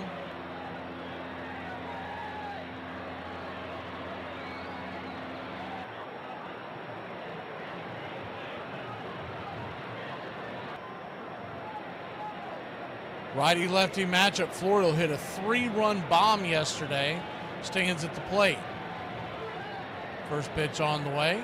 Swing, slaps it over to the right side of the infield. That's going to be an easy out, and that'll end the inning, but not before. Verde ties it up. We go to the bottom of the ninth, see if Rojo's got anything in him. 10-10 your score here in the land of the Caribbean Series in Mexico. Okay, so today I am trying the Hennessy Habanero Fruity Pebble Chicken Sandwich from Lisa's Soul Food in Atlanta. I'm not gonna lie, y'all. That's nasty. I said I don't care what you think about me. I do care what you think about me as long as you care enough to know who I really am. Okay, stop rubbing your nose, and I know it's that time of the month for you. But I bet we can both agree that periods are over-exaggerated, a little inflated, you know, my crampy cramps, and that's why you just... Over-exaggerated? Hold on, Daniel, I'm not telling you. No, you use it as... Women use it as an excuse to be like, I'm on my period, that's why I'm in a bad mood. And like, An excuse? Are you kidding? You have the sniffles and you turn into a puddle of piss. You could not deal with fatigue and bloating and stabbing pains. It feels like... Yeah, I'm a D1 athlete. I've broken my bones. I got up the next day and I was up and running. Sure, and that happened one time. My irritability is sky high, and I might be arrested. So I'm like talking to myself. Might be arrested? Arrested. For what? For putting hands on you. For what? During that stretch of time, he was learning. He was just going to work. You know, in jazz, they call that woodshedding. Greg Maddux on the mound for the Cubs. They struck him out. Maddux, a tough pitcher. He's won 6 in a row on 8 of his last 9 decisions. And the fans responding to 22-year-old Greg Maddux. Those were his years of figuring out who he was and what he was about. What's the biggest difference between the Greg Maddux of 1987 and the Greg Maddux right now? Well, I think I developed some confidence in my breaking ball and my changeup, how to throw it and maybe when to throw it, and I think that's probably been the biggest difference this year. Braves Country Radio, your home for the classic call of Braves Country Baseball.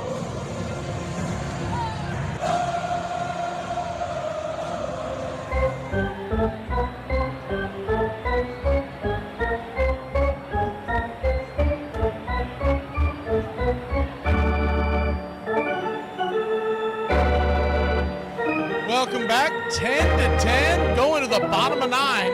10 runs, 12 hits, 1 error for Verde. Rojo, 10 runs, 14 hits, 1 error. And Rodriguez will lead us off for Mexico Rojo.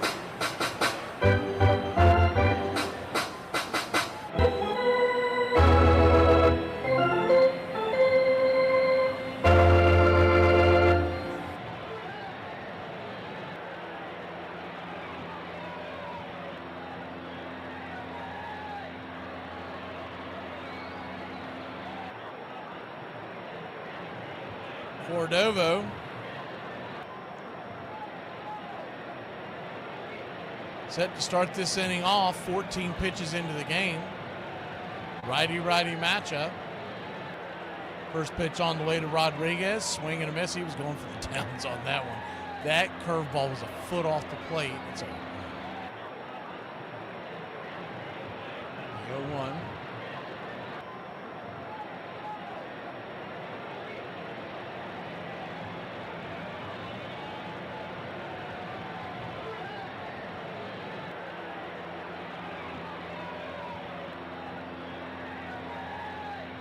Rocks and fires, misses outside wide.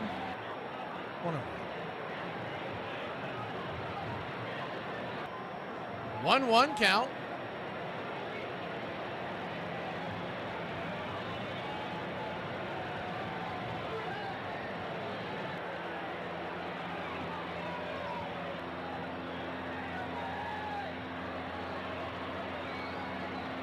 Pitch on the way, swing, pops it up. Down the third base line, foul and out of play, 1-2.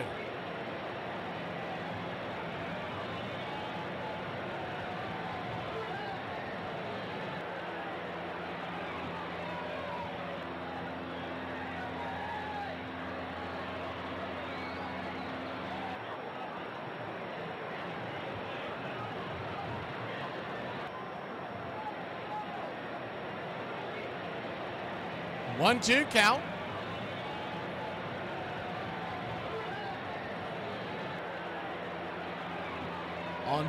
On deck is Harris, and the pitch is outside wide. 2-2. What you have right now at the plate is this number 7 batter. So 7, 8, 9 due up in this order. I said Harris, but they actually changed it to Hamilton. Forgot that Hamilton came in for defensive purposes. So Billy Hamilton's on deck. And I would think he would stay in. The 2-2. Rifles it down the line, foul. Into the crowd.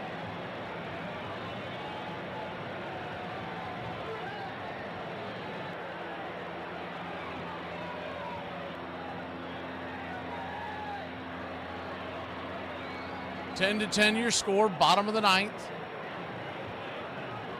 Rojo at the bat. Verde climbed back into this one after trailing 9-1. They put 6 on in the fifth. As the 2-2 pitch swing lifts it high into center field, but not deep enough. Underneath it, making the easy catch is Ornelas. One away.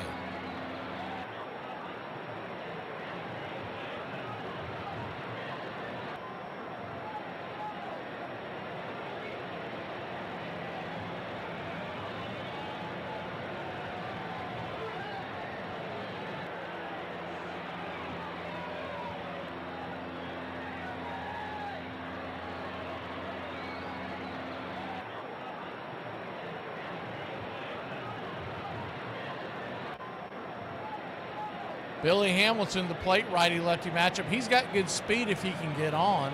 First pitch on the way is down and in. Bounces off the plate to the backstop. It's 1-0. He's also a very good base runner. So he's a threat to steal if he can get on. Even this late in his career, he still has good wheels.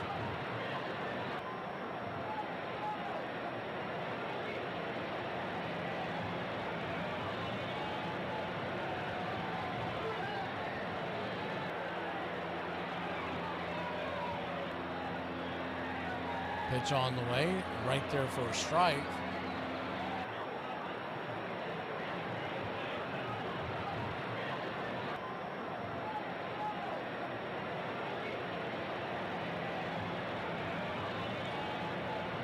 Pitch, swing, slaps it towards left. The ball dying, coming in, making the sliding catch in left field. What a great catch by Florial, 2 down.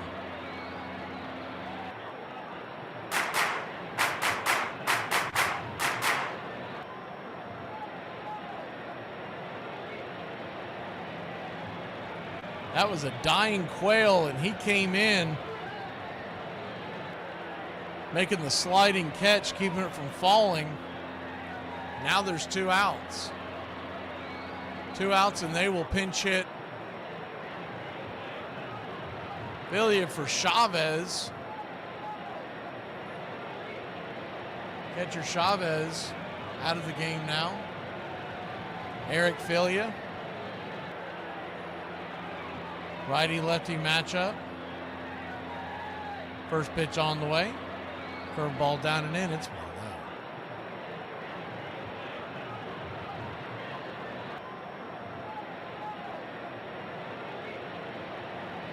1-0. 1-0 count.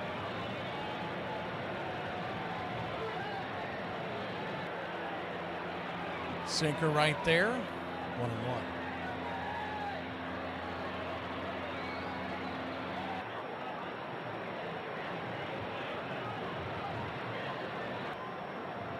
Still a full house here. The 1-1 pitch. Swing! Fouls it off. 1-2.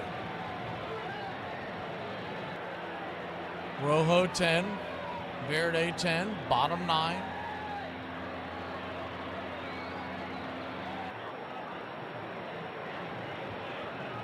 The 1-2. In the dirt. 2-2.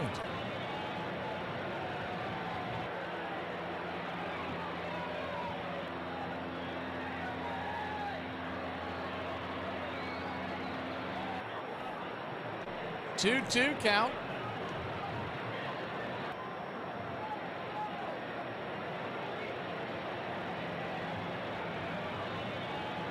Myers in the dirt. Ball 3-2.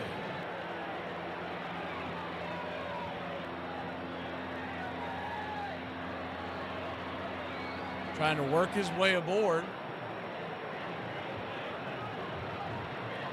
And I don't know what this means, but we're going to find out in a second.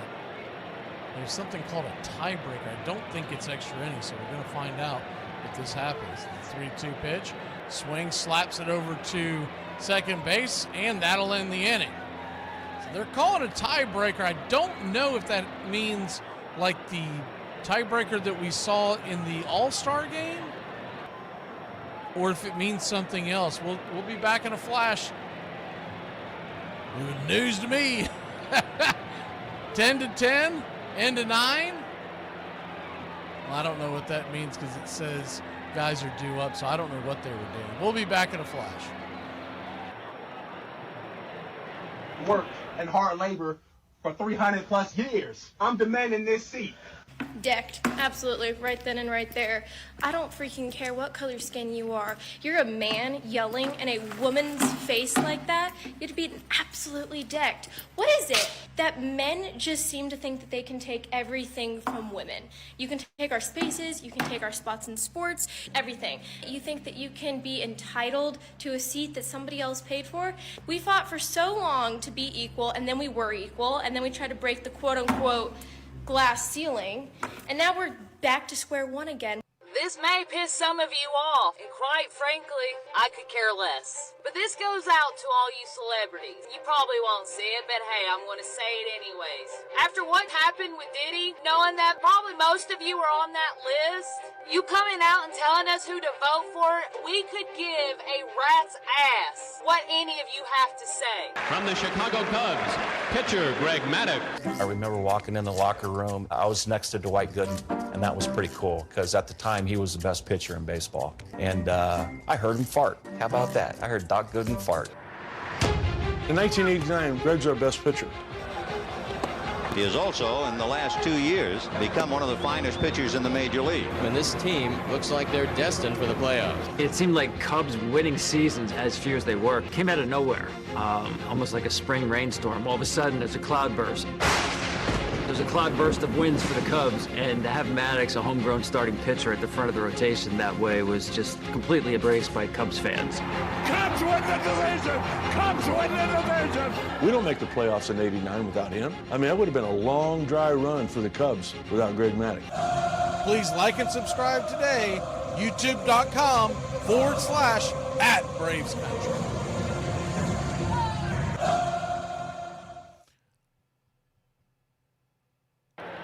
Welcome back. Okay, so they do the extra innings the way that the Major League Baseball does in their extra innings in the regular season. That's what that meant. So there's a runner at second.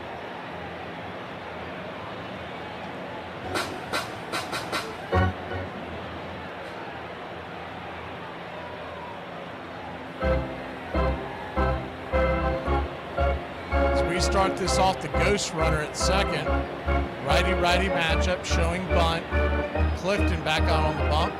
Pitch is swung, is bounced back to the pitcher's mound. It's going to be a wide throw. They'll tap the bag, almost a collision between runner and first base. As Tondo almost slammed right into Rodriguez because of the bad throw. Everybody seems to be okay. Runner at second moves down to third, one away. Infield will now move in.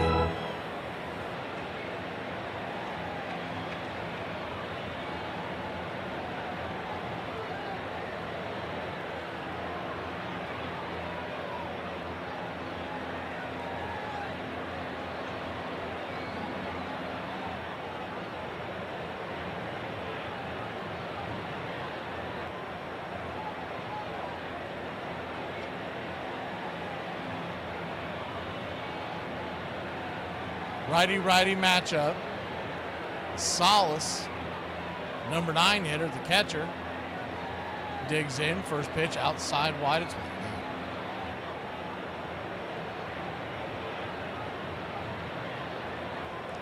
1-0.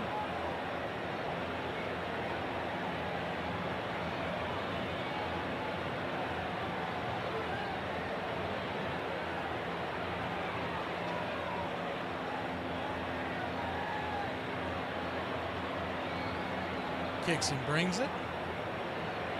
2-0. 2-0 count. Runner at third, 1 out. Top of the 10th inning.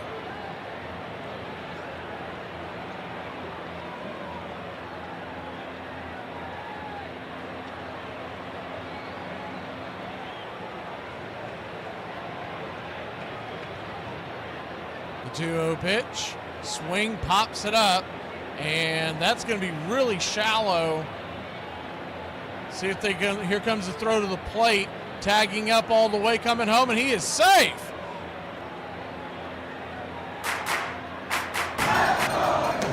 Good hustle there by Florial.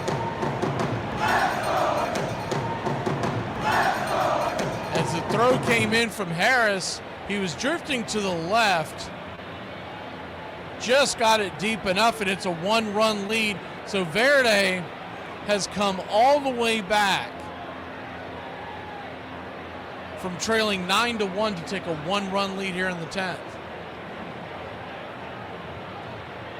It was a head-first slide. It did look like he beat it. They keep showing the replay, but it doesn't appear to have beaten it. So 2 outs now.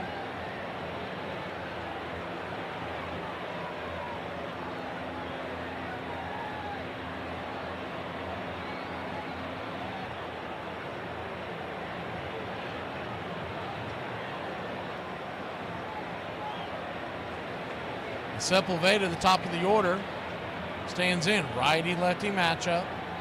First pitch on the way. Misses for a ball. It's 1-0.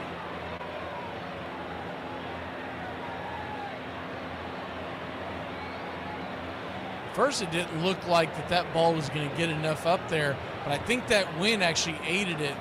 A typical pop fly like that's hit, that's going to be so shallow you're not going to be able to send the runner, but the wind pushed it just enough to give it a try. Florial with good speed got a great jump with the 1-1. Clifton, 18th pitch of the evening. Outside wide to him.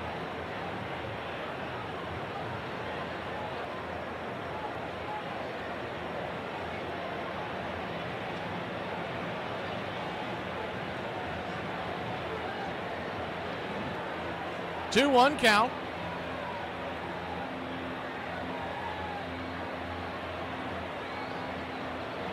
Pitch outside wide, ball 3-3-1. So a 3-1 count to Sepulveda. Standing on deck is Cordoba.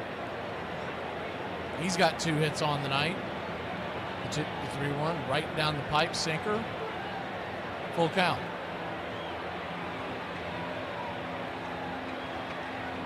Verde 11, Rojo 10. Top of the 10th inning.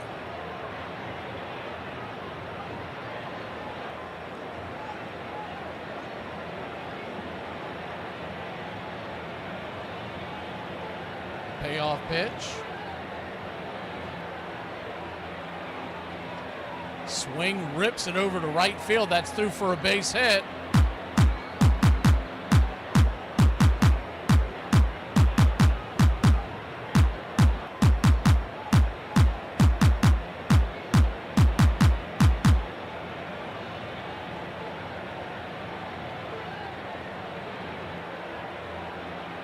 Good hard hit ball to the right field.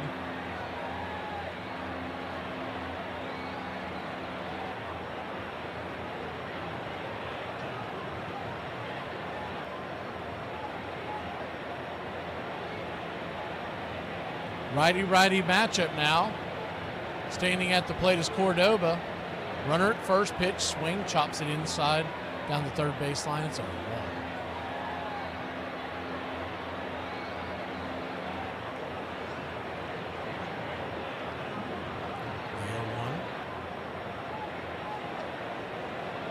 Sepulveda with good speed down at first.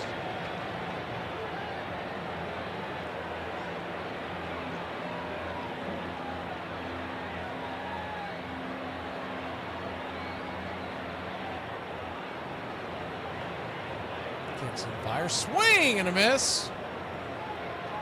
Nasty pitch 0-2. That was a nasty bender.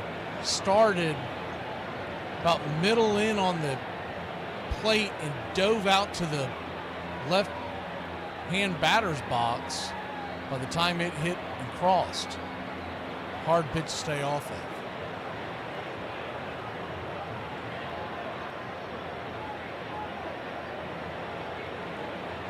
The 0-2. High and out of the zone. 1-2. Tried to get him to chase heat up top. 93 miles an hour.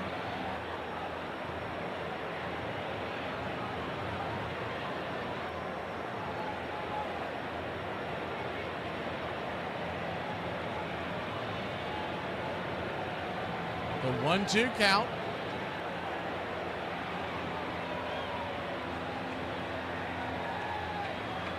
Brings it. Swing. Slaps it foul down the right field line, but out of play.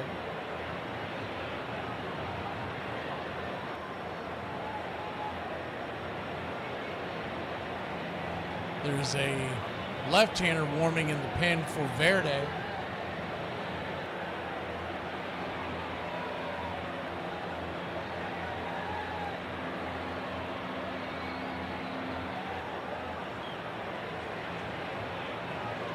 Clifton looking in, his 26th pitch. Rocks and fires. Swing! Hits it down the right field line. Foul again. Out of play. Standing room only here. 11-10 your score. Verde leading Rojo 11-10. Rojo will get their chance in the bottom of the 10th.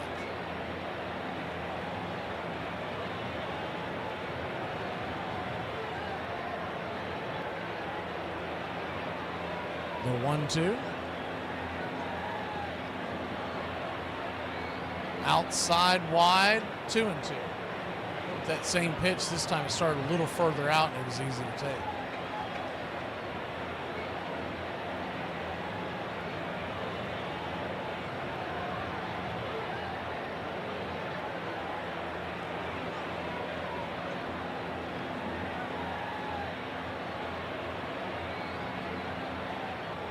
The 2-2.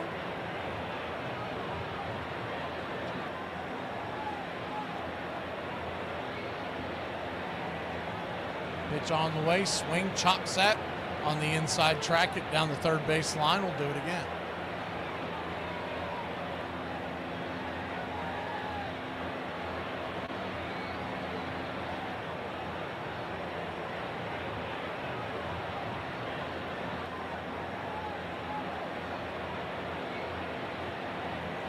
Two to two your score.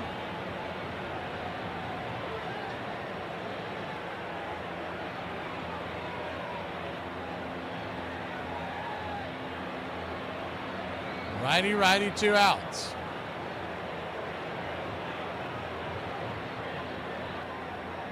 Clifton comes set and brings it. Down below the knees, full count. On deck is Amador.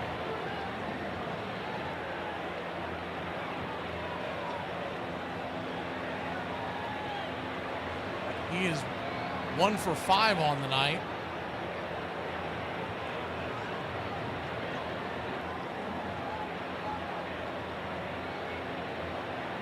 Extra innings, top of the 10th. The 3-2.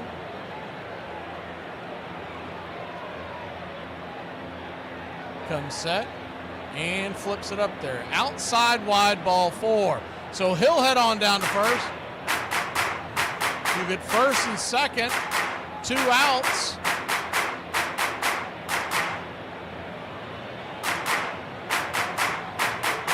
Amador, who's 1 for 5 on the day, but he's batting 400 in the series, is coming to the plate. The Drake moves to the on-deck circle.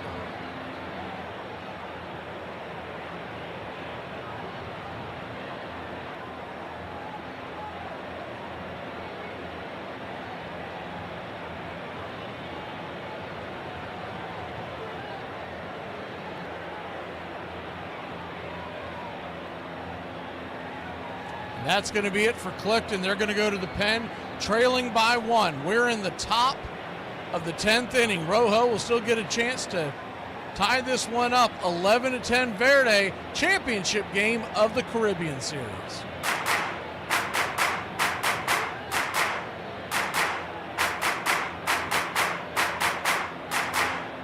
Hey, do y'all ever find yourselves having to rewind a TV show because you wasn't paying attention? Then when you play it back, you wind up not paying attention again? To this day, I still don't understand how you will see the baddest girl you've ever seen. Alexandra Daddario, moving on. Drop dead gorgeous. The girl is stunning. And then you see her boyfriend, and he looks like a Monsters, Inc. character. How did you get over there, baby girl? Out here looking like a Goomba Wale talking. And I'm not sure how many love languages there are, but 99% of dudes all have the same one, and the other like 12 of them all stem from your guys's. Also, there's a whole lot of ladies talking about you never see it the other way around. A really attractive guy with an ugly chick. It's like, well, you've clearly never lived around a military installment. Now, I'm not saying this is right, but when a guy's at a bar and he looks across the bar, he's not like, damn, I'd like to take that personality on a test drive. Also, I don't care how much money she makes. That is pertinent to this argument. Wrigley Field alive with enthusiasm and emotion. A jam-packed crowd. And tonight's starting pitcher warming up in the bullpen, number 31, Greg Maddux. In the 1989 playoffs, Greg Maddux actually, sort of without even trying, creates an entirely new trend in baseball. And Will Clark will be the batter with the bases loaded. It's a key situation. The catcher's going out, and Will Clark's reading his lips, and Will Clark sees him say something like inside fastball. An inside fastball's coming. So he knows the pitch is coming. High drive into deep right field. It is a grand slam home run. I thought I made a decent enough pitch to get him out, but it carried over the fence anyway. You know, later on you hear the stories, oh, he read my lips. He said he read I was going to start him off with a fastball or something. You know, that's kind of the reason why you see, even today, you'll see guys cover their mouths or put their gloves up and they talk on the mound.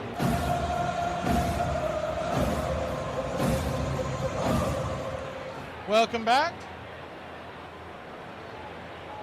Gomez coming in to face Amador. Rodolfo Amador, 1 for 5 on the day, batting .400 in the series, a .949 OPS. Righty-lefty matchup. Runners at first and second. 2 outs. The first pitch on the way. Swing and a miss. Took a mighty hack on the inside pitch. It's 0-1.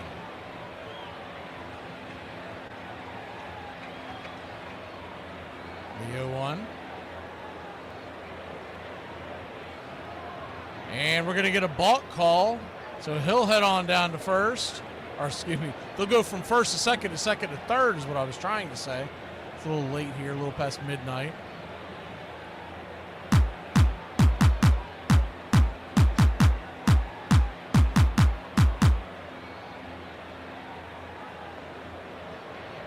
So second and third, 2 outs, and now a single would score 2 in all likelihood. The 0-1, swing, fouls it away. It's 0-2.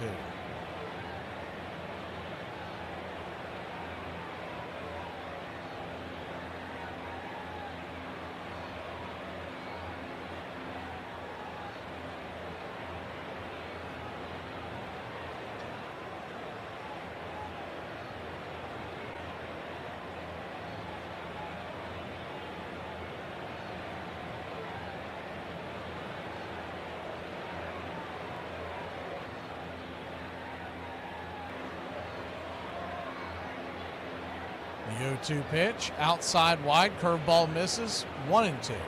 So a 1-2 count, righty-lefty matchup. The infield is back into the right. So a big hole in between the 5-6 on the left-hand side. Good speed on the base paths. A 1-2 count.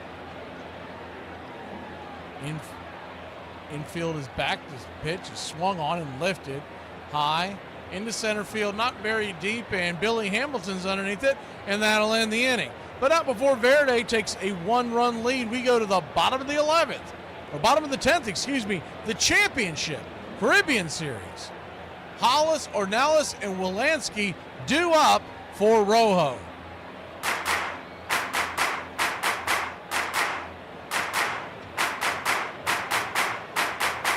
Suspect's mustache is darker than the gray hairs on her head. Suspect weighs 370 pounds and was surprised to learn he has a fat neck roll in the back of his head. Suspect wanted me to make a video roasting her while we ran, but she's going to go inside and cry about it afterwards. You guys, we haven't been drinking since we quarantined ourselves into the bar, at least since we got stuck in the bathroom. Oh, that's right. Wait. So what are you saying? That we'd never had the flu? We were just having alcohol withdrawal? Yeah. Alcohol withdrawals? That's great! Is it great? It means we're all alcoholics. Yeah. Right. A popular YouTuber has called Dublin a hole. Hey now, nobody's allowed to call Dublin a hole except us. I don't give a if you used to be in prison. Actually, I do. I've gone too far and I'm scared now. He walked through some of the most dangerous neighbourhoods. That's not how you do tourism. But there are lots of beautiful parts of Dublin, and I will not have this slander. But just to be clear, I won't fight you about it. It was just a gut blow to lose the way we did in the playoffs. As great as the year was and as much success as we had during the whole season, just going home left kind of a sour taste in your mouth. To me, the early Greg Maddux is a fascinating thing because you can actually see development year after year after year. And that pitch called strike three. It was a huge story because he wins the 92 Cy Young, and now he's at his peak, and of course that's right when he goes into free agency. Back at the All-Star break, the Cubs offered me a 3-year deal. I remember saying, I just made the All-Star team. It's got to be worth a little something more now, right? And they said, well, you've never won 20 games or the Cy Young, so we can't pay you more money. So I said no. Please like and subscribe today. Braves Country Radio, your home for the classic call of Braves Country Baseball.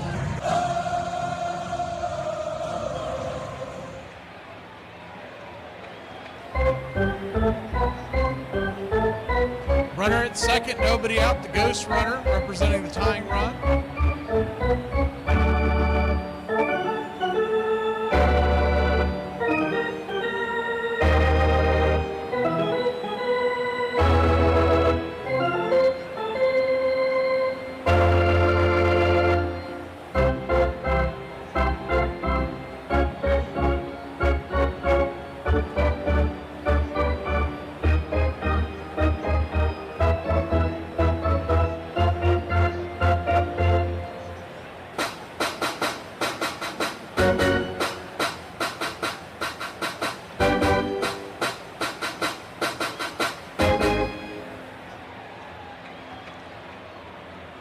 Man at the plate is Hollis. Righty-righty matchup. You got Wilson running. He pinch ran for, well, he came in for Filia, who pinch hit for Chavez. So the catcher is running. First pitch on the way shows a sinker off the plate. Tried to square up the bunt. It's 1-0.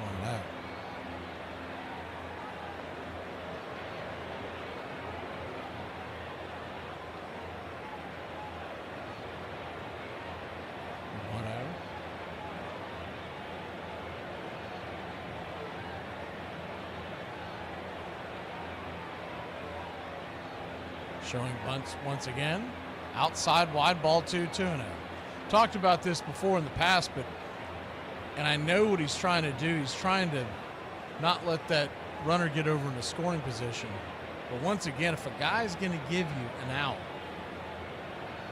the smartest thing is to take it. Throw the pitch over the plate, let him bunt it, let the chips fall where they may. The 2-0 count.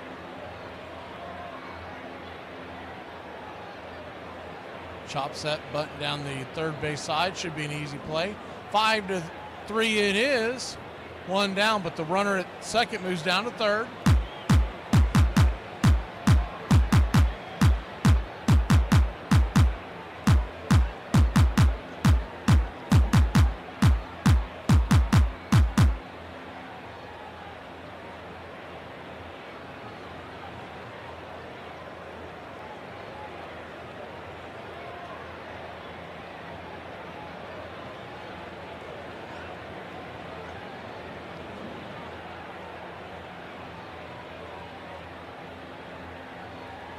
1 on, 1 out, 11-10 to your score.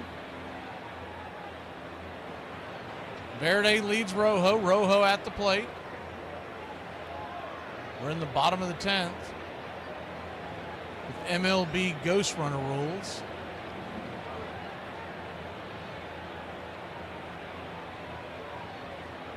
Righty lefty. Chavez digs in. The first pitch on the way, outside wide. Misses well out of the zone. It's 1 out.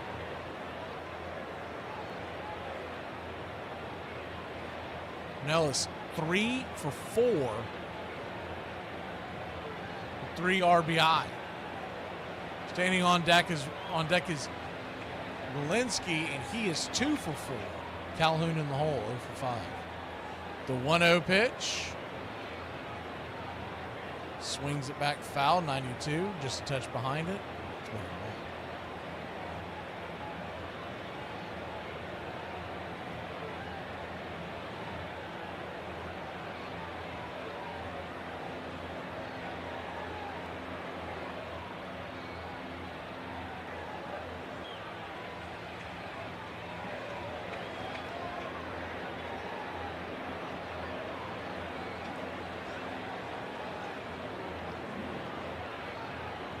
One count.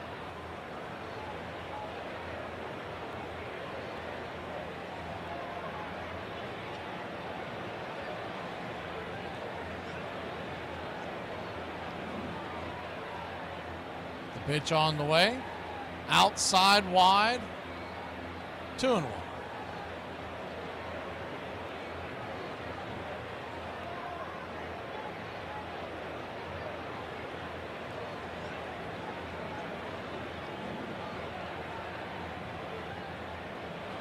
The 2-1 pitch.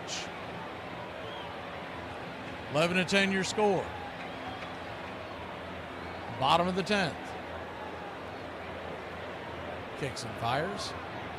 Fouls that straight back. We'll do it one more time.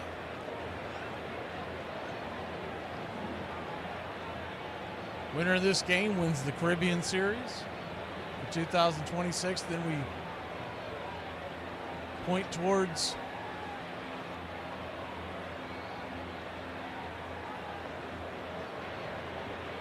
spring training, which begins. First games are February 19th. That's a Friday.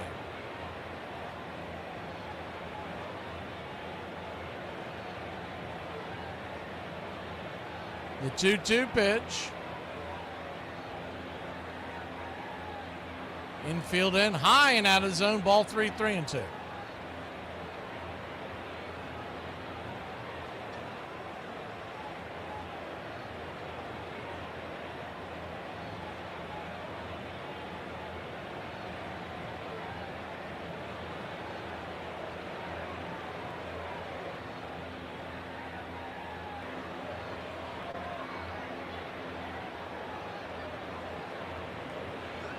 So a full count now.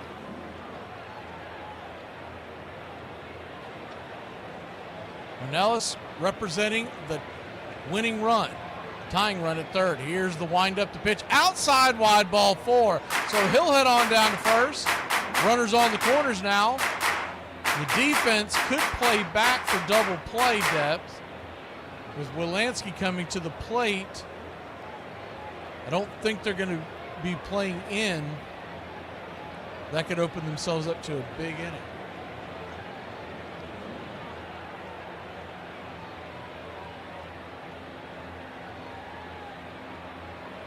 Quick powwow on the mound.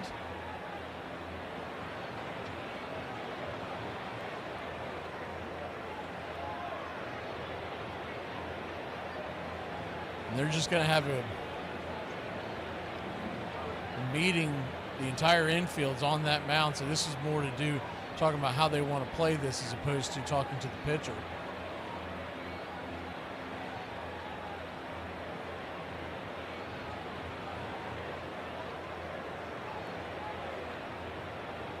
Runners on the corners, 1 out.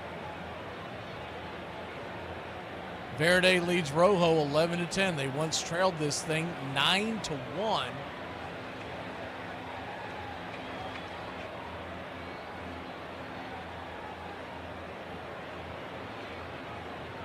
way back in the bottom of the 4th inning.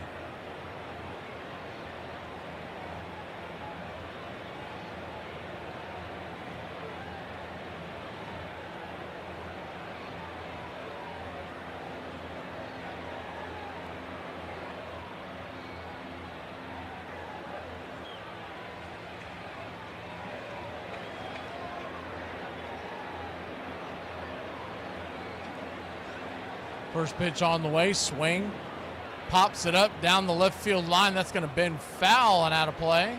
It's 0-1.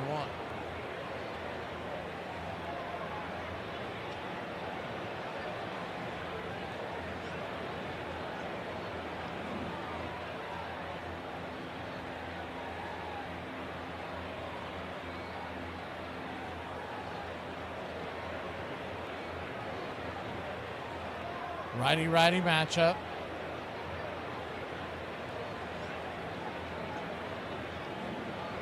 The 0-1. Kitchen fire, swing, chops it back to the mound. They're going to come home. They look like they were going to, and they got the runner caught in a pickle between third and home. He'll get tagged out. And there's 2 down. I think he had enough time to turn 2, but he took the safe play. The runner at first makes it all the way over to third, but a big defensive play there. 2 outs now.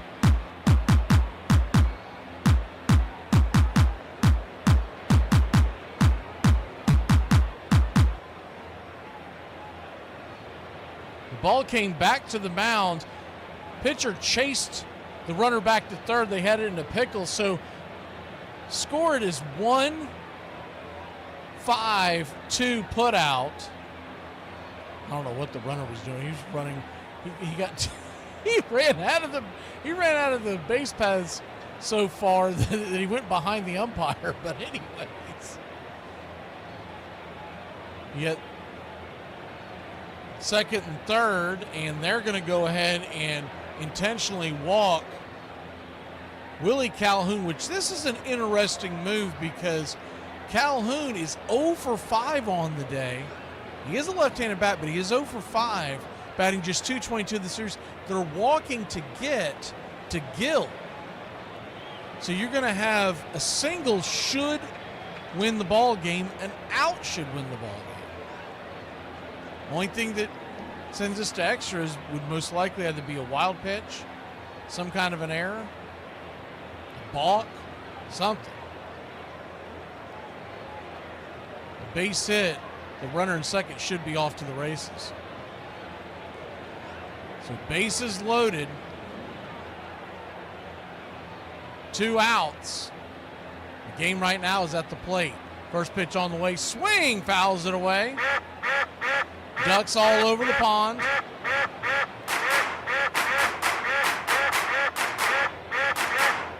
It's 0-1.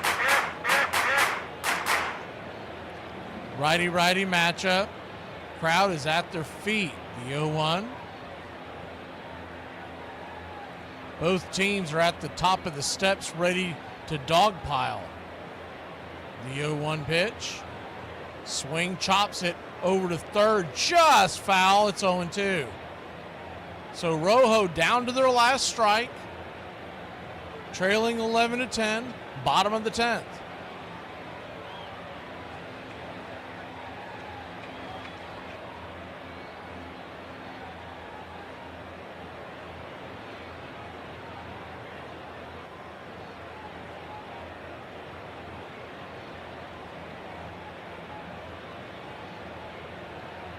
Packed crowd. Nobody has left the yard. The 0-2.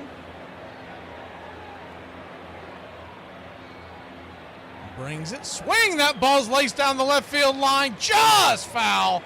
Just a couple of feet to the right. And Rojo's dancing in the streets.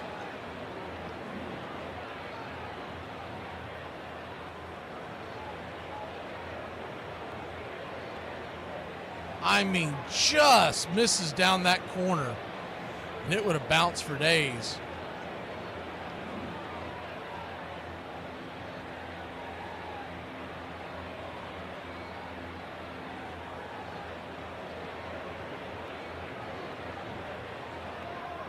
11-10 your score, bottom of the 10th.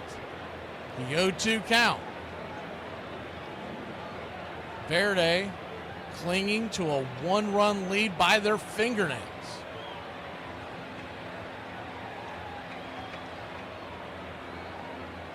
Time is called.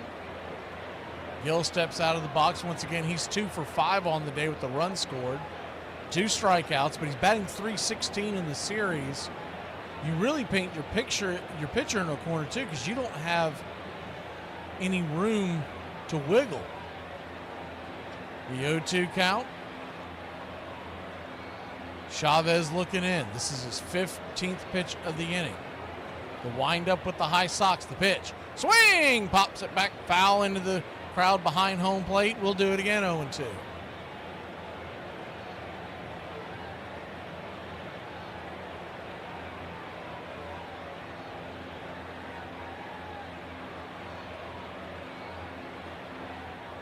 Mateo Gil.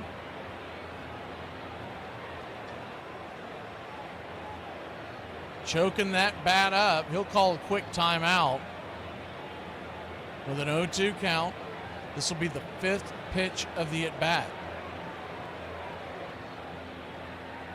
You got to be careful with that, because I don't know what rule the home plate umpire has been using in this series, but he'll ring you up, and wouldn't that be a hell of a way to lose the game? The 0-2 count. Standing room only. Here's the windup, the pitch. Down and in slider, just missed. It hit the bottom of the zone, but Blue has not been given that call all night long. Oh, that was a nasty, just slow bending slider. I don't know how he laid off of that. Easily could have been rang up. The 1-2. Nowhere to run, nowhere to hide. Bases juice, 2 outs. The pitch on the way. Inside, sinker misses, 2-2. So a 2-2 count.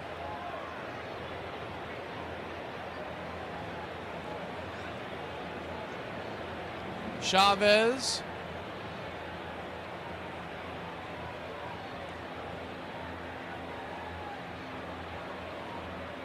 Peering into Salas. The infield playing back. The 2-2 pitch. Brings it. Swing! Hammers it down the right field line, but fouling out of play. It'll go towards the canopies near the concession stands, which have been closed for quite some time. We'll do it one more time.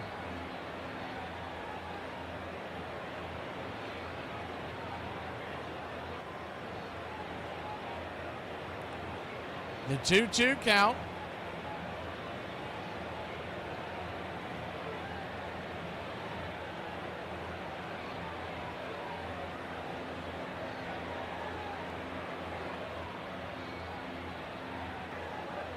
Pitch on the way. Ball gets away, and the runner's going to go home and score, and the game is tied 11-11.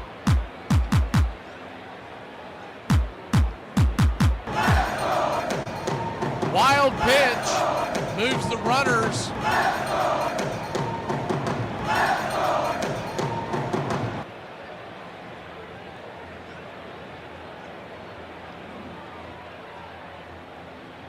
There's a pitch in the dirt and goes to the backstop. And now you got the winning run at third base. All runners move up 90 feet, so second and third, 2 outs. And a full count to Gill. Standing on deck is Madras. He's 2 for 4. The payoff pitch.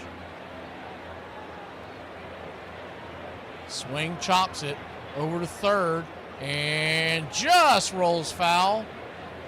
That was a slow roller. If it stayed fair, the game would have been over. There's no way he was going to get the runner going down to first. It just kind of stuck in the mud and rolled a little.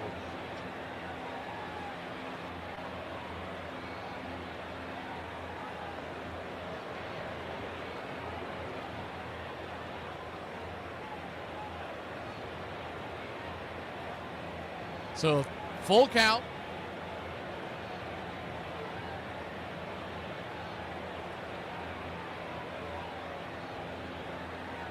Righty-righty matchup.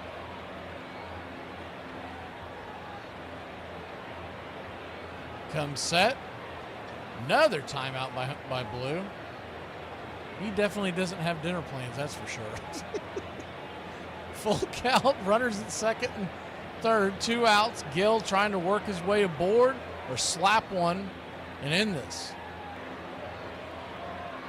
The 3-2 pitch. Comes set. Looking in and brings it. Up high, misses ball 4, and he'll head on down to first. So the bases are juiced again.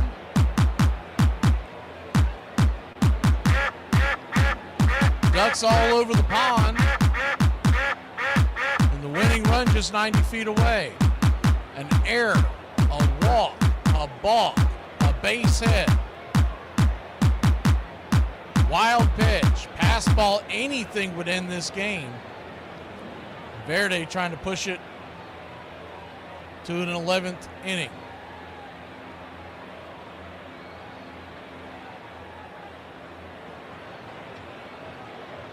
So Madras the batter. 2 RBIs on the night. Batting just 174 for the series. Righty-lefty matchup. First pitch on the way. Swing, fouls it back. It's 0-1. The 0-1.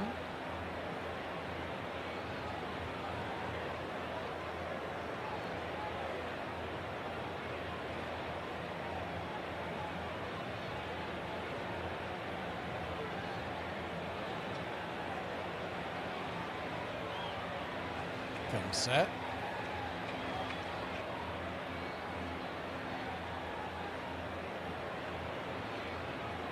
Kicks and fires. Sinker high and out of the zone to him. So a 2-1 count. 11-11 your score. We're here in the bottom of the 10th inning.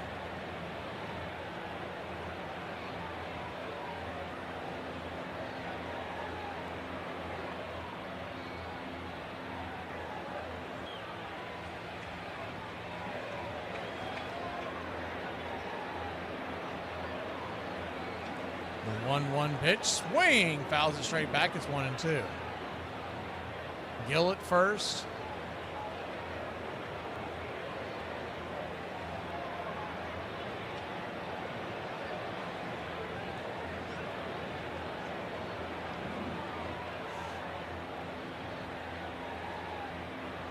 Winning run at third. Bases loaded, 2 outs. 1-2.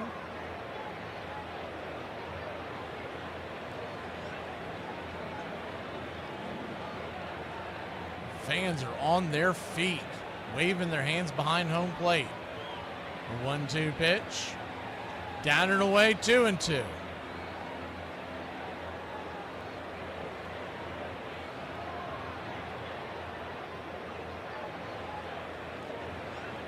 A 2-2 count.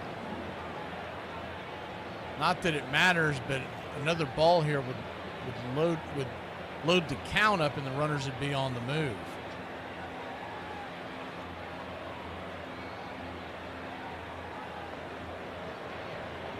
The 2-2. Chavez comes set. The pitch.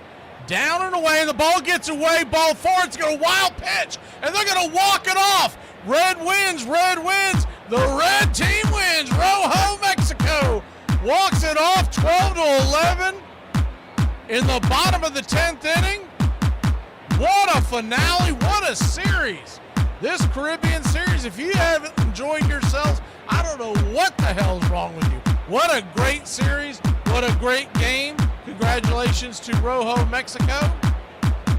And I guess if we're going to give a game ball, we'll give it to, I guess in theory you got to give it to Madras. He had the big home run earlier, and he was at the plate when the wild pitch came in. We'll see you next time tomorrow morning. We've got the Super Bowl Sunday Salute to Baseball show, 10 a.m. Eastern. We'll see ya. Have a great one, y'all. Thanks for all who hung around.